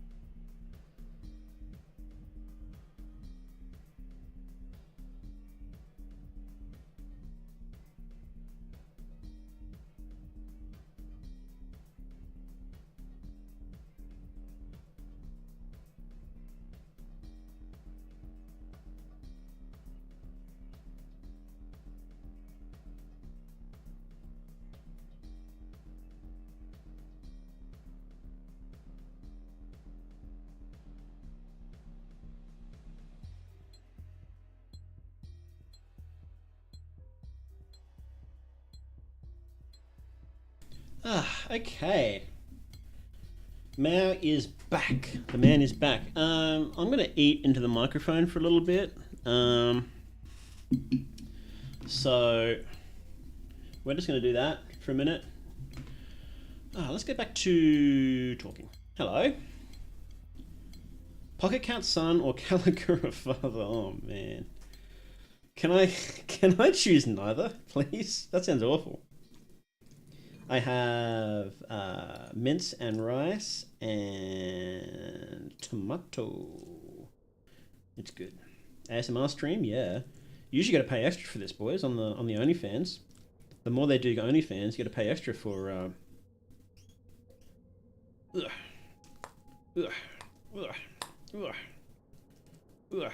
for this sort of stuff.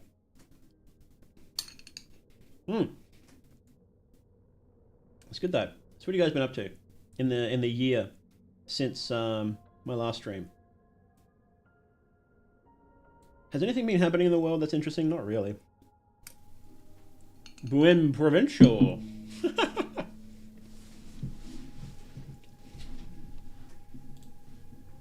Let's throw on something else to watch while we eat then. I'm gonna be one of those streamers. What can we watch? Got any horror trailers coming? Let's see. What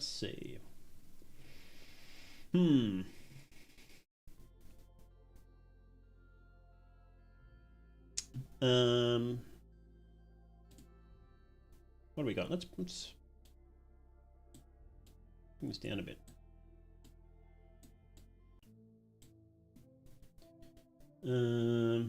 Just gonna load. Gaming's best portrayal of mental illness. Milk inside of a bag of milk. I never played that. I was interested in playing it. Machine Girl. That's a sick. Who's Machine Girl? That's a sick.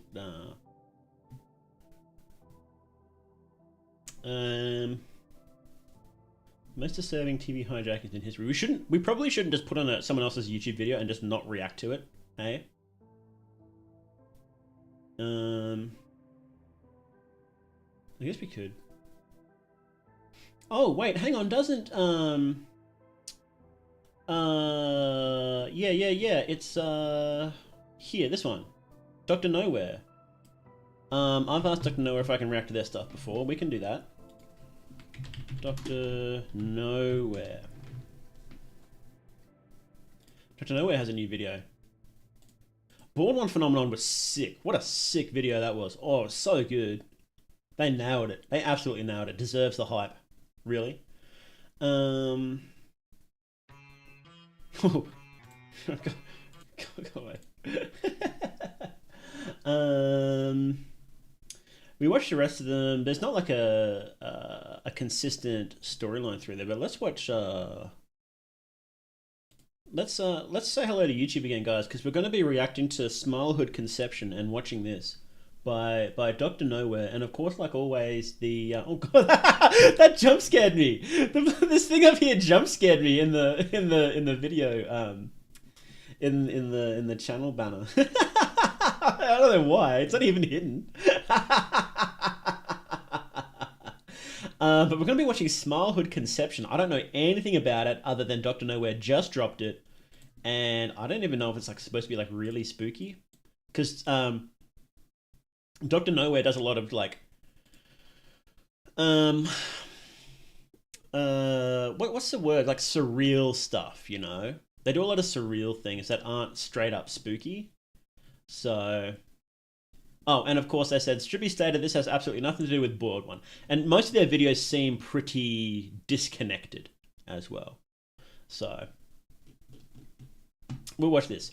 You have a Board One plushie, that'd be pretty cool. I don't buy any plushies or anything like that, because I just don't, I'm never really interested in merch most of the time. I just get kind of annoyed with merch. It's not because I like dislike the creators or anything. It's just I'm just like, well, what do I do with it? It just sits. It just takes up space, and I want less things, you know. Boredom because I keep getting followed by him at my recommended, and it's got to a point where I wasn't scared anymore. Boredom's just a little guy for me now. Makes sense. Makes sense. All right, SMILEHOOD Conception, and I'm pretty sure this is entirely disconnected from anything else. Well, that shut me up.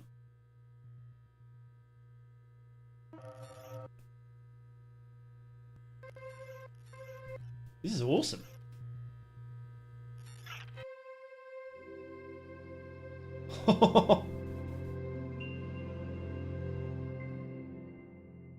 Wow. What an intro. That was so... I'm so tempted to pause and go back and watch, but we'll watch it through and then we'll pick at it. That's so freaky. So dreamcore, isn't it? Dr. Nowhere stuff is very dreamcore in general. I'm supposed to be eating. What am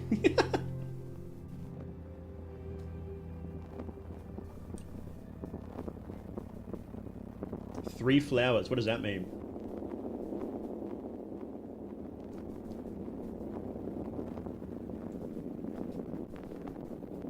What's that? Is that like an island?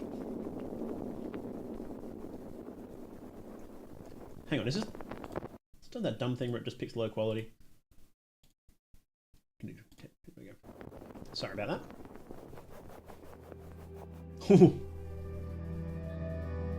Oh, I think it's intentionally low quality. SMILEHOOD, the Center for Exceptional Children. Okay, we're building up a story here. A cut down tree, 3 flowers. A sad man with a picture of him and a woman. Hang on, what was that?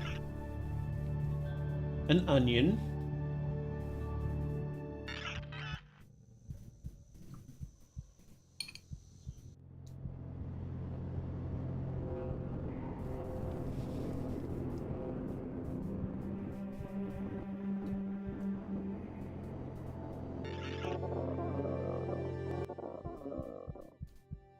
It's a little dude and a heart.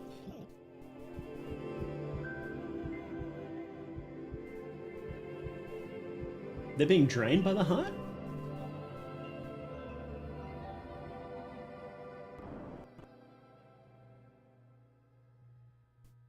It's like a flower bulb? This sort of really desolate worlds remind me of Salad Fingers. That always freaked me out how desolate that world was. I didn't like that. It genuinely creeped me out. Like, you know how in some cartoons, some older cartoons, they would have like, the world would just be like really, really vague in the backgrounds?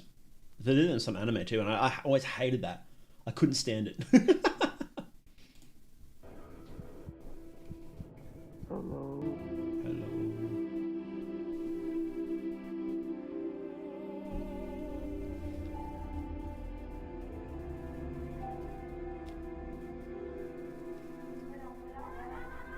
Oh god, that scared the shit out of me. Arlo Bloom. Oh my god. What else is there to say about Arlo Bloom? Oh my god.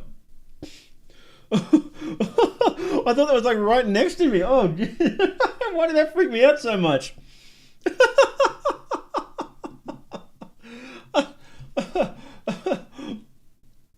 What the hell? Oh man, that really got me, that M. Why?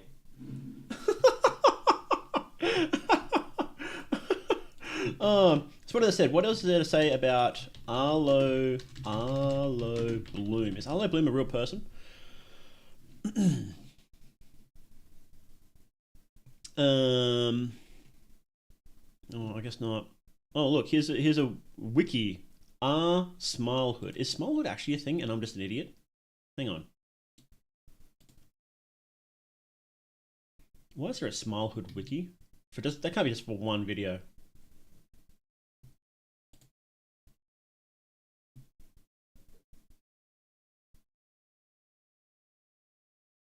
Well, there is.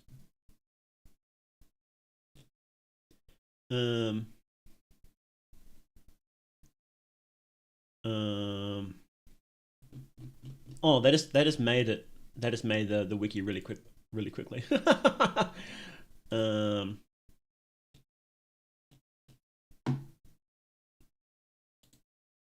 Okay. Never mind. I thought I was rused. I was tricked. I thought there was more to it. There isn't yet. Okay. So this is the only video in this series so far. The SMILEHOOD conception. Locust vinyl figure. Look, I'm not gonna lie, that's a bit keen, don't you think? That's a little bit keen. Give it a couple of episodes first, right? For a short while, I thought everyone in more rural parts of Australia is in a small shack in the middle of nowhere, desert slowly dashing. Look, I agree, especially because of The Simpsons. They did that, right? So, okay, we definitely don't have the full story yet. So this is definitely the first in a series, right? So we've got this. This might be a terminal in the SMILEHOOD Institute. Whoa, hang on. What was that? What was that? We're going to start going frame by frame here, bros.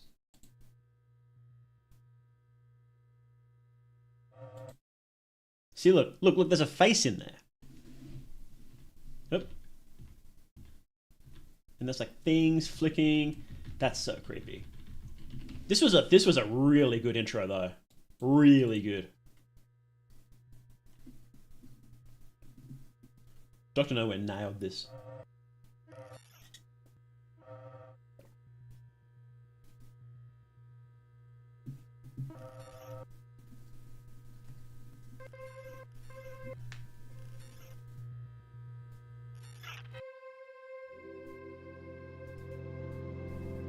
Really like perfect feeling of dreaminess, but like kind of not quite explicitly a nightmare, but still unsettling, right? So I think this is like, so there's like a character, like a person, like a child. Maybe this is like multiple people's starting locations, their homes, right? And you've got this guy.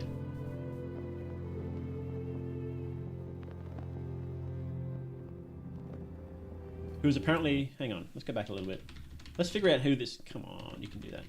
YouTube just dumps the memory as soon as it goes into the next frames. It's so annoying. Him and his missus, him maybe playing a jazz fellow, and he's obviously sad now. He's figuring something out. What's he figuring out, do you think? He's thinking. You got 3 flowers here. So this part's obviously some sort of metaphor. Something is looming on the horizon of the 3 flowers. Liminal imaginary spaces, like you might think of a place before we fall asleep. Yes, it's very that sort of dreamy liminal nature, right?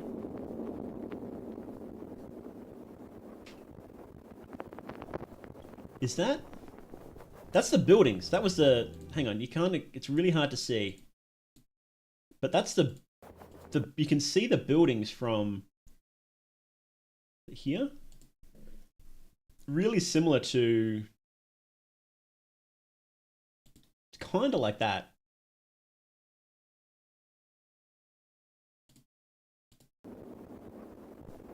So it's like some sort of island buildings looming on the horizon. And then we've got SMILEHOOD Institute for Exceptional Children, and you can see all these like withered plants around it, which is obviously, I think this might be a metaphor for that SMILEHOOD is not very good at what they do. What's the paper with the man? I think it's just like a notebook, because he's got like a pen. I'm not sure if it's coming through the stream, but he's got like a pencil there, and he's sitting there, he's thinking, and he's got some things there, but not much. So this is where he's planning something. This might be him planning SMILEHOOD.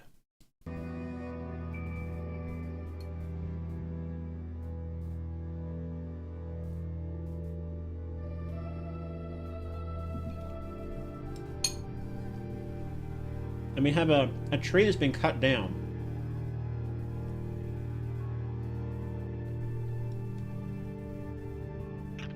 Which is obviously a metaphor for like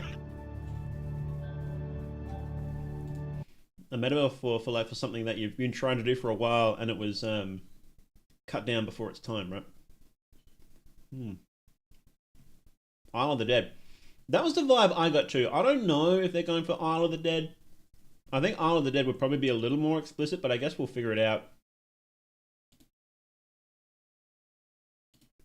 The trees are really similar to Isle of the Dead, though, aren't they? And it might actually be, because then if that's the same island, then that could make sense, right?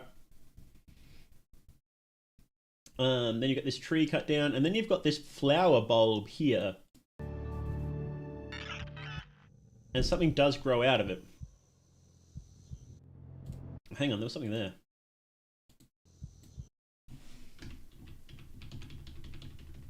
Come on, YouTube, you can do it.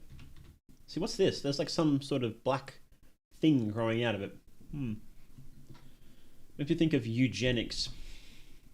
Could be. We've got whatever this thing is. It's sort of hard to tell.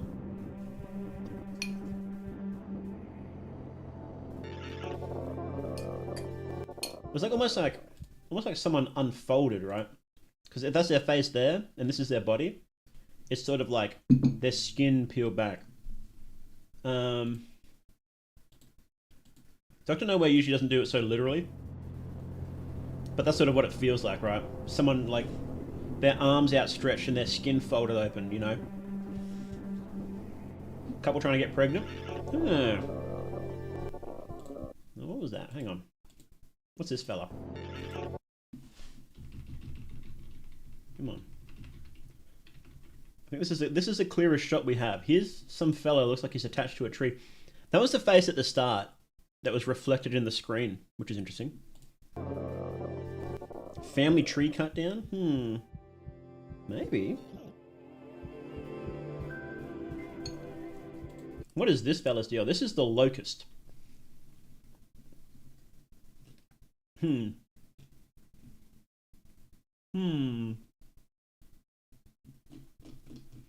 Locust, like kind of like a frontal blood eagle, but not like literally. It's more like Dr. Nowhere's monster designs are never like literal people mutated, right? They're always like really metaphorical. So this is something pumping. There's blood pumping into this, and this is tending to this heart. What is this thing? I can't see it because this is in the way. It's like a. I don't know what that is. Oh, no. I know what it is. That's a psychologist toy.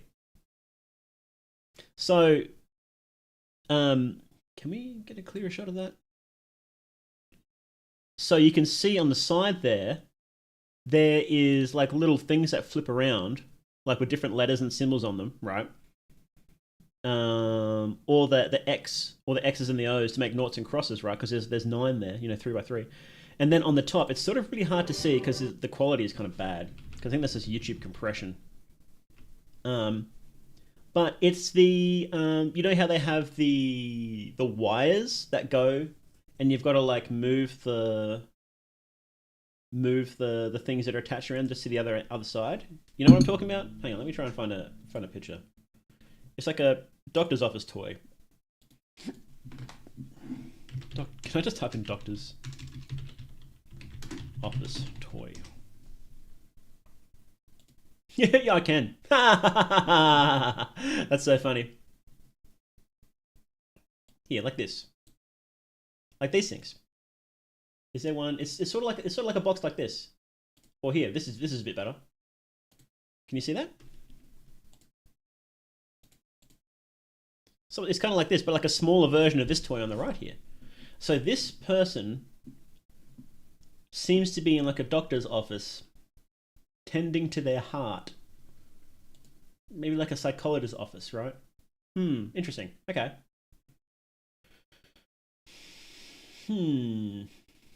Much to think about.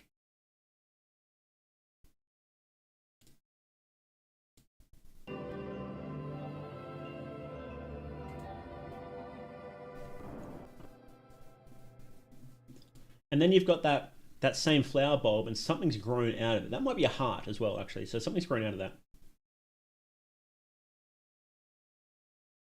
6 in the morning, a bit past my bedtime. Yeah, no, thanks for coming in, Matt. Really appreciate it. Locust in therapy confirmed. It seems like it.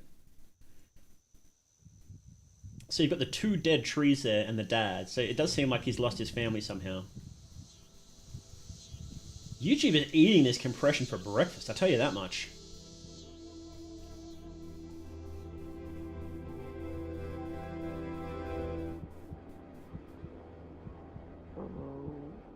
Hello. Hello. Hello. And there's the locust overlooking the flower.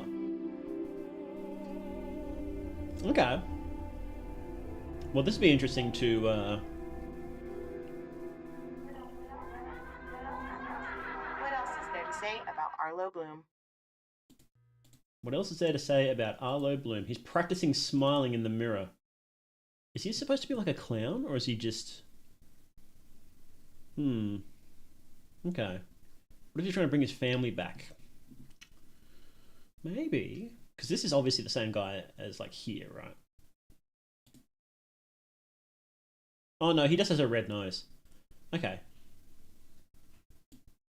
This is him much older. Okay. Well, obviously we have quite a few puzzle pieces that are straight up missing. Because this is, like, the start. Give that an update.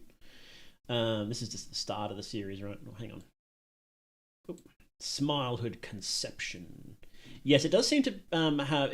I imagine with a name like Conception instead of like Beginnings or whatever. There's likely... it's likely going to be really strong themes of childhood and whatnot. So, yeah, that's pretty interesting though. Dr. Nowhere's boiled one, so good. Like, there's a reason it blew up. Yeah, it's just legit pretty awesome. Pretty great one. Doctors and teachers sometimes wear clown noses. I don't think he has a clown nose. I think that might be the implication that he's a drunk. You know, the whole red nose thing. Or it could just be a design thing. Yeah, Dr. Nowhere really nailed this one. We've watched it before on stream. First and foremost, did you notice any onset symptoms before you lost complete mobility of your body? Face, huh? When did you begin seeing this face? Interesting. I like how the board one is there the entire time. Many of the people who have seen the broadcast that you saw on August the 13th described having vivid and upsetting hallucinations. Do you think this is something your brain has created? I had to practice smiling while recovering from grieving. Oh, that's sad. Can you please describe this face to me? Horribly burnt, not of Lord Christ. I still don't see it. Have you been having any hallucinations aside from the face? I'm sorry to hear that. But hang on. I can see you. Ugh. These screams constant? These screams constant? At night before sleep, I hear trumpets too. You shedding light on this is helping more than you. Uh-oh.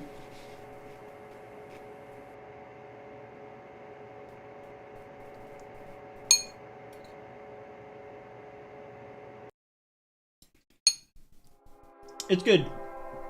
You know it's good when you can just skip to a random point and get freaked out by it, right? You hear it? You will hear the laughter of thousands as the sky opens up. You will hear the trumpets play their happy sounds. The streaming blood of life will pour down onto us all. Together, we will be still. So this one was like...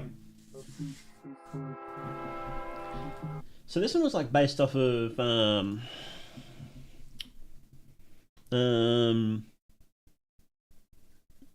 that Japanese, was it the Japanese unit like 721 or something like that?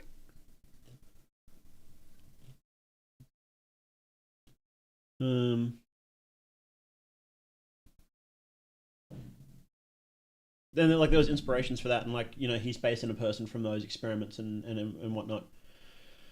And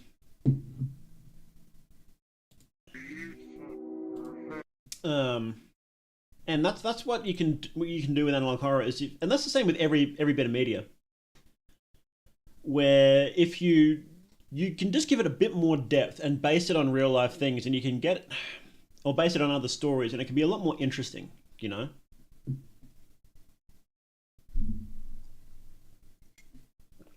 Yeah. Anyway, but Doctor Nowhere is great, and I am really looking forward to.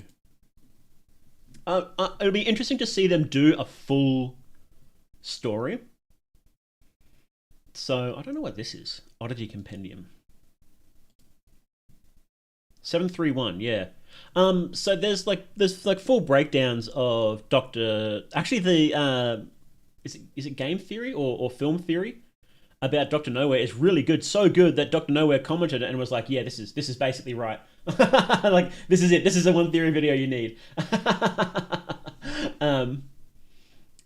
So yeah, definitely go check that out if you're interested. But yeah, it's pretty cool. What is this? Dr. Nowhere's Office of Wonders presents the Oddity Compendium, a beginner's anomaly education program.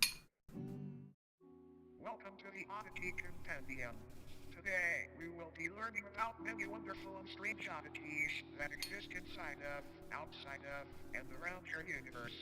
These strange phenomena can range anywhere from life forms, products, and organizations to even events and anomalous time periods. Important. The following information has been acquired from realities that may be separate from the one you are currently residing in. Please be aware that knowledge or comprehension of incompatible information may result in a conscious reality fracture.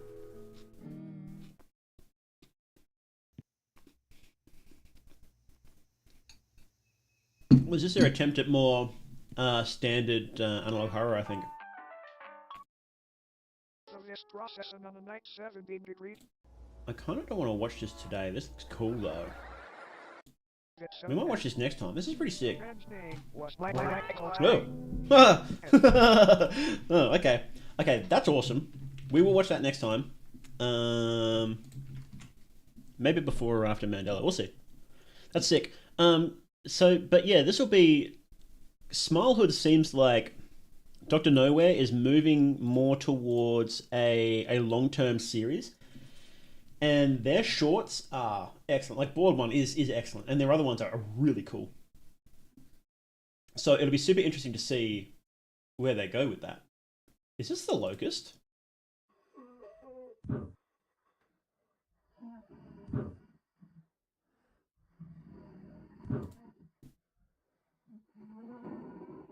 That's so freaky. That is so freaky.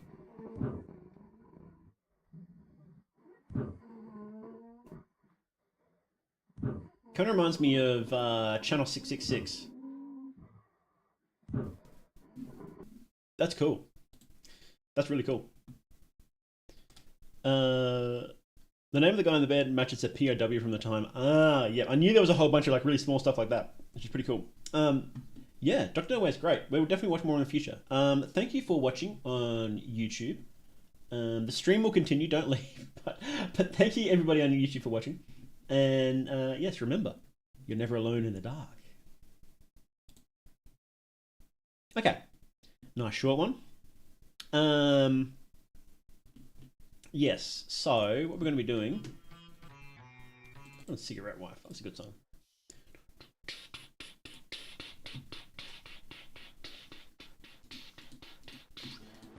Was there anything else you wanted to watch? No, I think we're just gone to games now, aren't we? Right. Where are my games? Where are my games? Yep. Jaw movement is similar to people who have neurological damage. Really? You know lots about this sort of stuff. Oh. I'm just gonna finish my little bit of mincy rice.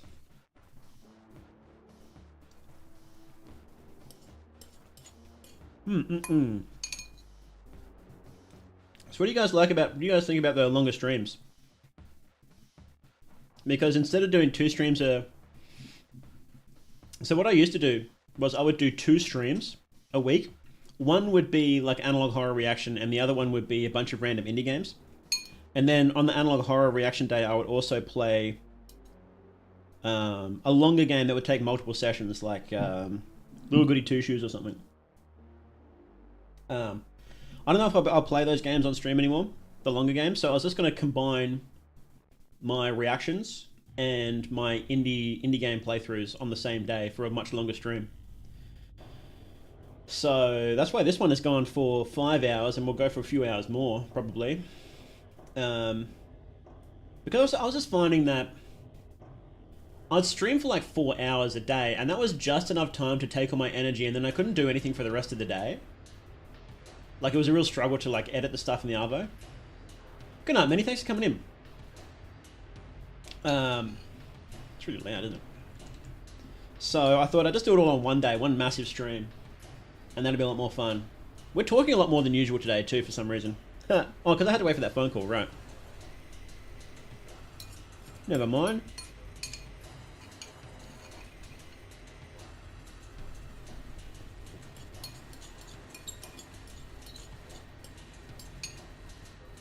Almost very good since it's nighttime for me. Yeah, I thought that we could do like one big, the more they do sleepover. One big long stream a week. I think I think I like that better. Just hang out, you know.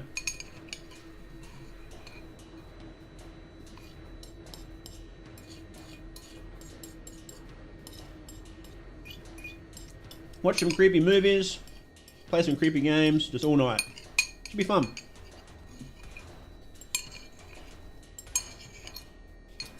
And if you fall asleep, that's no biggie.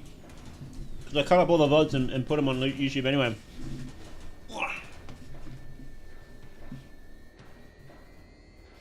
Your insomnia is being vicious, so this helps. I'm glad my streams can put you to sleep. I'm glad. Right. A quickie sippy.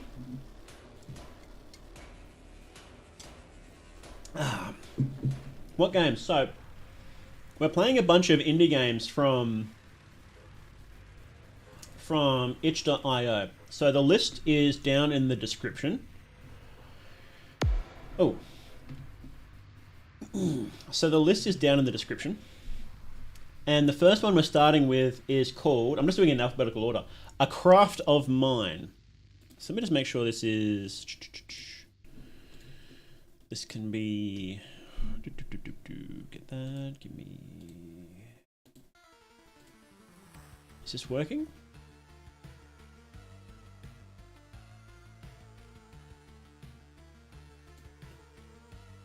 Okay. Now we're working, okay.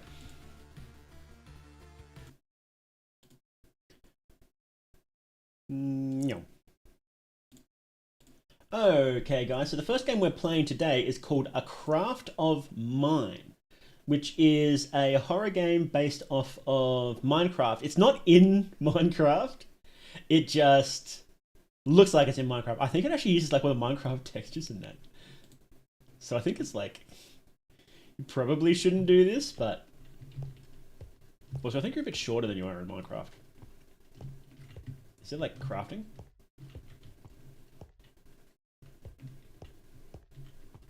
Are you shorter? I don't know. Maybe. How do we... Oh, right click, okay. Close that. Mojang is making a great job with his last update, I'll be honest.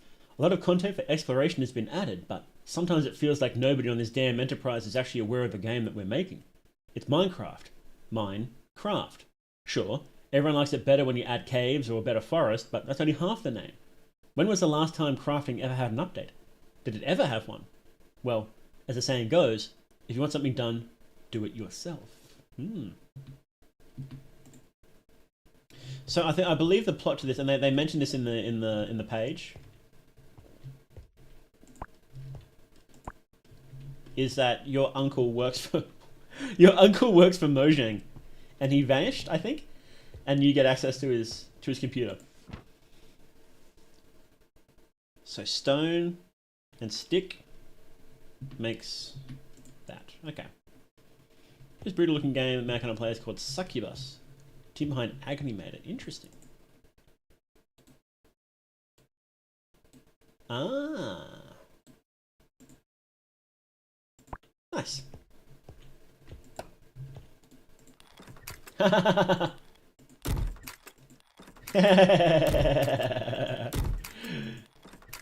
Can I like...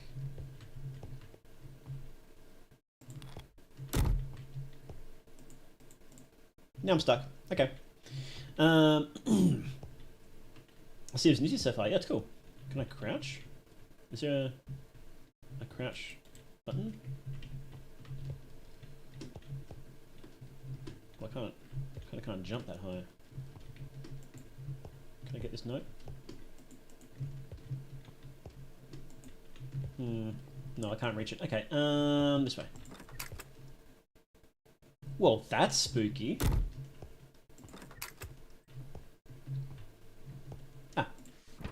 I developed an algorithm to design items directly from the input of the crafting table. Now, as long as the program creates a result, all recipes have an output. Well, that's interesting. Finally, infinite possibilities. What they promised the game had until they forgot what the game was. I'll be testing the algorithm to see what its limits are, though. Interesting, okay. Okay.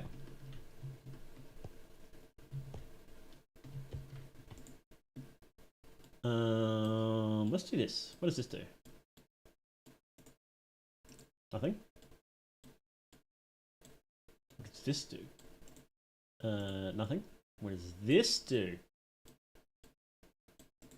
Nothing. Oh, okay. Well, I guess the we found the algorithm's limits, huh? Lots of artists and creative types tend to be sleep deprived. That's so true. I can't sprint. Oh, what the f...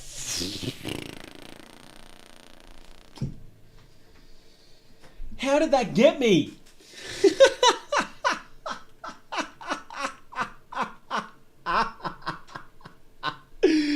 Oh, that was like nothing and it still got me.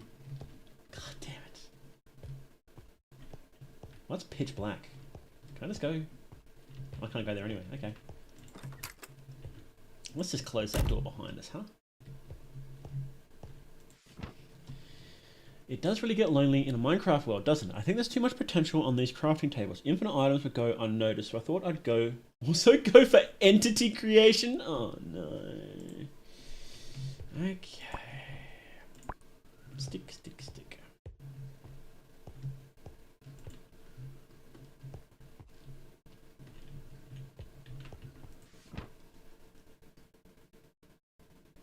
Ah, okay. Okay, so we're making a pickaxe. Easy, I can do that. These aren't infinite recipes, by the way. These are just... That's creepy. Okay. Yeah, let's just go. Let's go. Let's get the fuck out of here, please. Anticipatory nervousness. I do. Why was there nothing in there? That was creepy. Just close that. Let's just close that, huh? Okay. One stick there. One stick there. Where's the recipe book? Nice. Let's go. Oh, okay.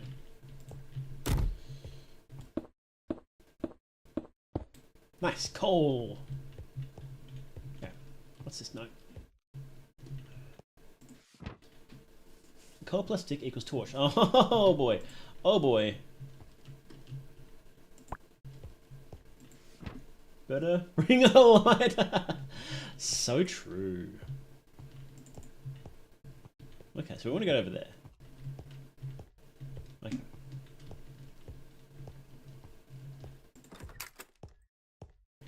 Can you make other recipes like a sword, not follow the instructions given to you?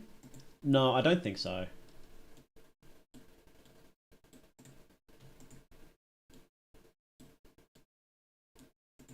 Okay. Nice. Can I switch? I can't switch. Oh well.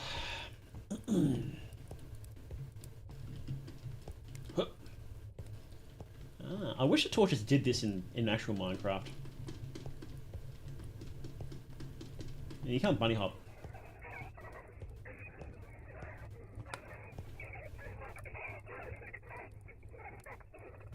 Well, that's creepy.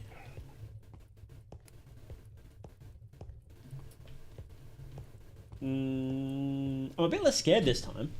I'm about to get jump scared, so I know because I said that. But, oh, no, never mind. Huh. Huh. My years of Minecraft parkour training have paid off. If it attacks... Bro's afraid of Minecraft.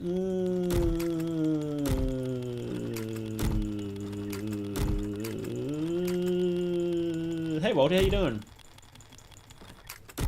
It's following the classic Minecraft tutorial. Get a pickaxe, then coal, then a torch. So true. Very late to stream, that's alright. Help!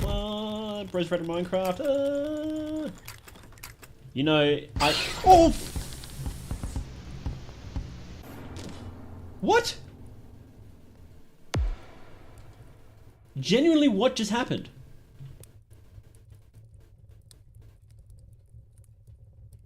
I wasn't even looking. Oh my god, that scared the shit out of me. Is there like a spider in there? Well, there is. I was too busy messing around with the door.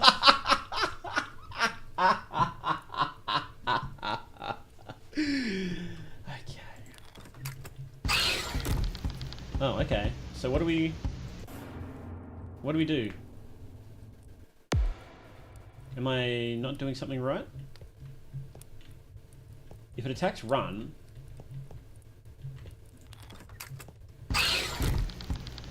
Well then what am I supposed to do exactly?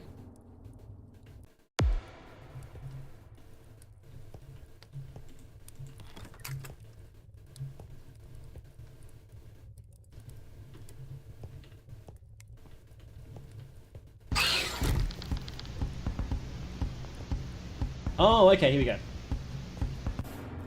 Is something catching me? You left a diamond to bait. It did, yeah.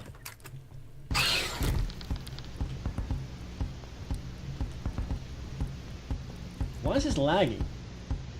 Was this made in Unreal? Is something chasing me? I think it's invisible. Oh, no, there it is. Okay. Where am I running?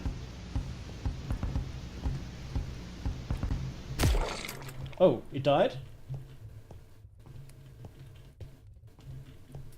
This light is making the game lag. That's the funniest thing about... Ooh, don't mind if I do. That's the funniest thing about... Can I go get the diamond? Ah, I can't. They knew. That's the funniest thing about these random indie games like this. It's like... really poorly optimized.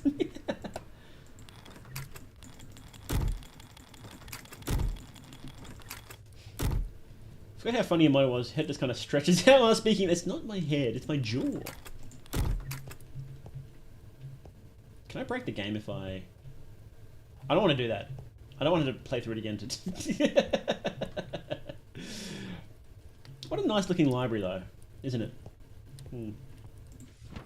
Mob crafting is working correctly. Results are quite unpredictable, however, and seem to behave in a more intelligent manner than most entities do. The game's code is identifying them as aggressive, yet I have not been attacked. I wonder if there's an error or simply they don't attack their creator. Oh, that'd be nice. Alright.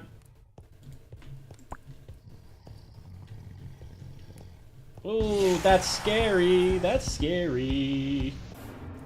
He caught me? I guess.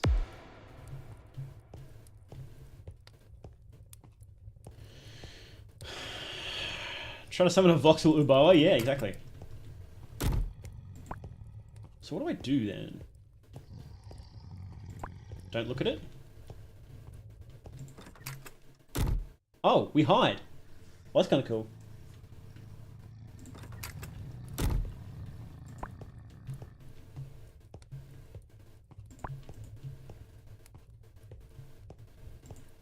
Oh, what are we making then?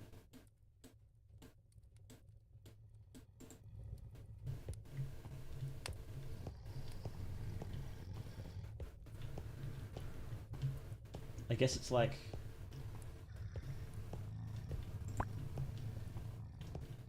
Well, how do I make a...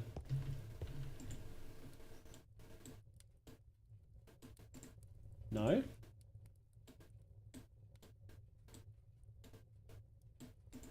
No. No. Oh. Oh, okay. Cobblestone, top, bottom, diamond, unmilk. Go away! Bro. This is a really expensive key, isn't it?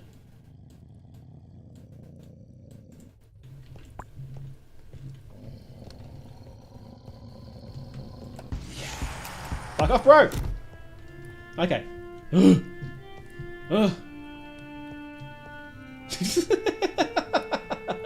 Hey, Mandela Catalogue. This ain't your mama's Mandela. All haul the table. All haul the table.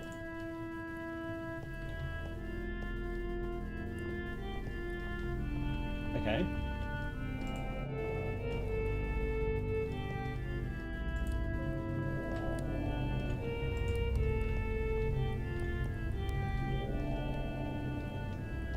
Bro, why is this place so scary? Okay, so this is where we gotta go, eventually. So let's check out these. If I die, I'll just get booted back out, that's fine. This is pretty cool, though.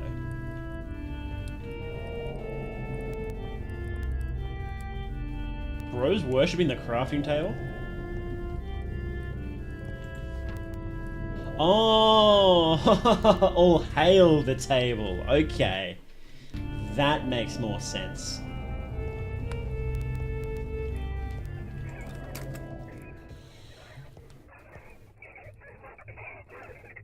Well, that's unsettling. They cuddle me. They show me their warm embrace. They do not want me to feel alone. They know I made them, and they know I made this world with a push of a button. Their existence belongs to me. Every breath they take is proof that I am no longer a developer. I am a god. Bro, I think you've lost it. Give me that. Where's the sticky? Give me that. Thank you. So what, we don't need the other room? Is that what's happening here? Thank you. Goodbye, creepy dudes. Let's check out this room. Oh. Okay, so we need a pickaxe, which I had a pickaxe. BT dubs. But you can only use one item at a time for some reason. It's alright. It's alright. It's alright. The developer version doesn't have a hotbar, I guess. What? That's liquid. That is black liquid. Okay. Did the music stop? Follow the light, break its eye. Okay. Man writes a few lines of code, declares himself as God. So true. Follow the light, break its eye. Okay.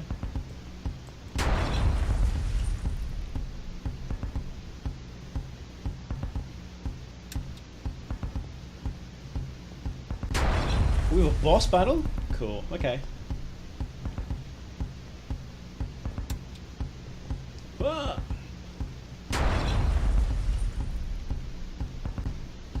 Oh, hello. Oh! Oh! Jeez, yeah, my training in that parkour game is really paying off now, isn't it? Was it Parkour Empire? Was that it? Do you jump for the chicken or the raw meat?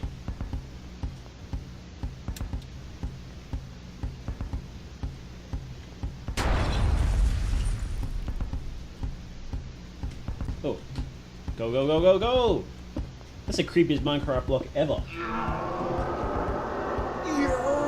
It's kind of funny when you can recognize. Oh golly, you can recognize the soundbite, right? Can you just stand on the edge? Probably not. Haha, get owned! I'm so good at this game. I'm so good. Your TV model as it is, yeah.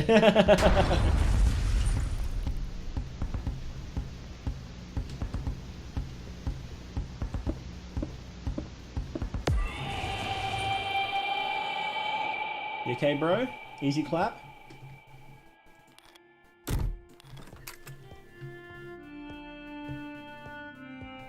This one.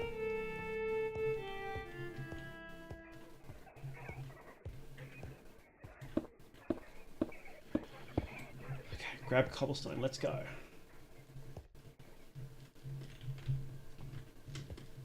What happens if you fall in the liquid?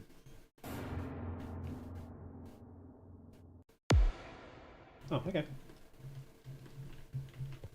Why is it darker now? There we go. Thank you. One day I will show them. I will give Mojang this Minecraft world and they will repent their decisions. They will see I was right. They will see what I can do with these capable hands. But for now, the creatures are to meet their maker. And the maker is to have some fun. That sounds really... That's really dodgy, bros.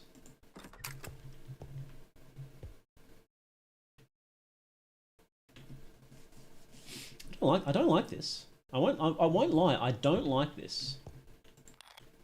Can I just like quit? Can I just quit playing? Alright, let's go. Oh!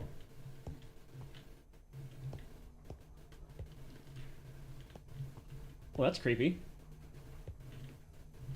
Oh, is this the other side of that wall we were at before? No, it's not. Tripped goat joined the game. Oh! Wow. That is a big crafting table. How did you join? Who are you? I'm your buddy. There's no way. There's no... Wait a freaking second. Don't cuss at me. Are you my sister's kid? Yeah. I left it on local? Question mark? Whatever. I don't have time for this. See him look outside? Yeah, look outside looks sick. There's still things left to craft. What's he gonna craft? With a massive crafting table. This whole world is a craft of mine! Go on with your day and say nothing. Okay.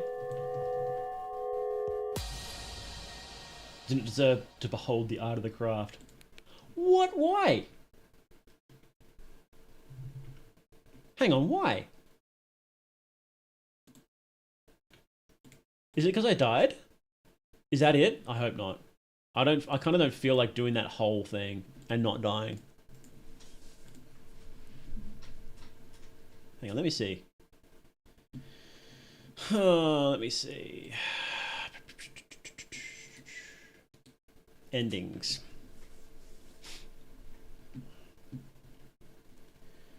Not an official game. Oh. Endings, and let's see. Ending was dry. There's two endings. Right. Okay, let's try again. It just ended. It actually just booted me. That's so funny.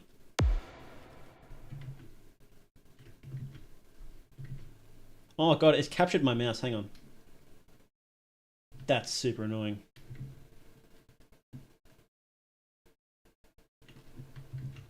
There we go. Okay.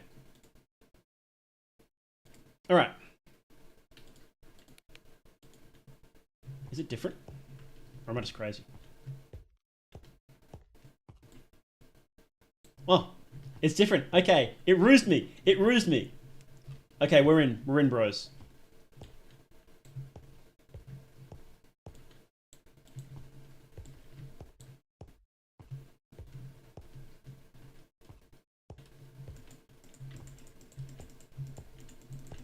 Okay, is there anything we can interact with? Anything at all?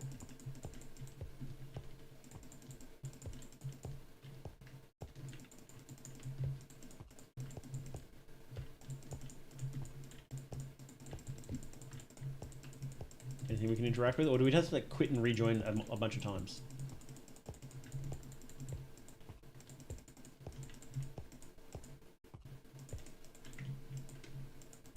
Hmm. Hmm. Hmm.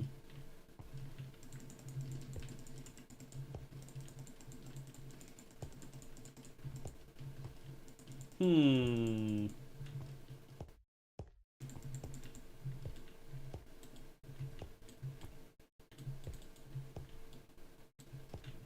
Hmm. Can we break anything? Can we break anything? I don't think so.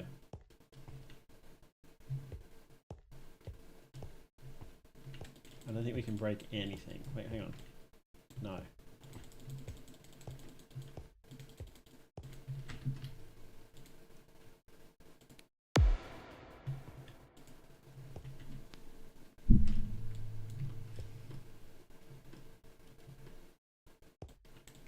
Should we just wait? Riveting. It is riveting. I'm trying to figure out what to do. Do we just wait? Let's exit. Try rejoining. Maybe in the Hall of the Crowd. Well, I can't get there. I can't. Hang on, what the? No, there was something there. There was something there. Did you see that? You guys saw that, right?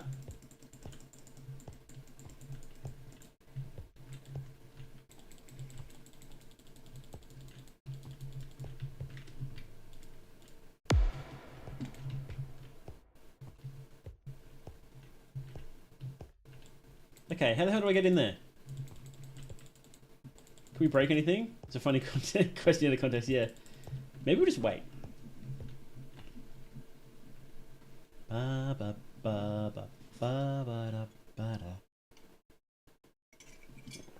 might, while we wait, I'm going to look up a someone else's video to see what they did.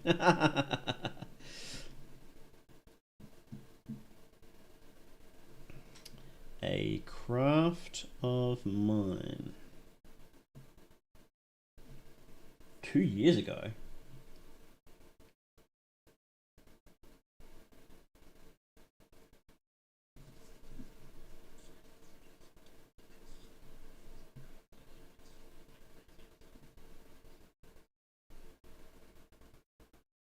Let's see.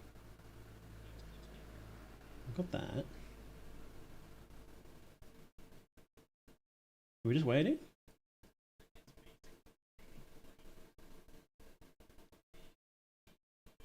No? No, this could just like pull a book, maybe. Oh, that makes sense.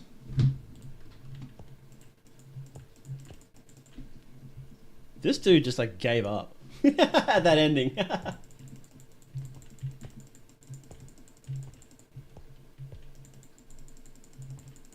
Is it like the specific book or the whole thing, do you reckon?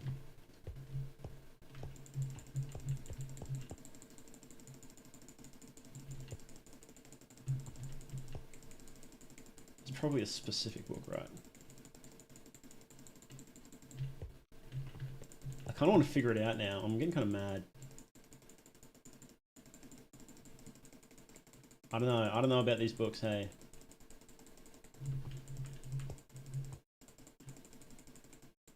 I'm clicking everything.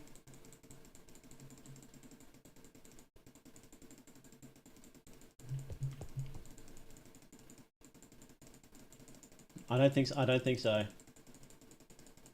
Oh Lord, seek wisdom. Oh Lord, seek Minecraft.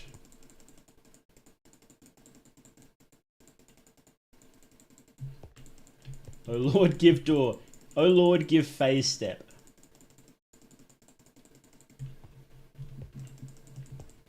Anything on the sides? No. This looks funny. Why does that look funny?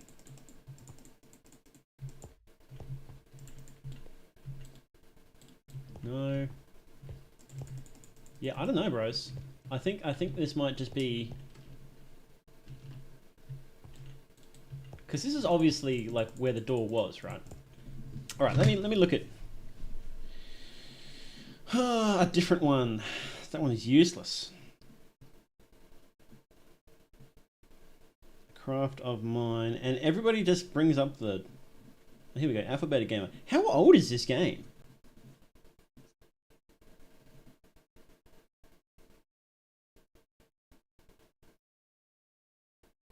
I think everybody just stops here at this one spot. People are like, there's 2 endings. I don't think there's 2 endings. I think we're just being rused. I legit think we're just being rused.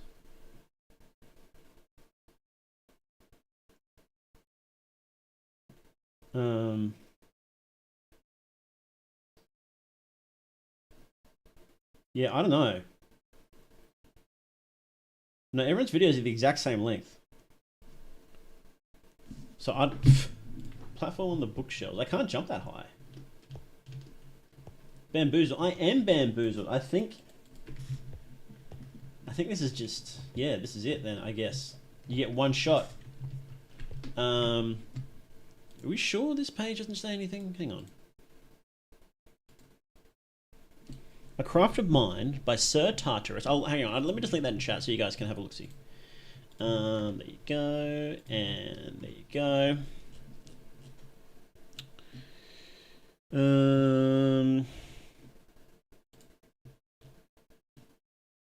Let's see. But hang on, there's people that like are showing completely different things in the thumbnail. What is going on here? This is like completely different. Oh, because he's playing different games. That's why.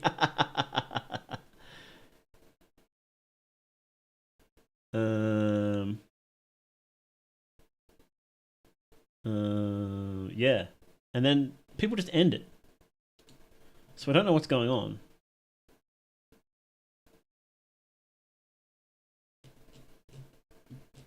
Are there 2 endings? I don't believe there's 2 endings. I genuinely don't believe that. No commentary gameplay. Well, this shows like something completely different too.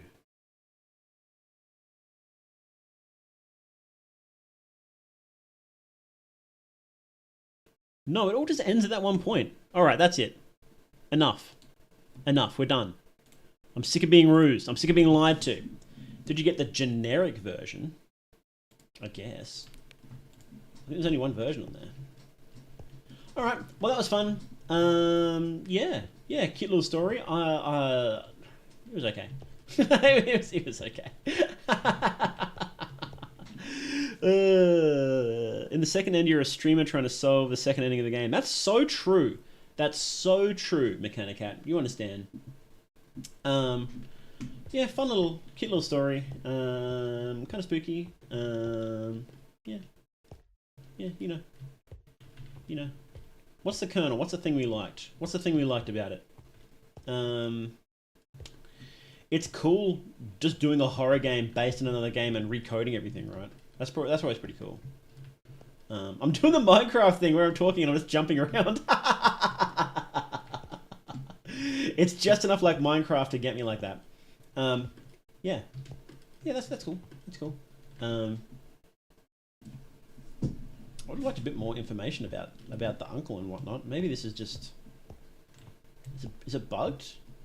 I think that enemy that chased me wasn't showing up, so I guess that was a bit buggy. I guess I don't know. Maybe I did get a buggy version. Anyway, yeah. What'd you guys think? You guys enjoy it? It was okay. It was okay. Oh, okay. What's next? That was a craft of mine. Okay, now we're gonna play beta. There's something that shows up. Hang on. There's something that shows up at the start of that game that just didn't show up there. It's like the first time I ran it, it had like a newspaper article, and then the second time I ran it, nothing happened because I ran it just to make sure it worked, right? Oh well. People need to playtest. All right. 7 out of 10? Well, look, I've seen worse. Played worse. Alright,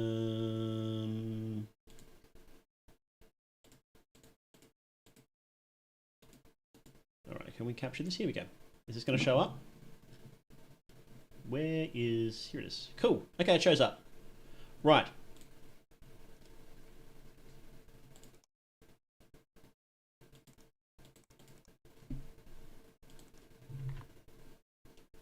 Okay, so we're playing a game called Beta Fortress, and again, if you're on YouTube, the link to that will be in the description. For everybody else, the link for that is... Hang on, let me just grab that.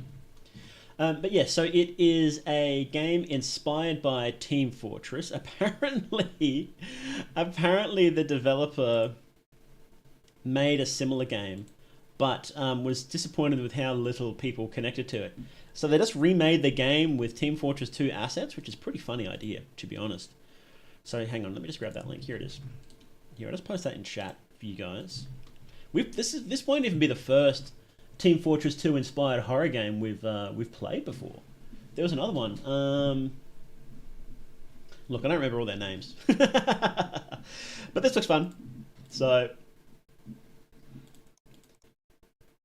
let's go find server. Do you want to play the tutorial? Important. Yes. This does bring back memories, though, to be honest.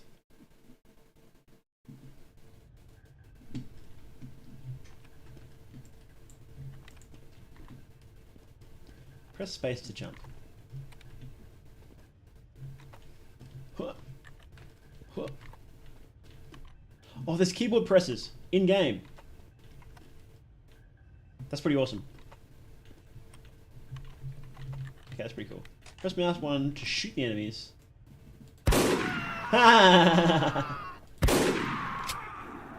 Okay, that's cool. TG Monster was fun, I remember. Yeah, it was great. It is a PNG. Press E to see enemies through walls. Okay. Can we shoot them through walls? No.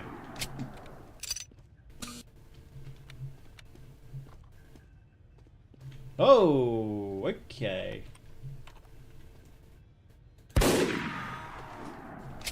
Okay. Well, that's interesting. Wait to be transported to the sniping tutorial. Okay, I am waiting. Please. Okay.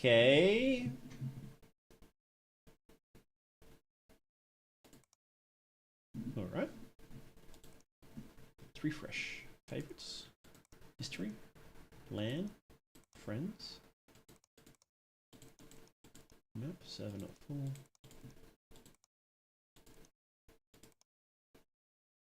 Okay, no servers yet. Let's create a server then, I suppose. Train house, yeah. We'll spawn a bot automatically. Wow. Oh, okay. That's upward. That wasn't in the beta. Oh. Okay. Ah. Alright, I kind of wanted to play Scout. E X-ray ready. To be honest, I wanted to play...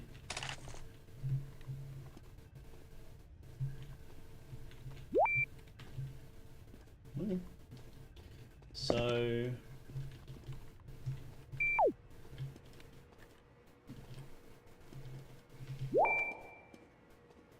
Well, that's freaky.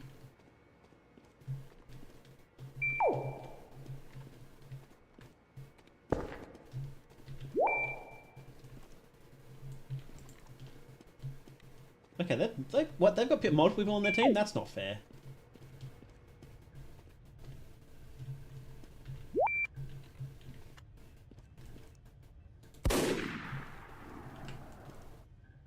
Oh, okay.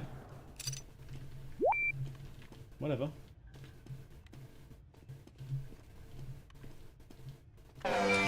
Oh, that was loud. That was, you didn't have to do that, but oh, goodness gracious. That is so loud. Hang on. You don't have to do that, buddy.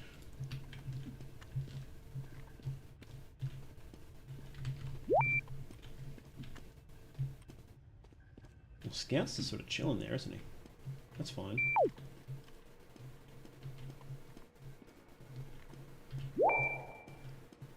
Just chilling up there, huh?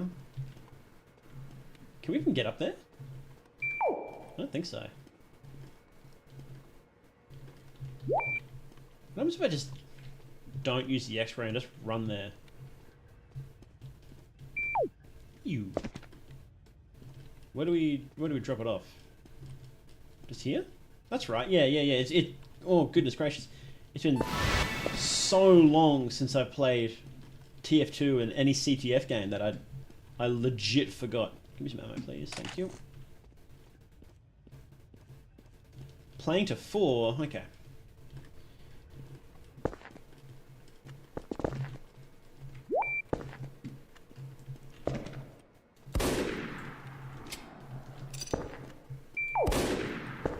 Well, that's a weird noise.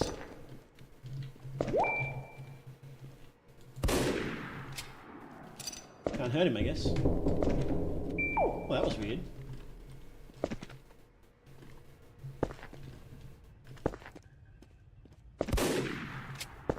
Scout, can you please die? I'm really low on ammo, aren't I?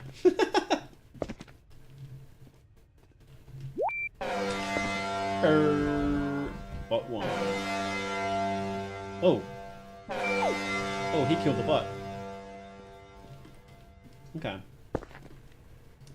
You know, so far this seems to be a less engaging version of No Players Online.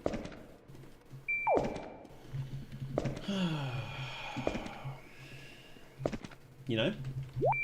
Can you bugger off, dude? I'm trying to CTF here.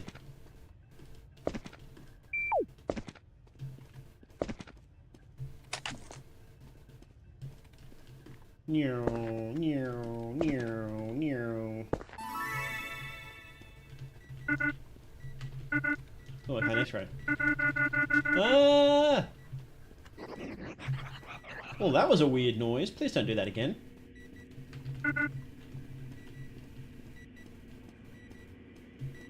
Do I have time to even do this last thing? I don't know. Good night, Sarah. Thanks for coming in. Really appreciate it. Oh no! Oh no! What's the sign say? Yes. Very creepy. If you don't mind, I'm just... Oh, Bigfoot, huh? I have some intelligence to catch.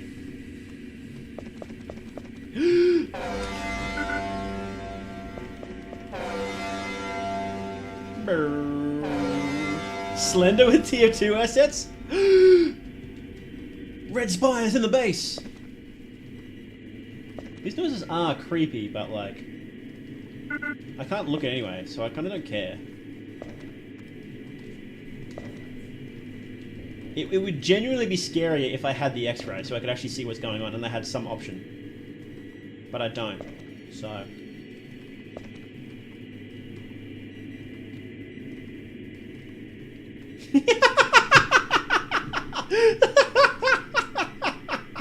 That was pretty good. I don't think I actually have time to capture the intelligence. Oh, you get more time. Okay, never mind then. Never mind. Yes. What? Oh, okay.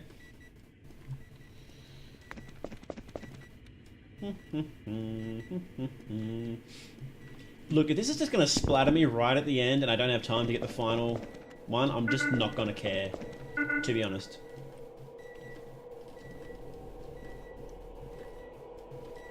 Wee,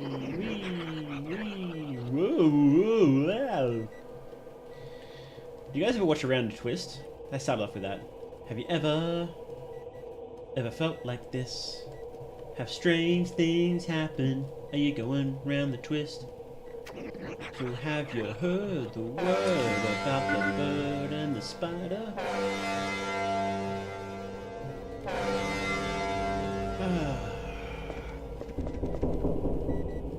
Someone's knocking at the door. I better pause it.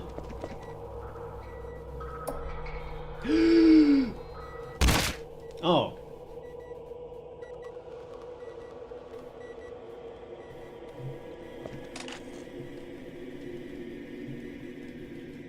Am I just having to memorize where all these insta-kills are? Because I kind of...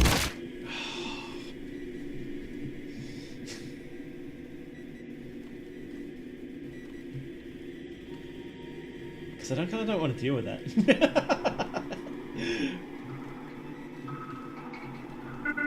And I can't use my thing.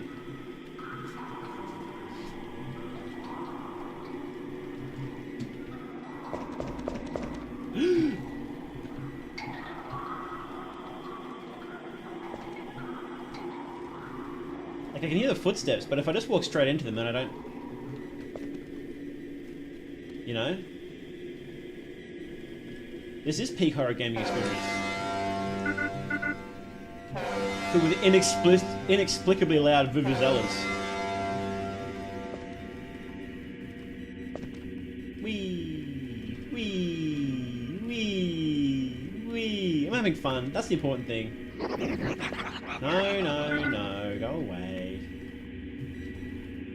Go away, please. Thank you.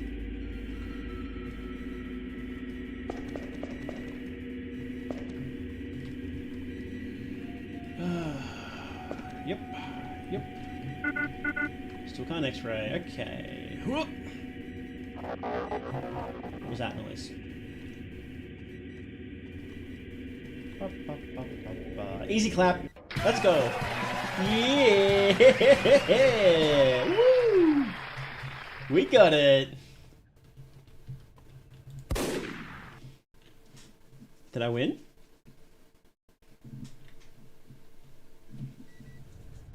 Round. How many rounds are there? Oh. Press Q. Welcome to Team Fortress 2. After 9 years in development, hopefully it will have been worth the wait. Please let me know what you think after you have had a chance to play. No way. I can be reached at gaben@valvesoftware.com. And my favorite class is the Spy. Thanks, and have fun. Are we in for a treat, bros? Is this it? Are we in for a treat? Horror commentary?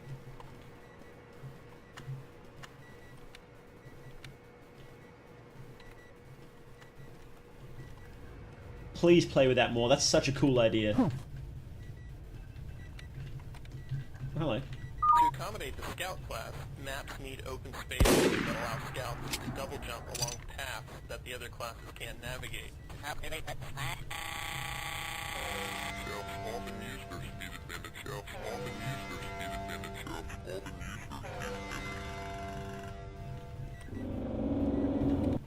Oh, calm down, Scout.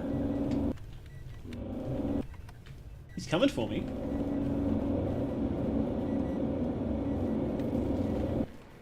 Calm down, buddy. Can I shoot him?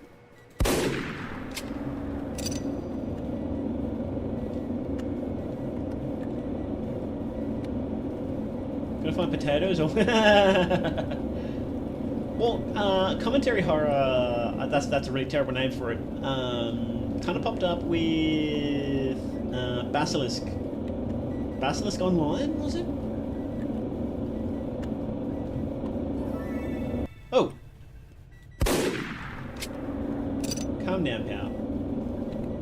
Basilisk something. That Sagan Hawks also did a video on, actually. Whoa, calm down. Am I supposed to shoot them? This just isn't scary.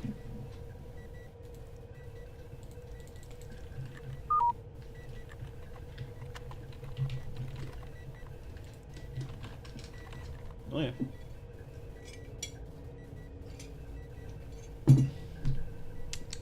This is the game is like straight up not showing me anything now.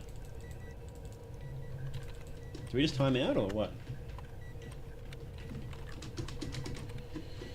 Okay. Let's just get on Twitter while we wait for this, huh? What's happening on Twitter?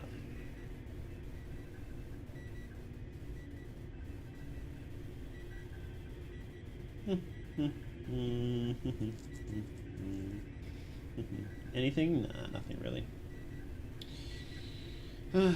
What game is this? This is supposed to be Beta Fortress, which is not that interesting, to be honest. I can't recommend it. I think it might be bugged, I guess.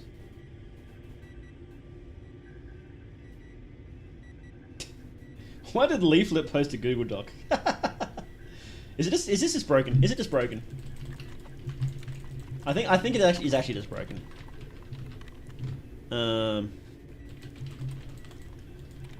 I think we're done. Well, this is Beta Fortress, guys. Yeah, okay. It was alright. I like the if we're gonna point out things that we liked, I really liked the using the TF2 commentary. More of that would have been sick. I think that sort of horror where it looks at behind the scenes of games and then slowly wedges its way in is pretty cool. Yeah, so a bit more of that. Maybe, you know, we'll try restarting it. Is what we'll do. We'll try restarting it. If it starts me at the start, I'm just not going to play. That's just not happening. But we can continue. Here we go. Are you gonna pick it up? You're gonna pick it up. Hang on. Come on, game capture. You can do it. Here we go. Okay.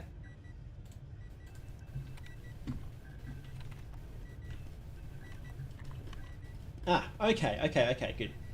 Welcome to Team Fortress 2. After 9 years in development, hopefully it will have been worth the wait. Please let me know what you think after you have had a chance to play. I can be reached at gaben@valvesoftware.com. Gaben? Do you guys remember that old remix of Gaben? Thanks, and have Just fun. off the Gaben. I knew he was playing TF2. I tried to go back to it and play it, and it's not the same. You know, it's done. To accommodate the scout class, maps need open spaces that allow scouts to double jump. I hated all the that the other classes can't navigate. all the different patches after that. Like after there was a jungle update. Pyro was my favorite, and I hated the weapons they added for Pyro. They were pretty bad in general. You know.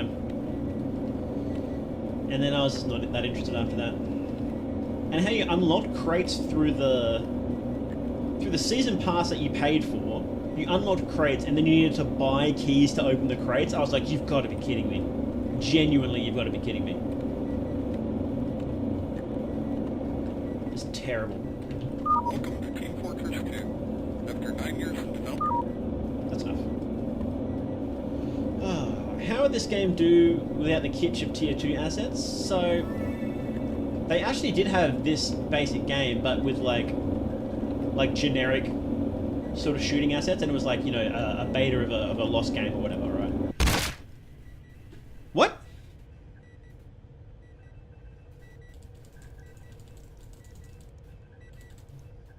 Okay, well, yeah, I guess we're just Broken Fortress. Okay, is something supposed to happen? Like, well, okay, well, I think we're done. Well, yeah, thanks for watching, guys. I hope you enjoyed my. Yes, this is a beta. They weren't kidding about that. It is a beta.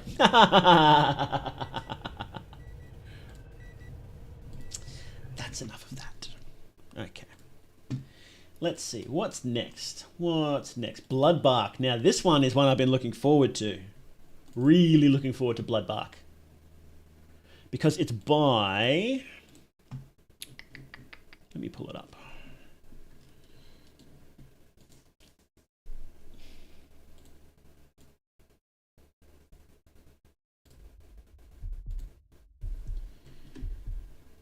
Bloodbark is by Sir Tartarus, who did A Craft of Mine. Hang on, let's see if we can get this working. Huh? You can do it. Come on. No? Okay. How about this one? Bloodbark. No. Yes? Maybe? No? Okay. Professional game player here. I'm a professional. There we go. Okay. Why is that such a funny resolution? Oh, because it's not full screen. That's why. How do I full screen that? Can I? I don't think I can. Right, we're playing it like this then.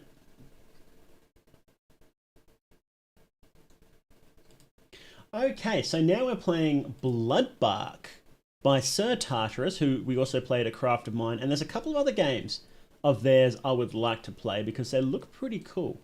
And Bloodbark is based on the works of, now let's see if I can pronounce this properly. I apologize if I can't, it's a Spanish name. Eduardo Valdez Hevier, a horror artist who is pretty good. Been following him for a while on Twitter or X or whatever you want to call it.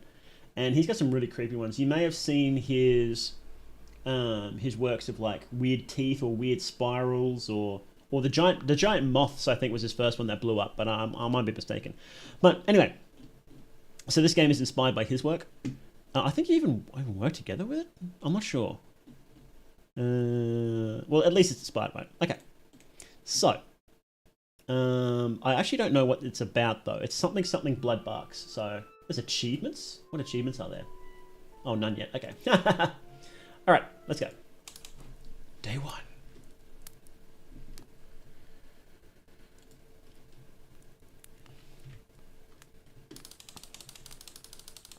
My Java had never been in such high demand. A new exotic kind of tree had been discovered, and its price was sky high. The blood dump... Okay. Never mind.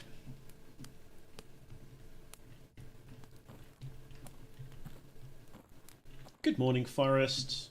That's what I say when I get up every day. Good morning, forest. Oh, yes, yes, pile of leaves. Let's go. I found one of those trees further ahead. Okay. Can we bunny hop? Best if I focus my time on just chopping those down. Okay.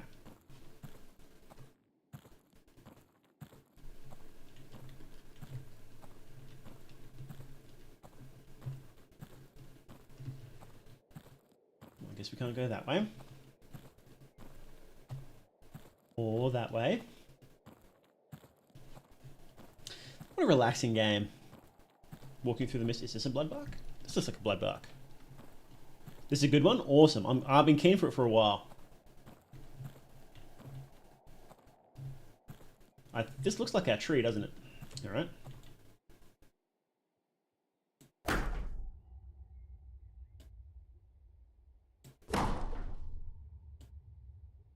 This is exactly how people cut down firewood in real life too, by the way. Oh, awesome.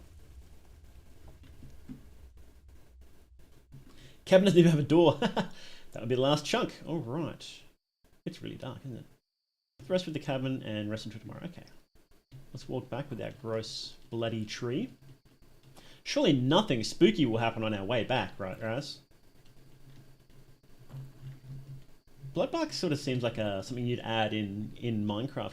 Didn't they just add in that new Minecraft update? Didn't they add like really red bloody trees or something? And the interiors? I don't recall. I haven't played it. For the what was that new fellow called? The Wither or something. It's been some drunk idiot. Oh, let me see.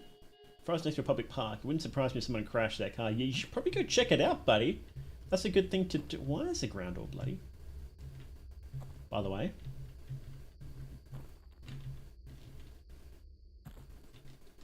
So scroll and font is the same one Ultra Kill uses. So do I just go to bed or like what do I should leave this chunk on the pile with the others before I get comfy. Where is the pile? Where is the pile? I cannot see a pile. Oh, here. Dunk. Nice. Now, for a well-deserved rest. Oh, okay. Trees full of blood. Trees full of blood sounds like a Metalocalypse song, doesn't it? Because they had a song called Briefcase Full of Guts, Hey, Lazy Tank and Cat, how you doing? Ain't no way they made a game based on analog horror. Oh boy. Next week we're going to be playing Examination, which is a straight up an analog horror game. Forest is a community. The trees use their roots to warn each other of potential dangers. They send nutrients to the trees in need and to those that can fight back the threat. So true. Their sap becomes dense, overflowing with resources. That's how they do it. I agree. Briefcase full of guards. Man, I haven't listened to that in so long. What a great album. Did they were doing like a continuation, weren't they? Of Metalocalypse. Can we go this way? But if I break that rope, no one will notice. This sounds bad. Why are you breaking the rope? Ooh, what happens if I flub it? Miss. There we go. Damn. That was funny. Yeah, they were doing a continuation of Metalocalypse, weren't they? Did they, was that any good? Or what was the... Why is there a rope there? Uh-oh, game dev moment. Oh, hey Gilbert, how you doing? Who? Give me that. What you got that? I just think they did a movie. Okay, that is oddly satisfying. Was it any good? I never watched it. I should though, because I really enjoyed Metalocalypse. I liked the second season, right? Because in the first season they were really short episodes, like a single story. And then in the second season they did like 25-minute episodes, and they were like 2 stories together, right?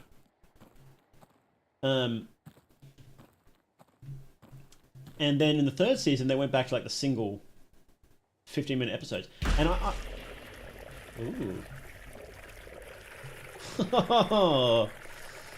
Tastes like blood. Gross. Got blood in my eye. Well, I guess that's why they're called blood trees, huh? They warned me about this. I didn't think it would be so real. Okay. Well, choppy choppy. Gross. Kind of stay in the blood for a while.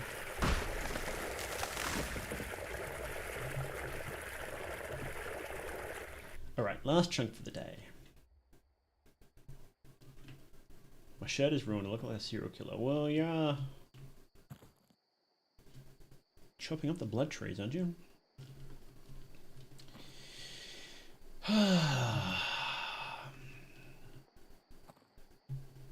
I'm just a humble blood farmer.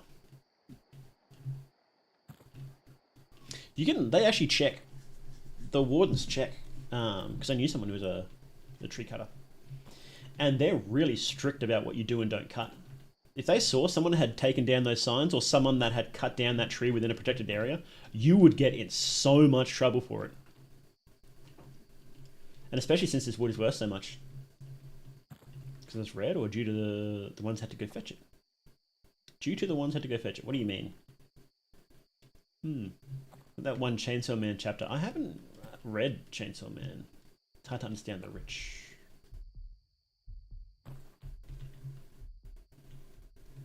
I just watched the anime. That was pretty good. I'm pretty keen for the Rise movie. Is it Rise? Rise movie. And then season 2 after that should be pretty fun. I don't know much about it. I do know it's pretty different, though. That they really changed its tone after the first season. What were we saying?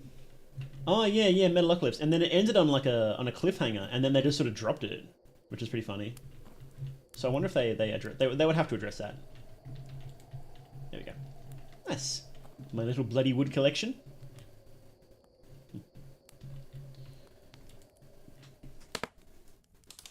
Day 3.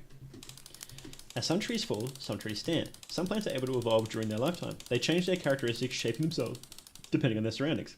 They knew the sound of my axe. This guy's going crazy.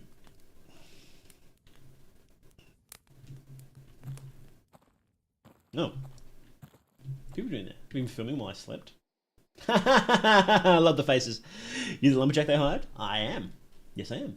and you are the creeps who were filming my cabin while I slept. Can you go away now? Tell me, are you aware of the dangers surrounding the bloodbark trees, which you've been hired to chop down? Yes, I've been warned of the threat this tree suppose.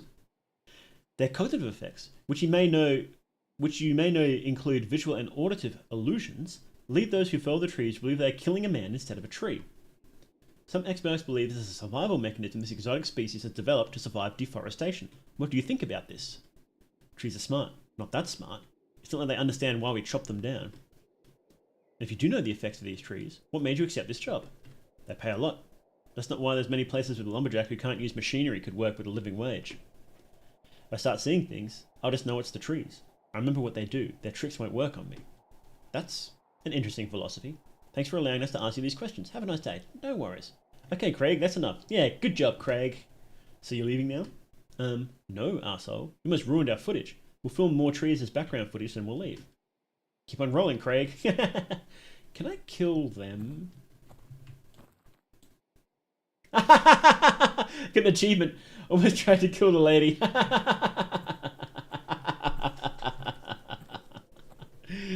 I chop a regular tree? Oh, I can. Can I chop it down?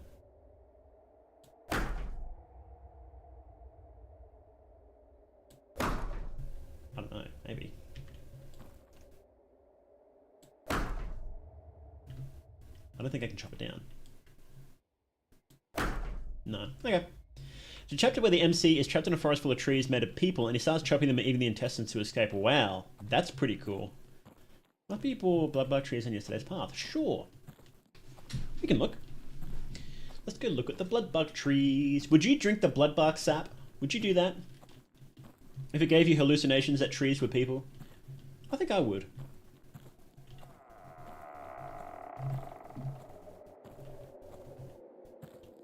Oh. Well, don't mind if I do. That'd be pretty cool, actually. Oh, that wasn't a mistake. That was supposed to be there. Okay. Oh, golly. It's happening already. The trees! The trees, they're people! Ah, better kill them. Give me that blood. No? Why not? Do you think you can talk to them? If they're people, can you talk to the trees? Last chunk, let's go. Which way? This way? My head hurts. Hands are shaking.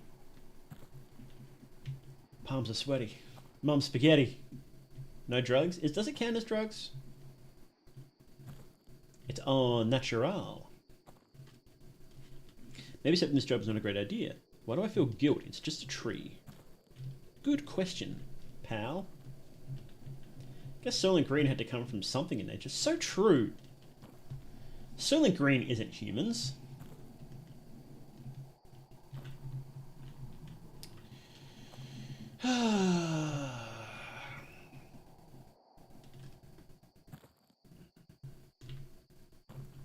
Look, I know I said that I like nothing happening in analog horror, but sometimes in games this is really annoying instead of interesting.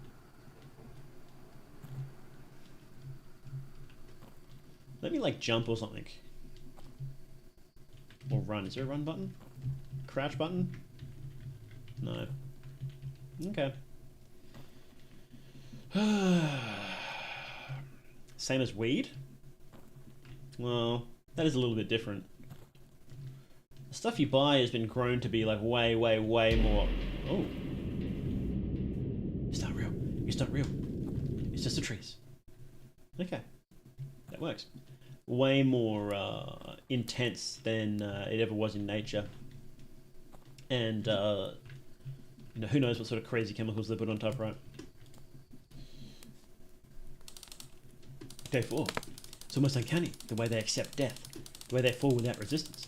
The forest use their deaths as warning. A sign I should stop. Should you stop?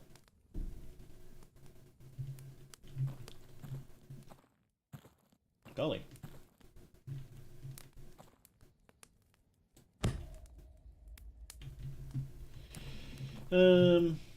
Oh, hello. What a cute little cat. Find Bean the cat. Please do not the cat. Oh, Bean the cat, you should not be here. Oh, no, bros. Look, if you don't want to see me chop the cat, then you need to look away right now.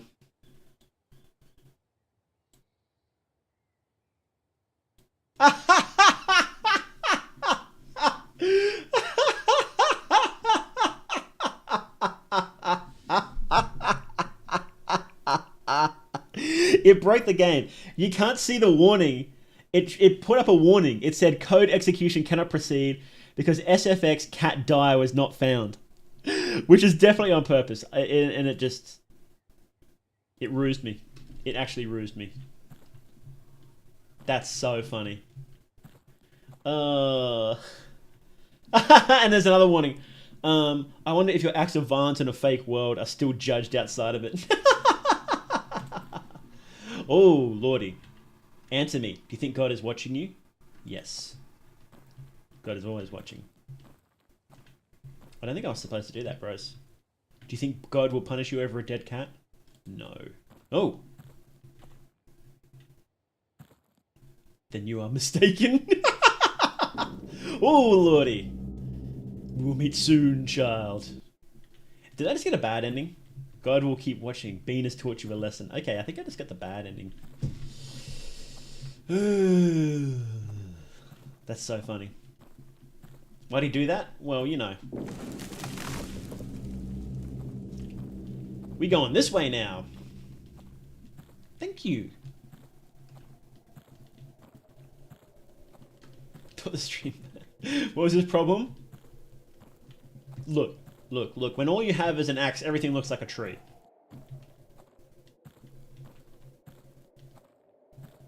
What's up here?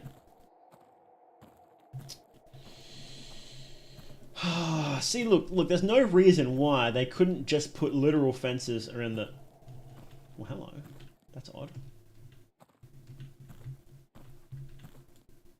Goodbye.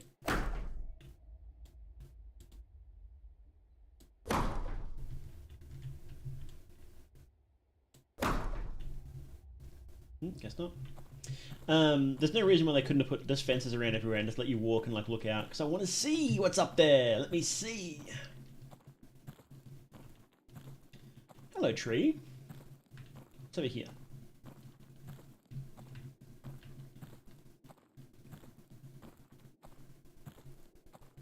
No, I got work to do. I want to see the signs. Let me see the signs. Let me see. I don't have an axe. Everything still looks like a tree. What do? Then get an axe, boy. Let's go. During the stream, the first thing I see is Meow killing a cat. The cat had to die.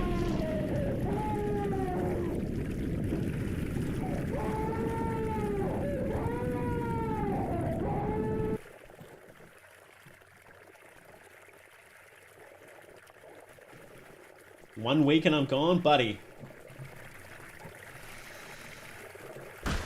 I think your time is up. Let's get the hell out of this place, man. Oh, I missed. Yeah, Grok, cut this tree down for me.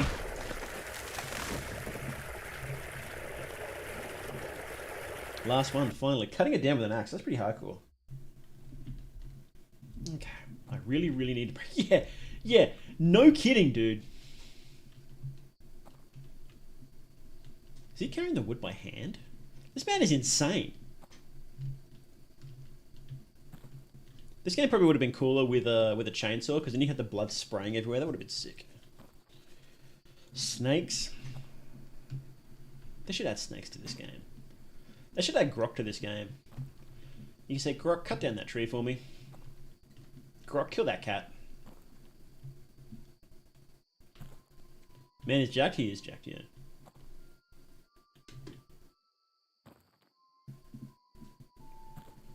This is nice music, though.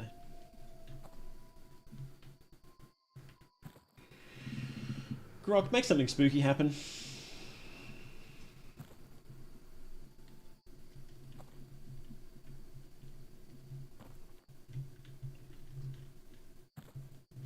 Grok, make something spooky happen right now.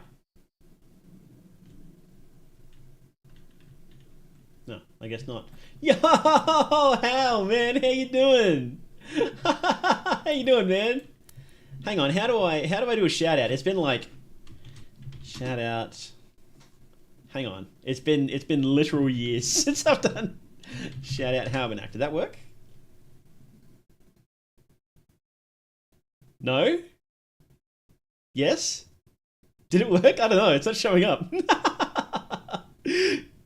Hey, there we go. Awesome. Yeah. Hey, man. How you doing? Thanks for coming in. Yes, we are back to streaming. Waiting for something spooky to happen in this game, and it's just not. Yeah. Just recently, this is my second stream back. And as you can probably tell, they go for a very long time. 6 hours so far, and we'll probably maybe go for another hour more. Playing the Full Metal Alchemist PS2 game. That sounds pretty cool. Their sense of cooperation is immaculate. 1,000 brains in unison. They're not like us. They are better. We're playing a game where we are a lumberjack and we're cutting up trees that spit out blood when we chop them, and we're going crazy because the blood is infecting us. I can't sleep. Guess I'll go for a walk. Yeah, okay. Yeah, do that. Do that in the bloody blood murder forest, okay? Oh, can I finally go see those signs? I want to go see those signs. Let's go. Yes. Yes. This dude is jacked, though. We're like lifting logs by hand, cutting down trees in the modern day with an axe instead of a chainsaw. It's pretty sick, you know. Just what you do, right? And there have been some spooky things. I killed a cat, which is pretty funny.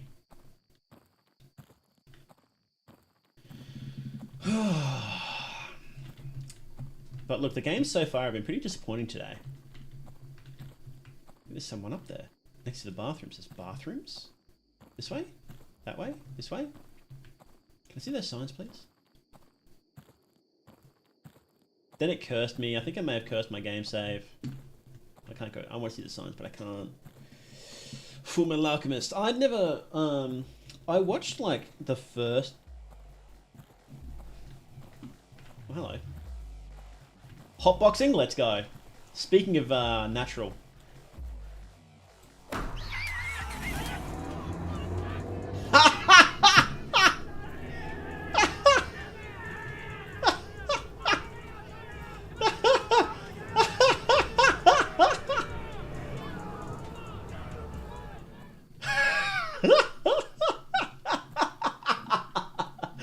Okay, it is pretty good. Almost everything that you think has an axe interaction in this does actually have an axe interaction.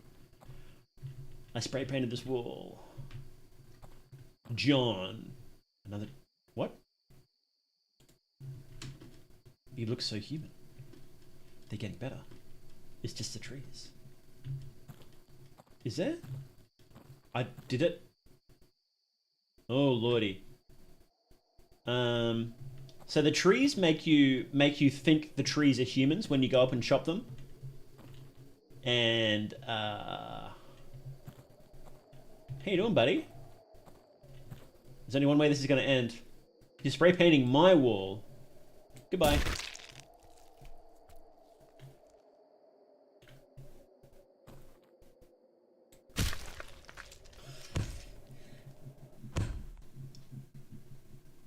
Wow, Mao, I can't believe you fell for the tree's lies. The tree's lies?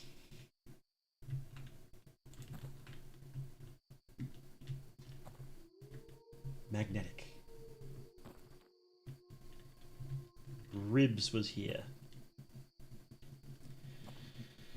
I'm a lumberjack and I'm okay. Sleep all night and I work all day.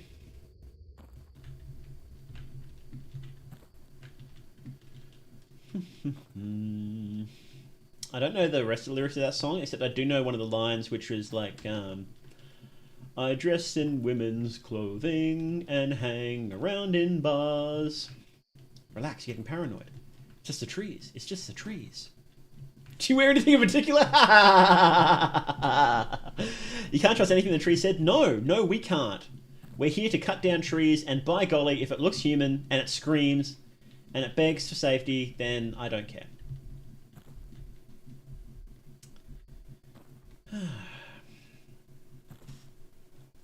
You know, it is good to have moments where you like quiet moments where you like let it sink in, but it's too long. It's too long. I'm being critical. I'm a critical boy. So nice for the graffiti artist to lead you to a fresh treasure shop. Exactly, exactly. What a nice young man.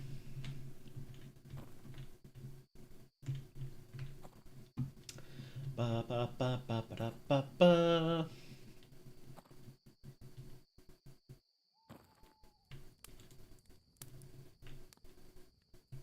Where'd it go? Oh.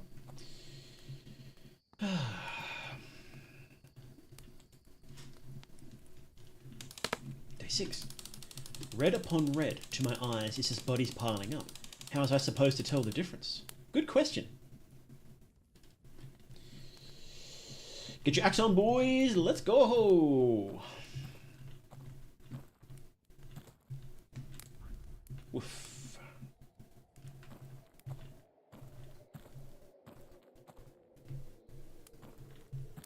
Okay.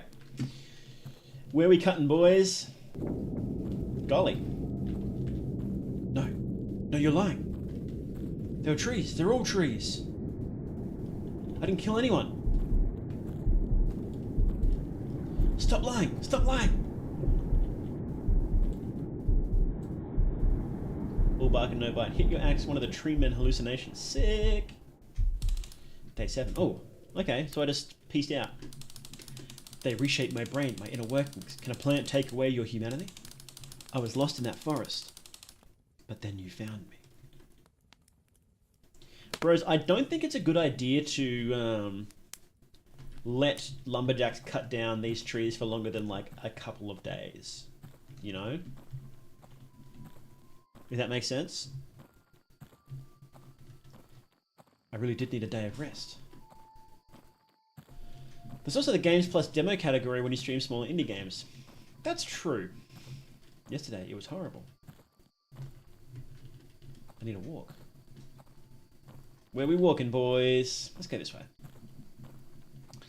I feel like staying in just chatting, though, because I'm lazy. This was the first tree.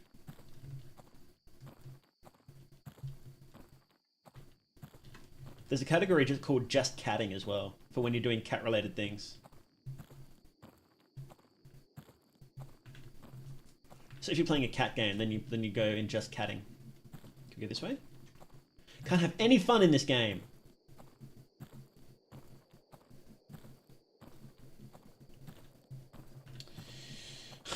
Let's go back to the graffiti artist. Maybe he'll help us out a bit. Did you cut the snake's morning sigh on the fins?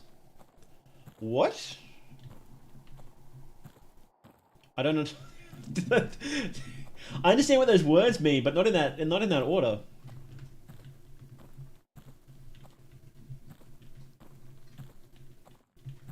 Trees. This is the tree game. Would you walk around in the middle of the night holding an axe in the forest and then beat on the car of a graffiti artist? That'd be pretty sick.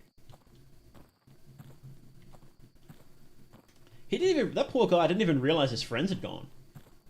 Did you eat woods? Yeah. Yeah, I've been known to.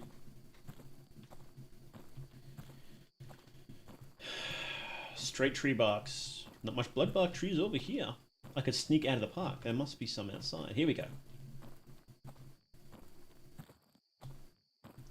Bloodbark forest, stay away. Detour.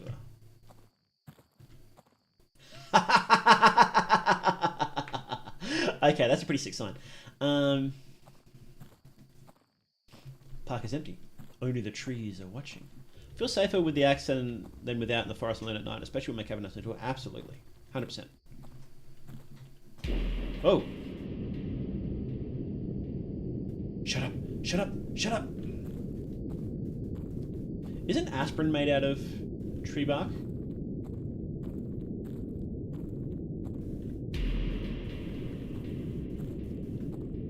It's not true. It can't be true. I didn't kill anyone.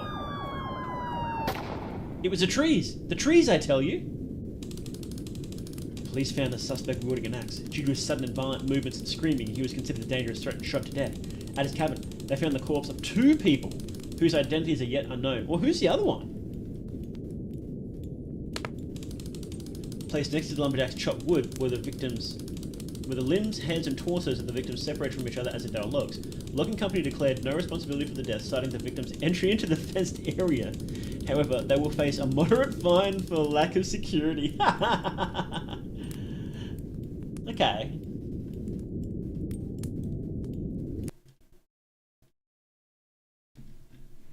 That's pretty cool. Based on the works of Valdivia. That's his online handle.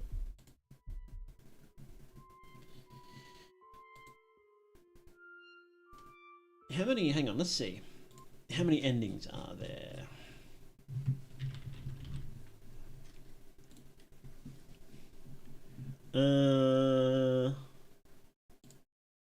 Second ending's kind of hard to find. I'll give a clue. There's one tree that falls by itself. I suppose it was a weaker one, probably weaker earlier days too. Okay, let's try that then. Play. Day 1. Gotcha. Okay.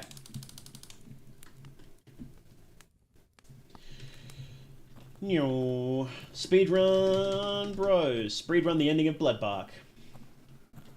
So one of these trees falls over. Is it this one? Well, this is it kind of looks like a Bloodbark, doesn't it? Nope. It would help if I could chop. Chop. Boom. Chop.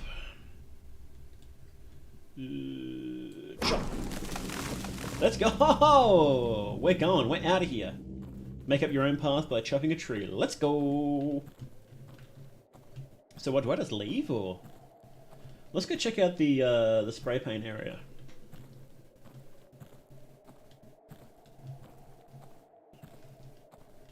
Chippy chippy tappa tappa, doobie doobie, labba labba.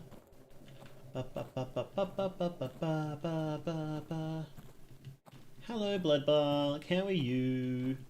What happens if we do this tree earlier then, I wonder? I'll leave this tree for another... Oh, okay, we can't. Let's go look up here.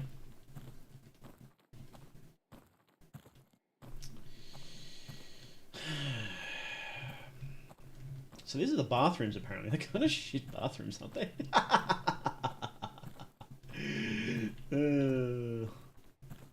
Let's just leave.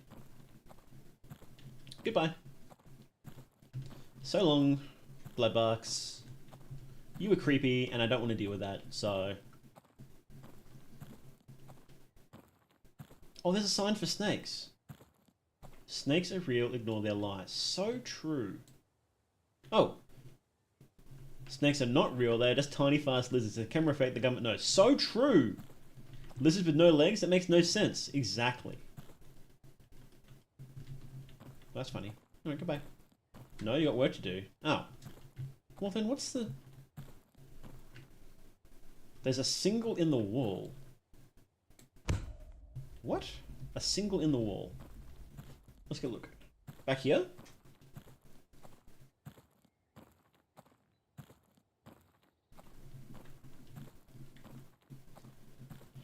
Oh, thanks for coming in, Cogsmith. Really appreciate it. Chop. No. Chop. Get this building out. Here? No. Well, what am I supposed to do? I just chop down this tree then and it just gets mad at me? We'll do that.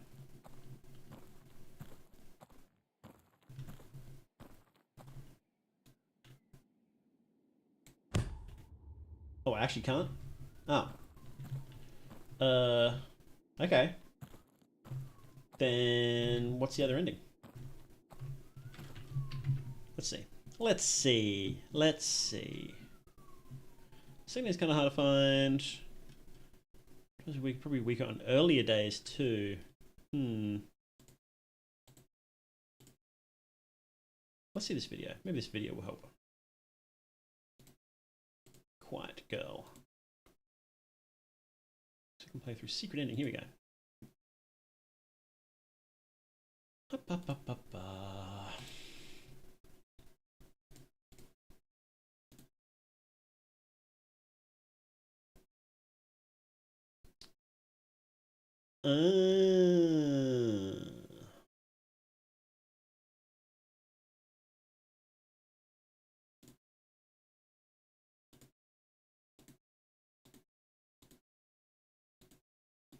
Look, I kind of don't care that much.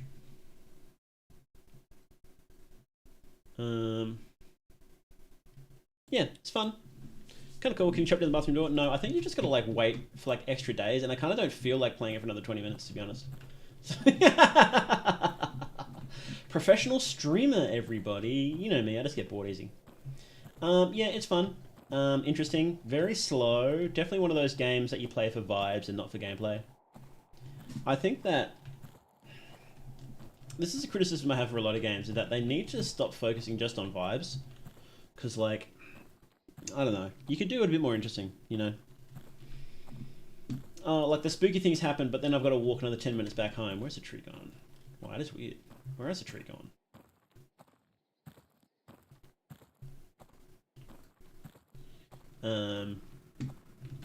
Yeah. You know. Yeah, that's right. Cool visuals though. I liked it. Back to menu. Back to menu. We can't go back to menu? Alright. Well, that works. Yeah. What do you guys think? That was pretty cool. Cool visuals. Boop. Get rid of that. Get rid of that. Alright, what was the next one? Next one is... Let's see. I want to do a fun one to finish off. We've got Pyromaniac, Smiling Man, Still Residue. Oh,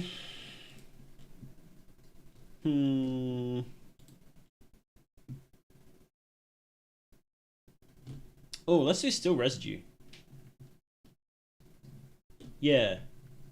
Let's do Still Residue. We'll do that one next. So it's this one. We'll do this one next.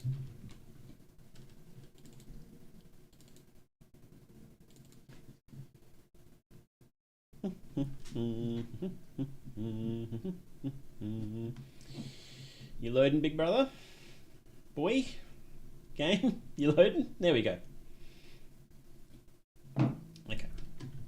How do we capture this one, I wonder?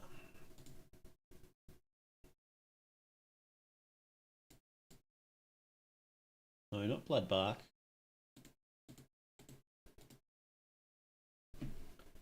It's so weird how it just doesn't show up for ages sometimes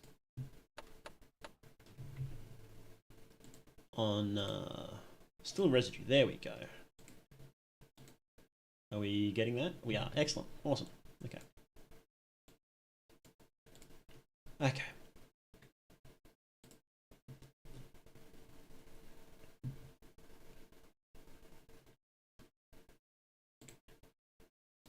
Alright, so we're playing Still Residue, a game by Board Leviathan, and you seem to be a cleaner that cleans up other people's messes. Now, the implication seems to be that you clean up illegal things, which should be pretty cool. You know how there's all those like crime scene cleaner games, but this one is like you're do you remember in... Oh, golly. That's very Silent Hill, The Room, isn't it?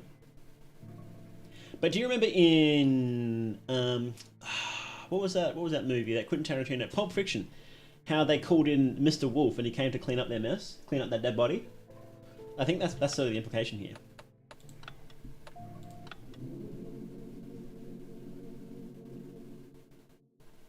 Which is pretty sick. I failed again today. Lost my job because I couldn't talk to people the way they wanted. Poor communication skills, they said. Ha, that's me! Now I've got no job, no money coming in, and the bills aren't going anywhere. Need to figure out something fast. So true, buddy. We've all been there. Okay, shift, run, crouch. Oh, I hate these controls though.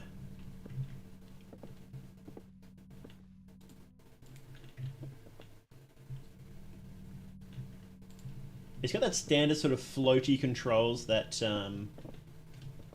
I think Unreal does. Or a lot of those games do. They've just got really floaty controls and it's like you kind of don't do that. It's annoying, buddy. How short am I? I'm underneath the...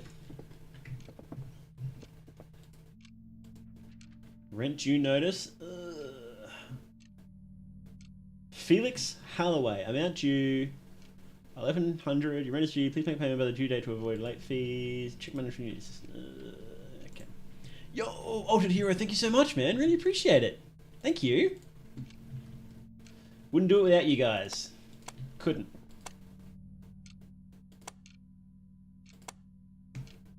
Okay, so then what do we...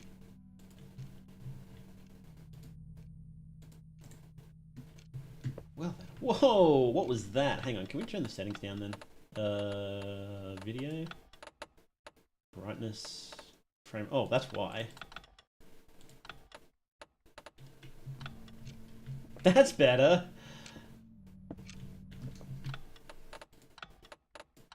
Let's just turn a bunch of this stuff down.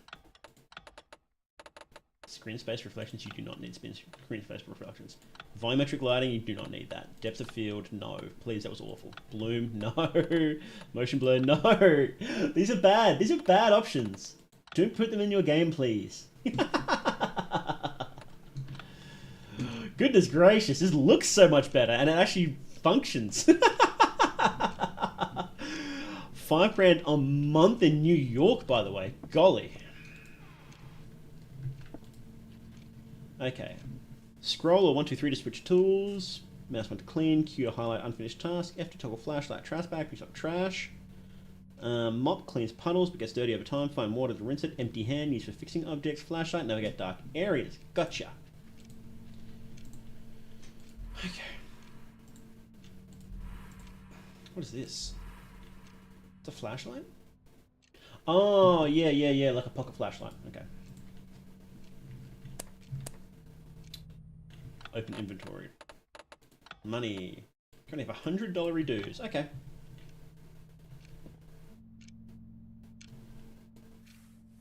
Nice.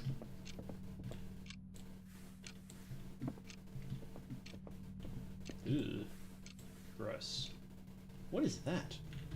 Am I going to have to turn these settings down even more? Off. Off. Off. 30.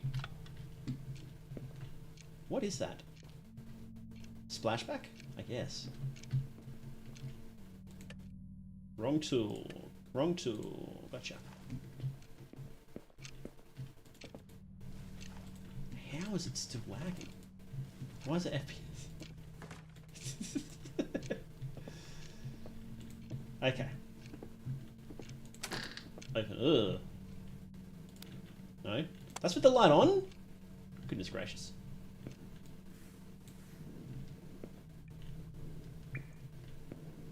Anything else? Oh. There we go. Nice. Okay. Ah. The horror of living. So true. Living is an endless nightmare. What's in here? Go. Is that it? Oh no, trash. Boop, boop. Nice. Objects fixed. So how did we... Oh, here we go. I'll use my detective sense to find what needs to be cleaned. Nice. There we go. Problem solved. Oh, jeez.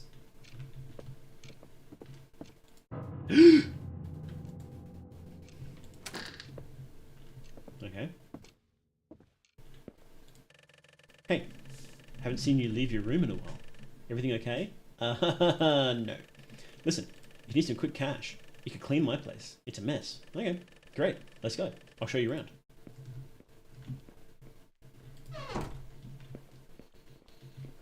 He noticed how good I was at cleaning. Wow. See, look, word travels fast, guys. Just clean your room and people will want to hire you to clean theirs. What is... Buddy, what are you doing? Why is there like...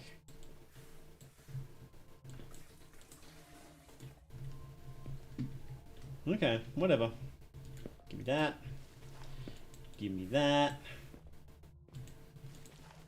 And is he going to stand there and watch me? It's pretty funny when you think about it, actually.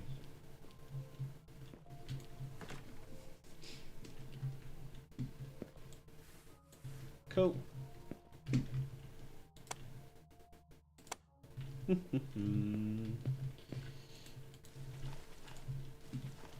Is he really going to pay me for like 5 minutes work? If that. Go start cleaning then. Okay. Jeez, calm down, buddy. That's kind of gross. What is that? Is there a light switch? There you go. Nice. Yeah, just got green goo on my... Just got green goo on my bedroom floor, you know? What's this? Oh.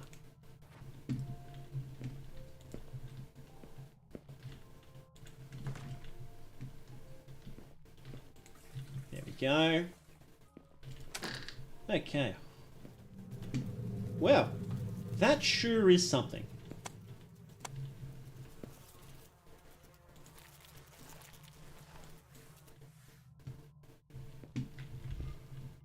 Ah.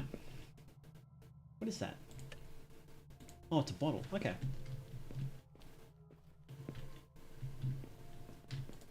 Hey, that was fast. I appreciate the help. No worries, buddy. Anyway, I know you're in a bit of a tight spot, so how about I cover your rent this month? For $1,000 for that? I might need your help again. Sure, buddy. Okay. I mean, that took me like... I guess it was a test run.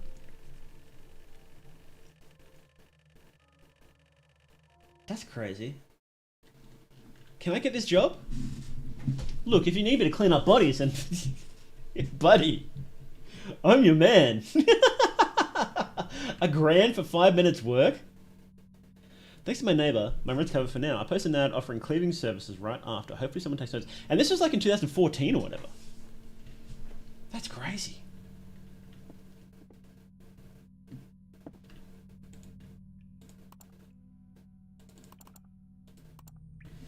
Yeah, the rest been paid. Appreciate the time and everything. Cool. Oh, 16. 2016. Oh, excuse me. Furnitures. Okay. Living room, level 1, level 2. We'll make your apartment feel nicer and more comfortable. That's way more important than...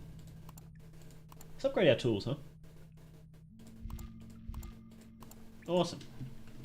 Take a bath. Oh, this place is a shithole. Splish splash, I was taking a bath. Ooh-doo-doo. Okay, eat breakfast. What are we having for brekkie, boys? What is this? What is that?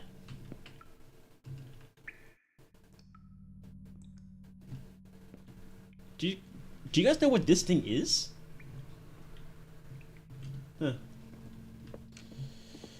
Alright, what are we having? Here? Pizza? Oh, I could go to pizza.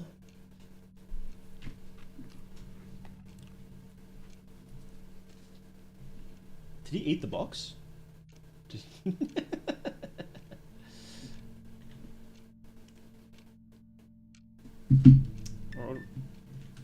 Cool, check emails. Mail manager. Laura. Cleaning rest, apartment 2B. I saw your ad and hoping you could help. Recently moved to apartment left. One of the doors seems to be stuck or locked. Haven't found a key while cleaning. That'd be great. I won't be around during the job, but the door is unlocked. Thanks in advance. Sure, babe. I will just go into your apartment in the middle of the day with nobody else home. Except job. Okay.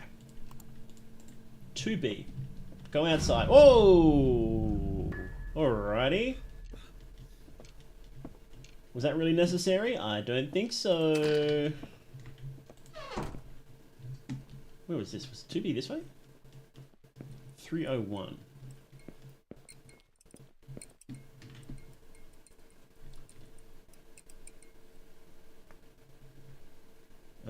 So do we just go there? Oh. Oh, okay. What is here?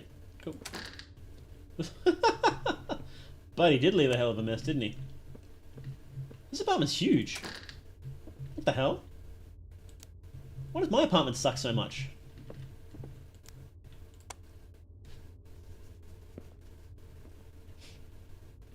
Alright, let's go. What do we got? What do we got? There we go. Boop, boop, boop. Boop. I won't lie, this is kind of satisfying though.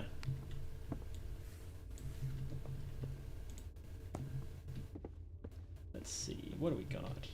Some slime, some trash, got your slimes and oozes. Let's see, was this the door? It's locked, okay. This way.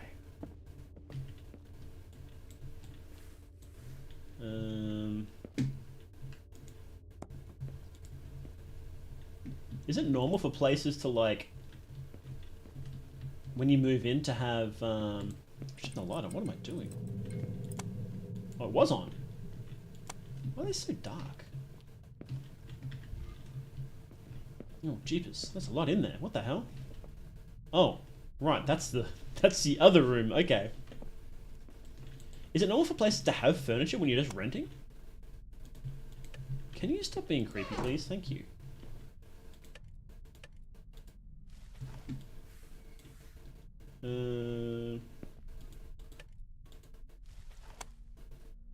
Well, okay, then where's this key then?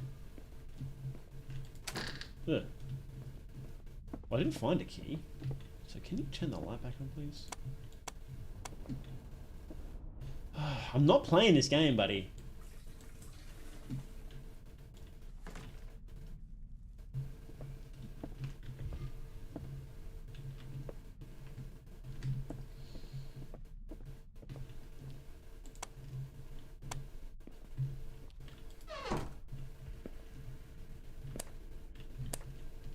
Creepy noises around, isn't there?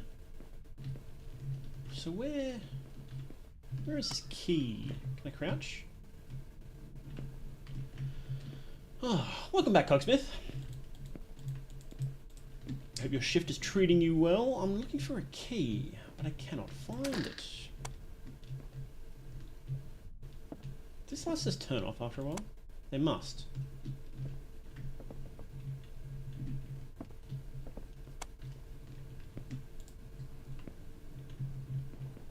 Let's hide here until the game tells me what to do. Can you stop that, please? Golly. Oh!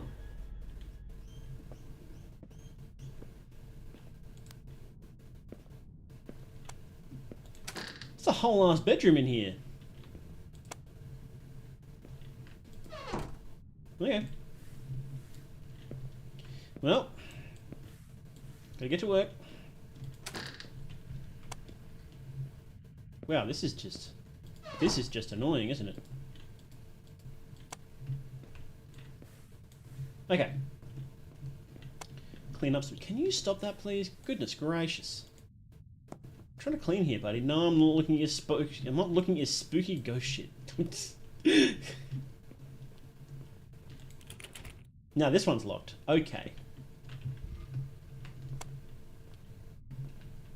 Alright, let's go.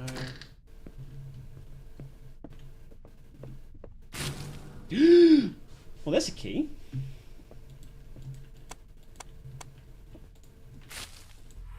Nice. Trash bag emptied. Mop rinsed. Let's go clean up this last thing, which is probably trash.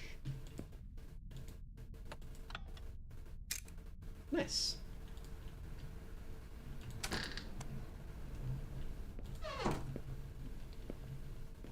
Is there a light in here? Yes, there is. Pretty big closet, isn't it? Oh, there's a note. It's probably nothing, but stuff keeps falling over. Lights flicker even after I change the bulbs. I'd laugh it off, but last night the bedroom door slammed shut on its own. No draft, no windows open. I'm not sticking around to find out more. If you're reading this, just leave. Okay, goodbye. Job done. Yeah. Come on. Yeah. I've had enough. Let me go home.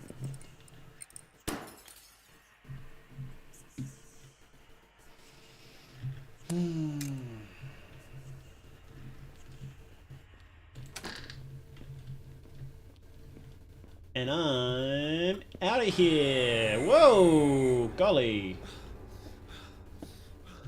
Old lady jump scare. Goodbye. What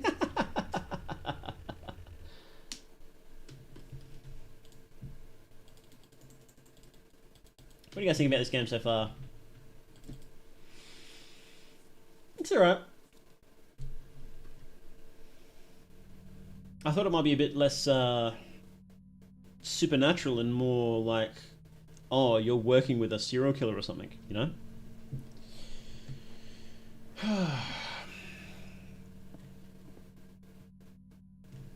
Take a bath.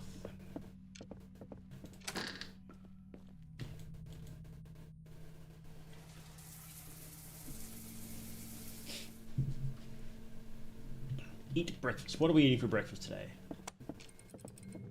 Noodles?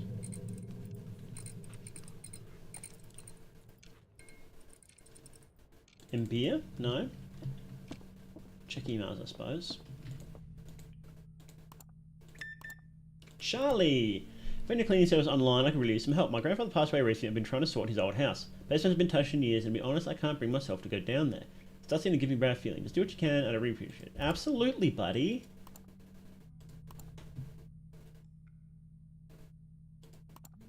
Let's make this place prettier. Let's go... living room. And... bedroom. There we go. Wow. It's pretty good.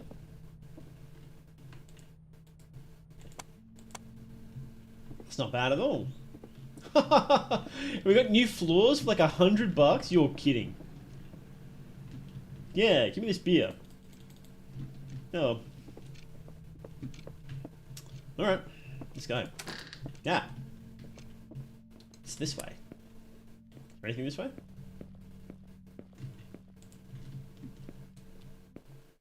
Oh, okay. That just... never mind.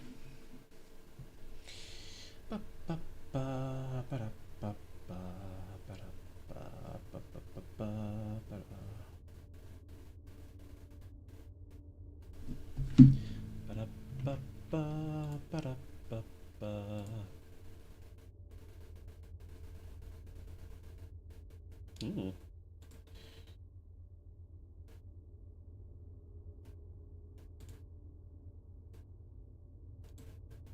Hang on.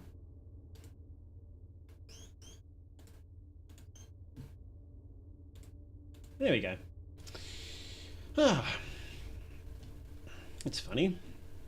Someone was spamming YouTube chat and it didn't show up because it was getting filtered. And it's like, well, I kind of want to see that so I can remove it. Why didn't you just show me that, YouTube? And for some reason you can't just like remove all the messages from that person. Hang on, can we do that?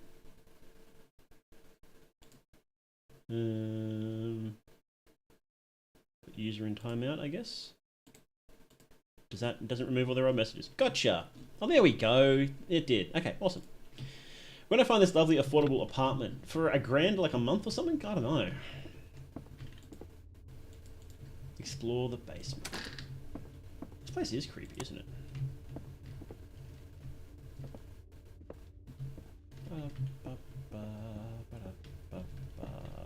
Was this made in Unity or Unreal? I don't remember. Hang on. Won't budge. Gotcha. Another locked door. Ah! Heh, sorry, couldn't resist. Basement's all yours. I'm out. Okay. He literally appeared in front of me. That's crazy. Bro's whack. Where are we looking? Where are we looking?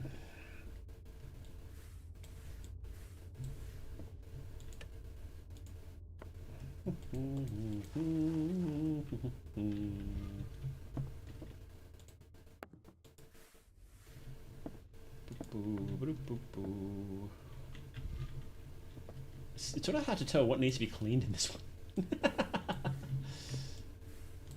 Okay. Okay. Mob's too dirty. There we go. Nice. Nice and clean. What is this stuff anyway? Sort of milk? Someone's been spilling milk all over the place? I've been there, buddy. Boom, boom, boom. Okay. Now we're getting somewhere. What's this one? Okay.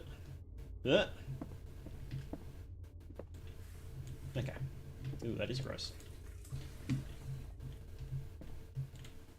Yes, thank you. Is everything in this room? I think it is.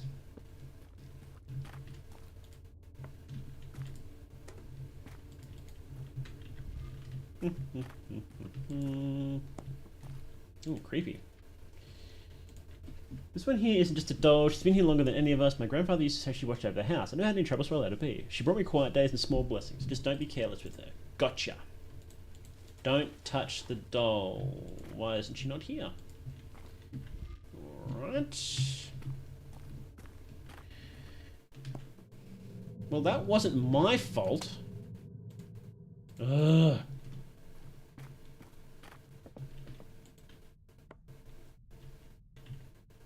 Okay, goodbye. How do we get out of here? So? It's locked. What? Oh, that's creepy. Jump scare. Ah! Oh, that was actually kind of clever. Open the locked box. Let's play. No, I don't. I kind of don't want to do that. Dino was before truck. Oh.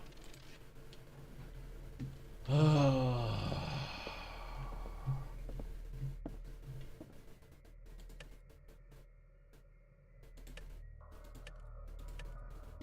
I kind of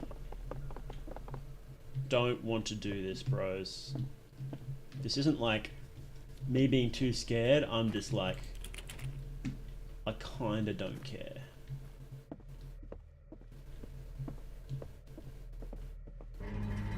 Okay.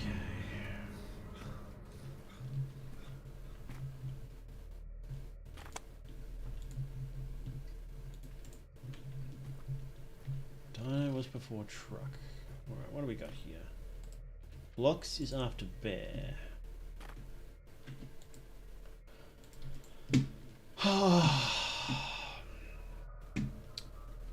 Bros, I don't care. I don't feel like wandering around in the dark trying to find some tiny thing while really annoying jump scares keep playing. I don't care.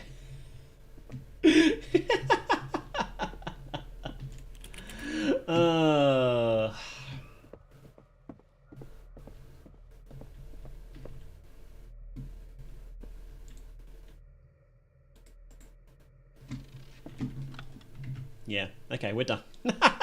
I'm just over it. I'm just over it. You can make a more interesting horror game than just generic horror puzzles in a cleaning game, right? Do I know how? I don't know. I don't know if I know how, but I know that I don't want to play a generic horror game. So, like, those games are just really, really boring, like incredibly boring, and it doesn't get better by just stapling on a really basic cleaning simulator to it, you know? So, yeah. And I think I'm starting to run out of energy too, because it's been 7 hours, so... Yeah, it basically was, right, you know? So, just not very interested. I don't know how the other cleaning games work, like Crime Scene Simulator and whatnot. I've never played them, but I'm assuming they're a bit more interesting than this, right? Don't like hunting and triggers. Exactly. It's like, okay, now I've just got to go find the next thing to interact with, then find the next thing to interact with, and it's like, well, that's not mechanics, is it? You're right. You're right, Arthur. It is a walking simulator. It's just there's just, you know, a lot of triggers instead of like not very many. So yeah, it's kind of boring. So wouldn't recommend. Yeah, I think you should actually have interesting gameplay for your game. If it's going to be that long, if it's going to be a short one like Bloodbark, you can get away with not really having many, right? Even then in Bloodbark, it was like, I want more things to do because this is kind of boring. But this one was like, no, we're done. So, oh well. Yeah, I think we might wrap up for today. It's been almost bang on 7 hours, so. So yes, thank you all very much for watching. I really appreciate you guys coming to hang out for a bit. I really like streaming and spending time with you guys. Next week we will finish... Next week we're going to finish... Mandela Catalogue. Better if it's a point and click. It would save a lot of time if it was a point and click, that's for sure. I hate point and click adventure games because of that exact reason, so... but yeah, so thanks for very much hanging out. I really like it, and I hope you guys enjoy the new format where we just do a whole bunch of shit on one night, just hang out for a while, you know. So I'm working on videos. There should be more videos coming up on this channel too, the second channel. Although if you've been here, you may not want to watch them again. But yes, thank you all very much for coming in, guys. I really like hanging out with you, and yes. Good night, good luck, and remember, you're never alone in the dark.